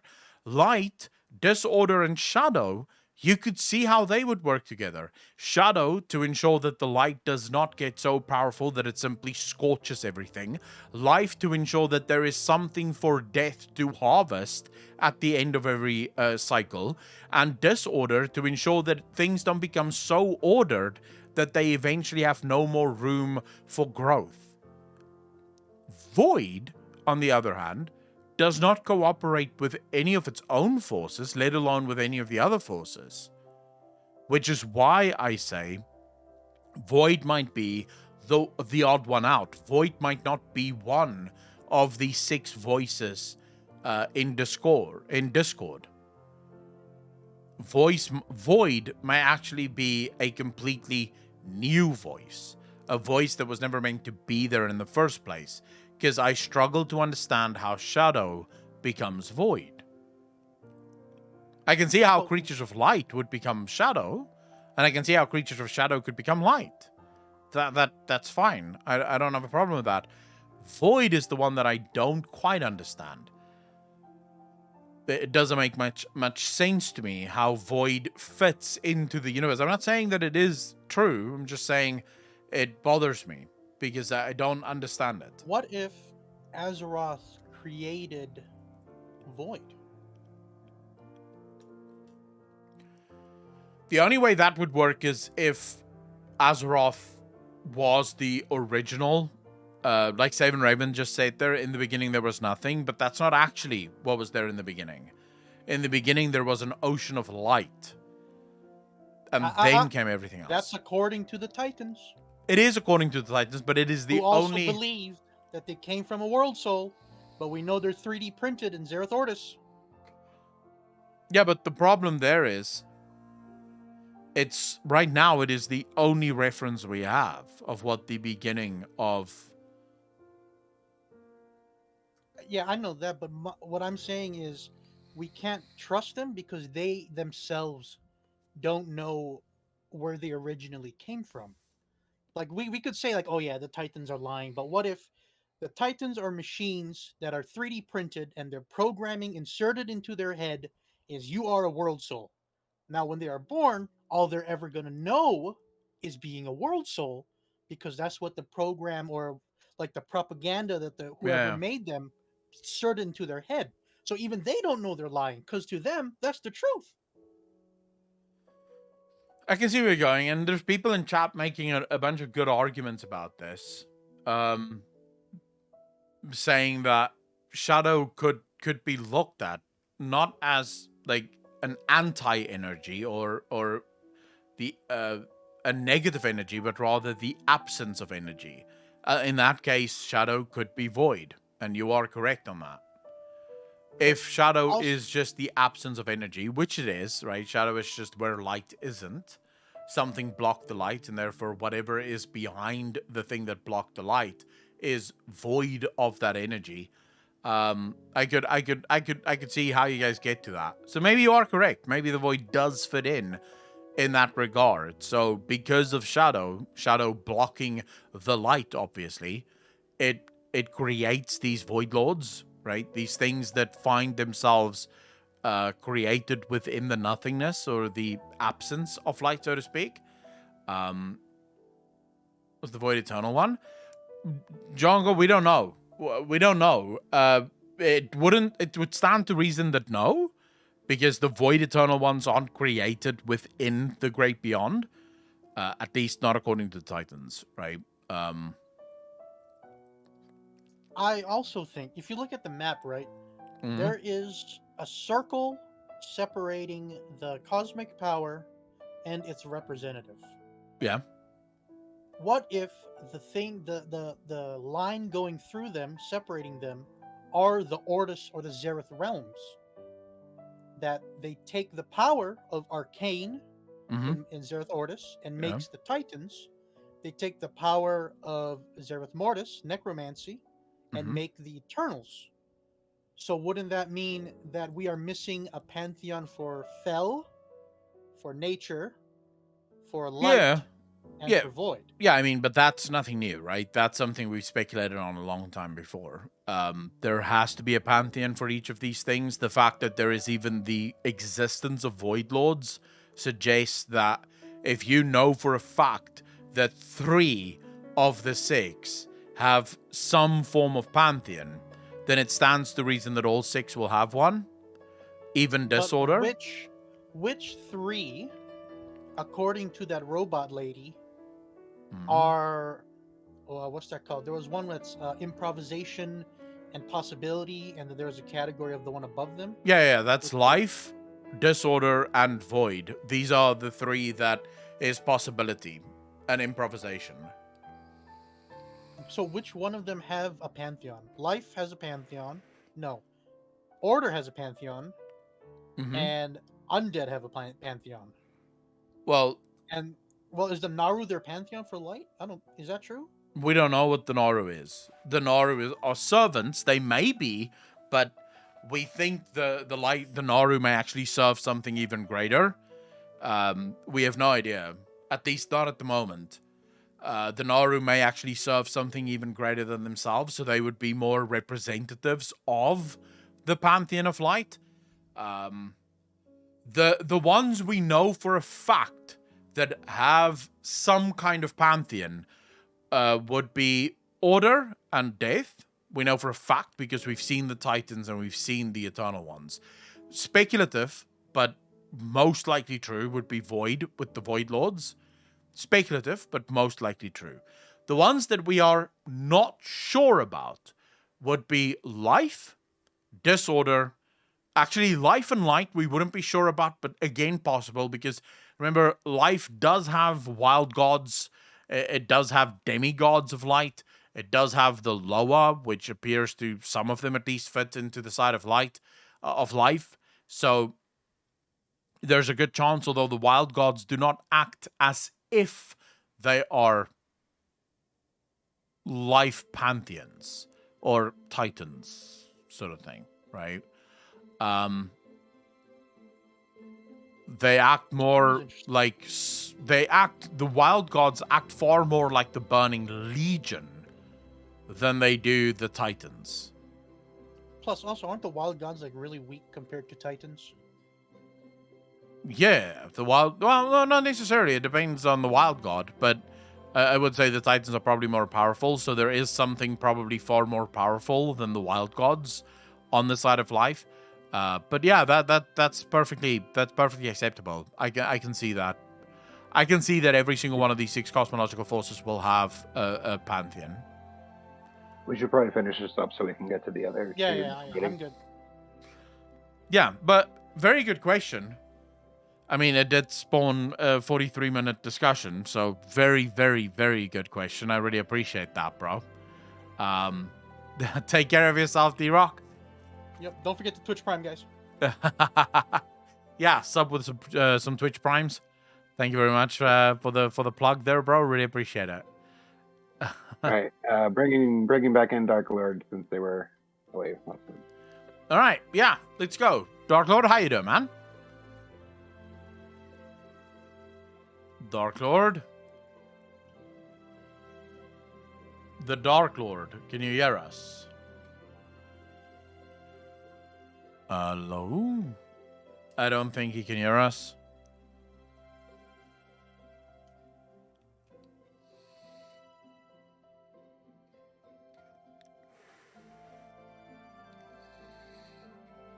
Inox Line, how you doing, man?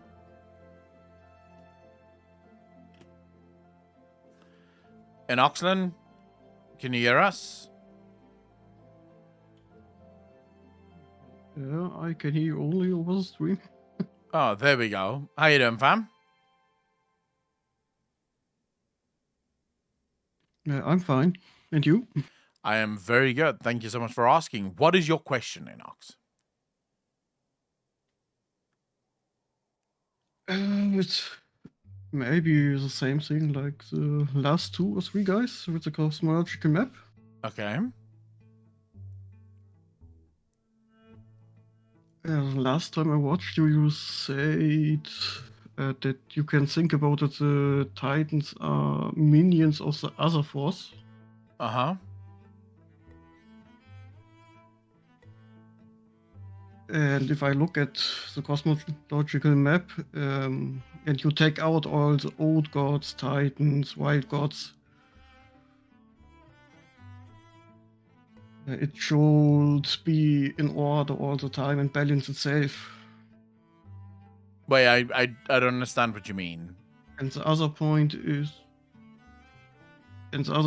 why does the Titans know about the Void Lords, but not what is the higher eternity in the light?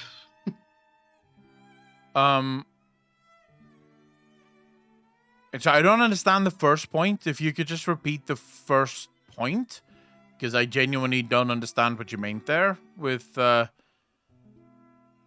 the second point is fine. I can speak to that one first if you want me to.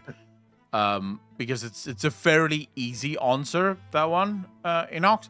So it would have to do with run-ins, right? It would have to do with where information comes from.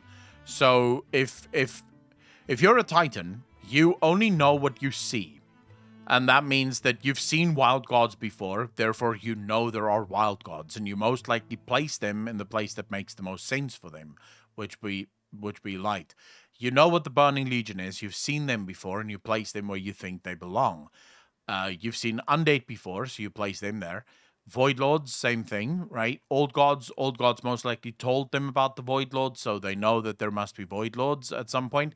We also know that there's been run-ins with Void Lords before. The Ethereals had a straight-up, like, their planet was destroyed by a Void Lord, so we know that the Void Lords have made themselves known in the universe before. As for the Light, if those lords have never made themselves known and the Naru have never actually spoken about them, then it's very possible that the Titans simply don't know about them. Because they don't. They remember the Titans are not part of that cosmological power, so they wouldn't know what goes on within that cosmological power. And the Titans don't seem the kind to speculate. You know, if I was a Titan, this map would look very different. Let's just put it that way. There'd be a lot of question marks and speculations on things that I think there may be, but there isn't. The Titans don't like shit like that. You heard it, right? They like order. So they will only ever talk about what they know. Yes. What was your first point again? Yeah, if you take out the Titans, White Gods, etc., light and shadow should balance itself, life and death. And my understanding is that Arcane is like a thing every other force needs to get a connection to each other. Yeah. And form the world. And disorder is, in my opinion, just the force to balance the forces out if they get too much growth. Yeah, like so if the old gods, so gods is death gets a too big force, the disorder will get there with the Burning Legion at our understanding and fight them to balance it back. Yeah. And because the disorder is all time fighting every other force, yeah, they get automatically balanced. Uh-huh. And so the whole system would fine every time. Okay. But here's my point. I think the Titans could possibly be minions of the other force outside our cosmic that tries to get in. Okay. And it could be that they called it the Void Lords, because I think if the Titan can control everything, they can say what is going in and out in this universe. Okay. I see where you're going with this. I see where you're going with this, and I like the theory. I've never actually considered what if the Titans are actually the servants of the enemy outside of the cosmological forces, or outside of the cosmological, shall we say, ecosystem.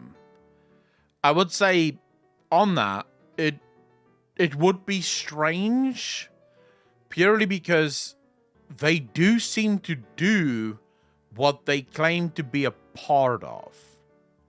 Right? They claim to be a part of order. Now, in your mind, what if they're lying? What if they're not part of order? Well, they do bring order wherever they go. Right? And what's more important, they worked with Elune. Now, for whatever Elune is, we know that Elune isn't a servant of, the other, so to speak. So, Elune would not have worked with beings from the outside, beings that specifically want to destroy the cosmological forces and the cosmological reality ecosystem, as it were. Elune wouldn't have worked with them. Because Elune is, for all intents and purposes, at least the sister of the Winter Queen, or a being closely related to the Winter Queen. But I do think there's some interesting stories that can open up there. That being said, though, if that truly was what they wanted to do, they wouldn't have brought an end to Sargeras' reign. Because ultimately, the other force most likely wants to destroy the cosmology. And therefore, Sargeras was just one way of trying to do that, right? So yeah, that would sort of be my answer. I don't really have a much more in-depth answer to it, though. Because, I mean, that's the kind of speculation where it's an amazing thought, but it's almost impossible to prove. Just because, well, so all we have about what the Titans are is literally from the Titans themselves. Right? Yes, and we're reading their book on who they are. So they would obviously not have told us if they were like a great enemy and we should not trust them. I mean, if you look at the pantheon of death, they are constructs, and if you take it over to the Titans, they must be constructs too. Yeah, well, Titans being constructs, I have no problem with. Yeah, and if you look at everything other in the universe, like Draenor and other planets, it's all life beings and not constructs they are living in the reality. I see what you mean. But then again, there is some fuckery on Draenor with some of the cosmological forces that we have looked about, we have looked at and we have spoken about before. Creatures that may have been void creatures before that were turned into something else. So there is some fuckery there with cosmological forces. But no, you are correct. Azeroth, at least from a very limited view, because we only really have the history of Azeroth to go off of, seems to be the only planet that is as intricately involved in the great battle of the cosmology. There doesn't appear to be another planet that has quite the same story, right?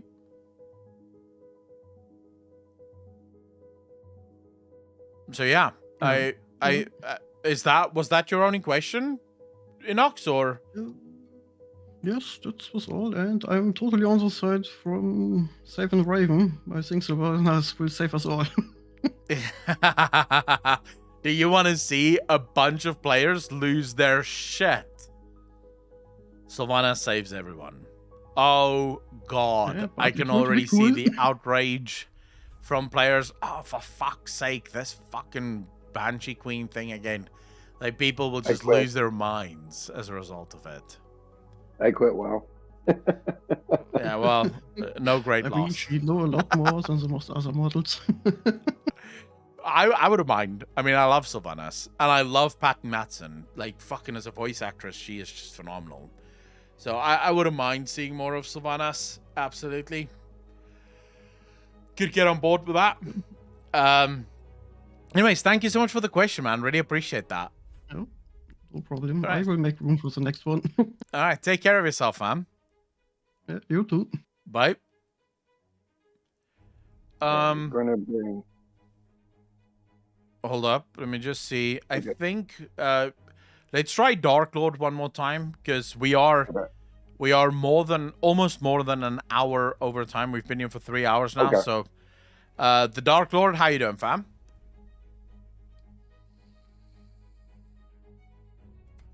He still can't speak. Do you have push to talk on, Dark Lord? Because this is a push to talk channel. So if you don't have push to talk on, it's not going to work.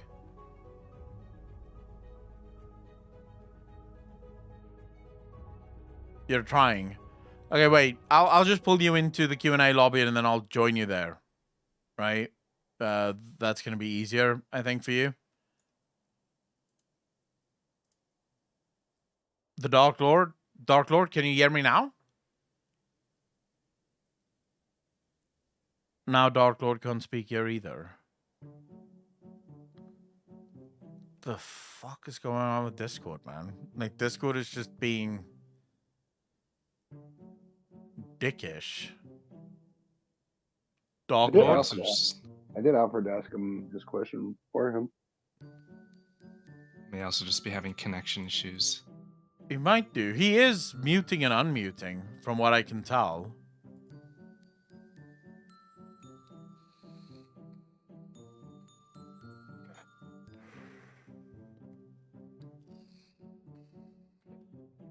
Just waiting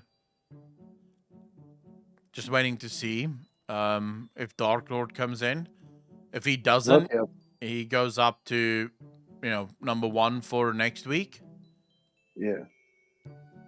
It's too bad because he and I have been going back and forth a little bit in here.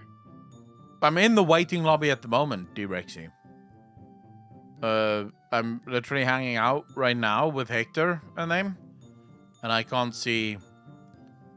Yeah, he moved up to the general channel. I don't know if he's trying to see if he can talk there or not. All right. And he's back.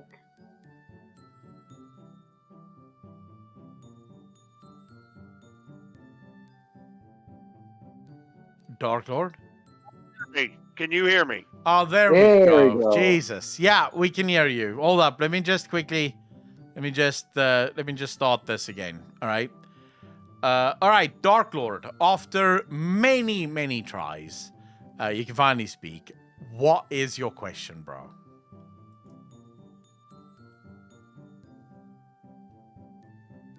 Did it break again? Come on. You'll hear me. Oh, yeah, there we go. Dark Lord, yes, we can hear you. All right. Can you hear me now? Yes, we can hear you. Okay. I have a theory. Okay. Last time me and you spoke, you told me a theory about how you thought a loon was Azeroth's child, correct? Yeah. Okay. My theory is if we also said something about a loon might be a first one. What if Azeroth is actually the clockmaker asleep and formed a planet around her? So this goes very much into the conversation that we've been having the whole day, right? About Azeroth and Azeroth's place within the universe. The Clockmaker theory. So here's where I would say the problem with the Clockmaker theory comes in. We have one reference of the quote-unquote Clockmaker, and that is from an interview with Ian Azikostas, who, of course, isn't the lore writer for World of Warcraft. He's just the main guy, right? And his comment on the Clockmaker, I went back the other day and I rewatched the interview, and all he basically says is, maybe one day we'll learn about, the first ones and those bigger than them, and maybe even the Clockmaker at some point, because obviously everything had to have started somewhere. So it really was mainly a throwaway comment, right? It wasn't a comment suggesting that we will actually ever learn about the Clockmaker. Very importantly, and I would say for the health of World of Warcraft, I think it's imperative that we never learn about the Clockmaker. Because that, to my mind, would be, like, if you finally, if let's say, for example, World of Warcraft came to an end in a decade from now, right? So a decade from now, World of Warcraft launches its last ever expansion, to a dying player base of about 100,000 people. And then after that, they have their final book to a dying audience of, let's say it sells maybe 1 million copies or whatever. Then that book maybe describes the Clockmaker. Just because once you have, the big guy, the be-all, get-all, it's kind of over at that point, right? From that point, there's no more real story that can be told, because you've gone as far back as you can. You're now at the max level power. True. It's also not obvious that you could do anything from a story perspective with a character like that. If you take, for example, Lord of the Rings, Tom Bombadil in Lord of the Rings. Very little is ever said about Tom. Or Eliu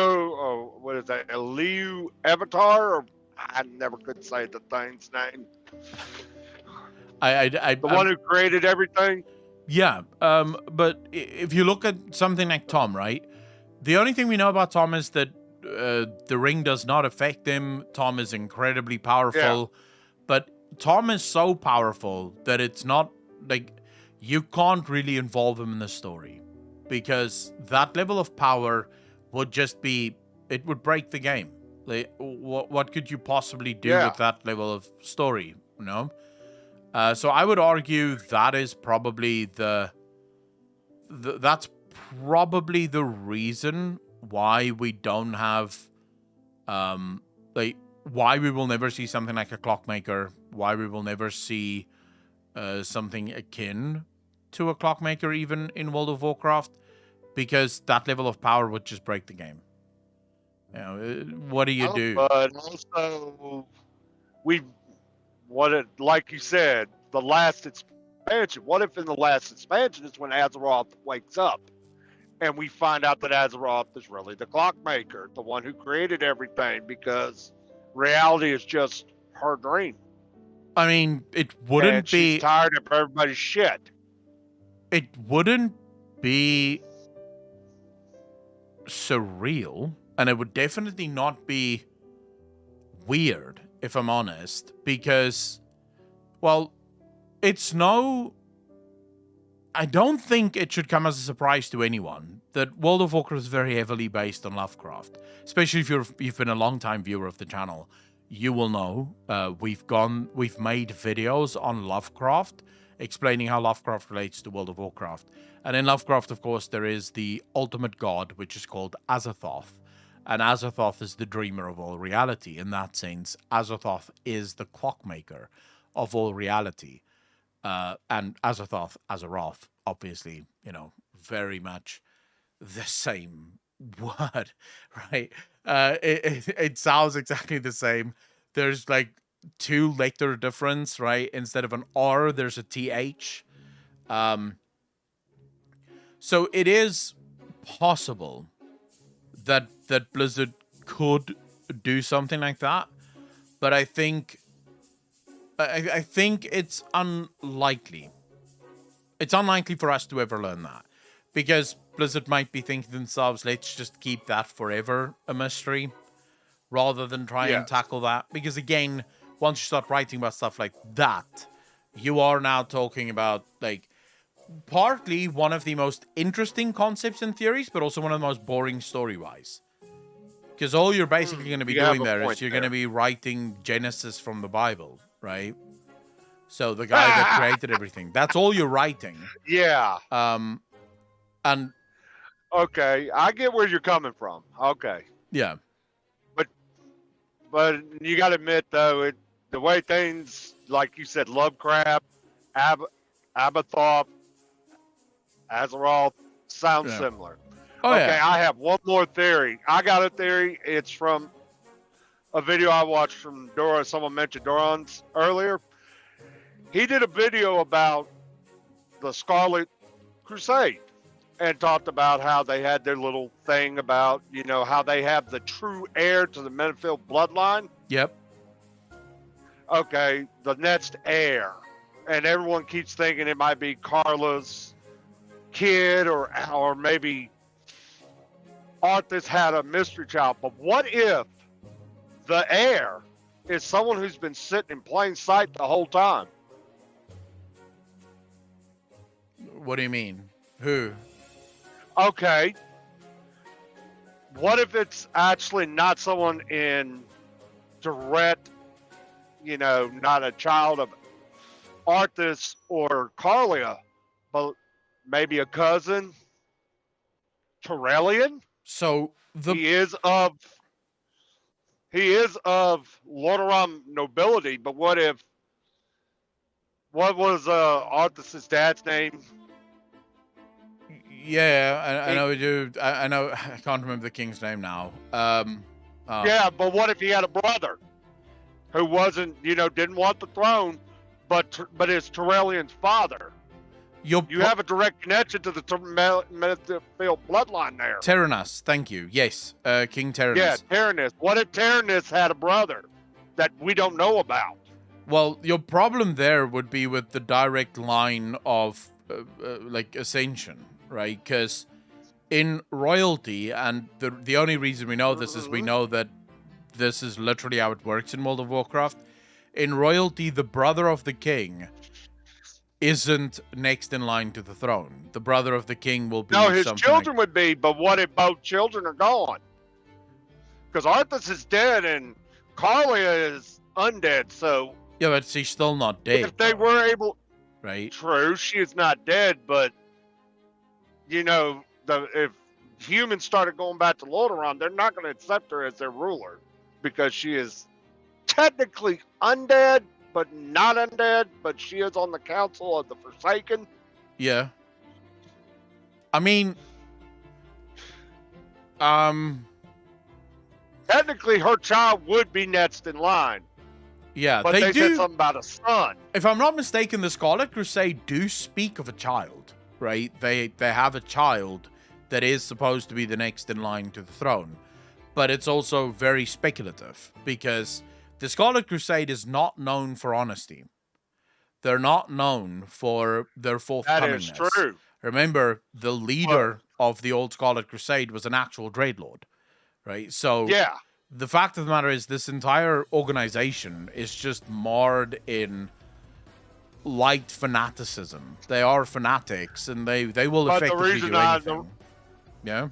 The reason I'm saying Trellian is, how much do we really know about his backstory, except that he was a pretty young man when they went through the Dark Portal, and when you first get introduced to Arthas, he's already on the other side. So... I would argue that I don't think it's Turalian, because Turalian would have known that he had some claim to Lordaeron's throne. Right? He would have known it, because obviously he knows his own lineage. He just got back to Azeroth. He just got back to Azeroth. Yeah, but it doesn't matter. He was in charge of the Alliance now all this time, so if he really wanted to stake his claim to Lordaeron, he could literally have just risen up and said, wait a second, I am the true heir of Lordaeron, and I have Stormin's army to prove it, right? So he could have done that if he wanted to. Yeah, you got a point there. Yeah, he didn't do anything, so either he is, but he doesn't want that responsibility, so he basically just keeps quiet and pretend like, fuck it, it's not me. But then again, also, the Scarlet Crusade calls it a child, and he obviously isn't a child. So, you know, no, he isn't. Yeah, so there is so that it would sort of... probably be Callias' child, because I don't think Arthas had a kid, and if he did, it would have been with... You're about to piss off a lot of people in this chat, because there's a lot of people in this chat that believe that Anduin is the child of... I'm not meaning Anduin. I'm talking about if he had a child, it would have been with, what's her damn name? Jaina. Colteris. Jaina. Yeah. He would have had a child with Jaina. Yeah. Yeah, Jaina. He had a child with Jaina. I don't think Anduin is the son of Arthas. I've never thought that. I'm not about to piss everybody off. Yeah, chat's gonna fucking crucify you, bro. Because according to many people in my chat, it is not only likely, it's obvious that Anduin is the child of Arthas. It's obvious as far as they're concerned. So I don't agree with them. I just want to be clear. If you also look at a picture of Van's mother, Varian's wife, she was blonde hair too. Yeah. He took the hair color from his mother. No, I know. I don't believe that Anduin is the child of Arthas, even though it would have made some interesting story hooks. I don't believe it. Which would also mean Anduin would have been in line for the throne of Lordaeron too. Yeah, well, technically speaking, if Lordaeron doesn't have a king and there is no line of succession, then Anduin could take the throne. Anduin is the rightful king of Lordaeron because he is the rightful king of the Alliance, and Lordaeron is a city of the Alliance, even in ruin. So, technically speaking, Anduin could take the throne of Lordaeron just by proxy. But I mean, that's... that's neither here nor there. I don't think Blizzard is going to do anything with Lordaeron and the story of the Alliance. It's clear with the formation now of the Undead Council, the Desolate Council, and with specifically in regards to the Alliance and the Horde sort of seemingly coming together now and becoming friends. It appears as if Blizzard is pretty happy with the current stance on things, and I don't think there's going to be any storylines around Lordaeron anymore, even though I do think it's a bit of a missed opportunity. I think there could have been a lot more there, at least. But yeah, I would say if Kalia doesn't want it, Anduin could take it. And Kalia made it clear she doesn't want it. So... Yeah, she's made that clear. But what about her child? We don't know if she has a child. So, but even... Okay, so here's the problem. If she doesn't want the throne, right, and she was never sworn in, and she didn't abdicate, right, because in order to have your child become the king, you have to abdicate the throne. But if you give up the throne, if you willingly give up the monarchy, which is basically what Kalia Menethil has done here, right? Kalia Menethil, by saying that she will join the Desolate Council, but that she does not wish to be the queen of Lordaeron, she has effectively dissolved the monarchy, which means her son has now no royal titles, nor would he have any claim to the throne of Lordaeron. The only way her son could potentially gain the throne of Lordaeron would be if that child decided to go to war, kill the Desolate Council, and then through tyranny reinforce the monarchy of Lordaeron. Monarchy on Lordaeron. Yeah. That's the only way that would happen. That would also mean wiping out the entire Forsaken.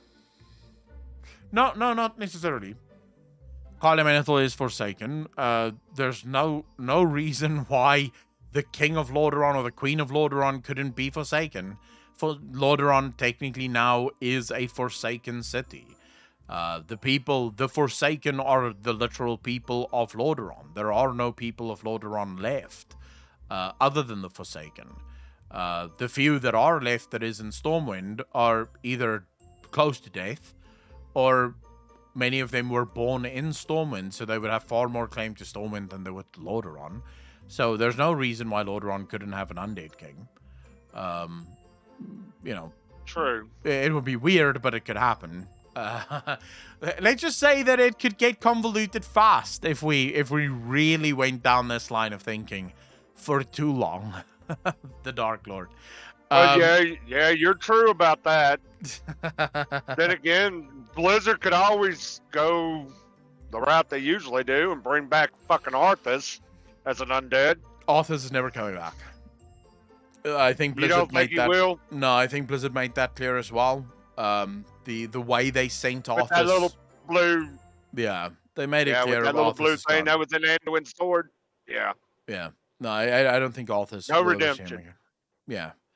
Anyways, Dark Lord, if that was your questions, I really appreciate it, fam.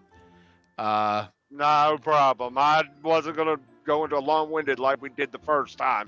And back to that first conversation, when that dude said something about a birthday, and y'all said, and you told him to wish him happy birthday. It was actually my birthday. Oh, shit. Well, happy birthday, fam. Yeah. Can we get some hearts in chat? February 17th? That was like 2 weeks ago. Well, still, bro. Hearts in chat. Yeah. Hearts in chat for a belated birthday. Really appreciate that. Yeah, that was actually my birthday. If you go back and watch that, when he said it's the birthday guy, that was me. Not him. Okay, cool.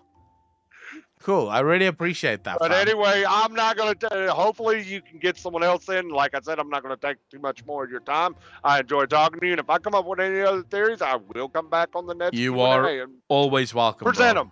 Always welcome. Thank you so much, man. Take care of yourself. Thank you. Bye. Bye-bye. All right. I think that concludes the Q&A. I know there's many of you that still may have questions, and there's still a shit ton of questions that we have to get to, but we've been here for about 3 hours and something, so I mean, if we just keep doing Q&A, we'll never, it'll never stop, because there's too many questions for me to answer. Yeah, I can ask some questions that are in the Q&A channel. No. We've done 3 hours. I'm done answering questions. I need a break. My brain is breaking.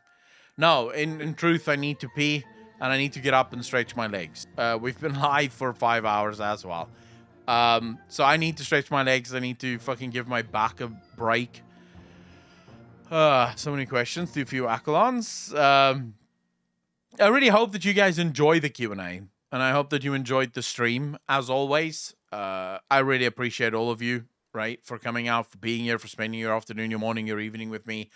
I'll be back tomorrow, probably a little later than normal, just because I really do have to edit a bunch of videos tomorrow. At least one has to be edited tomorrow. But I will be back tomorrow, and we'll probably play a bit of games tomorrow. I feel like we'll do the Diablo react tomorrow, and then we'll do some gameplay. I don't know which game yet. I'll see. I have not decided yet what game I want to play. Maybe Hogwarts. I'm feeling Hogwarts, but that's for now. We'll have to wait and see if that actually happens. Anyways, ladies and gentlemen, I really appreciate all of you. Thank you so much for hanging out with me, for spending your afternoon, your morning, your evening with me. It's been an absolute pleasure. Rose Fox, you did miss it. I'm disappointed. Literally, just earlier today, you told me you love me, and you don't show up for the stream. What's going on? What is this? What is this this madness? Love you guys. Thank you so much for hanging out. Be kind to each other. Be good to each other.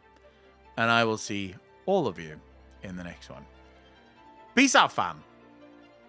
And yeah, I saw it, Rose Fox. I do read comments on YouTube. I read all the comments on YouTube. Peace out, fam.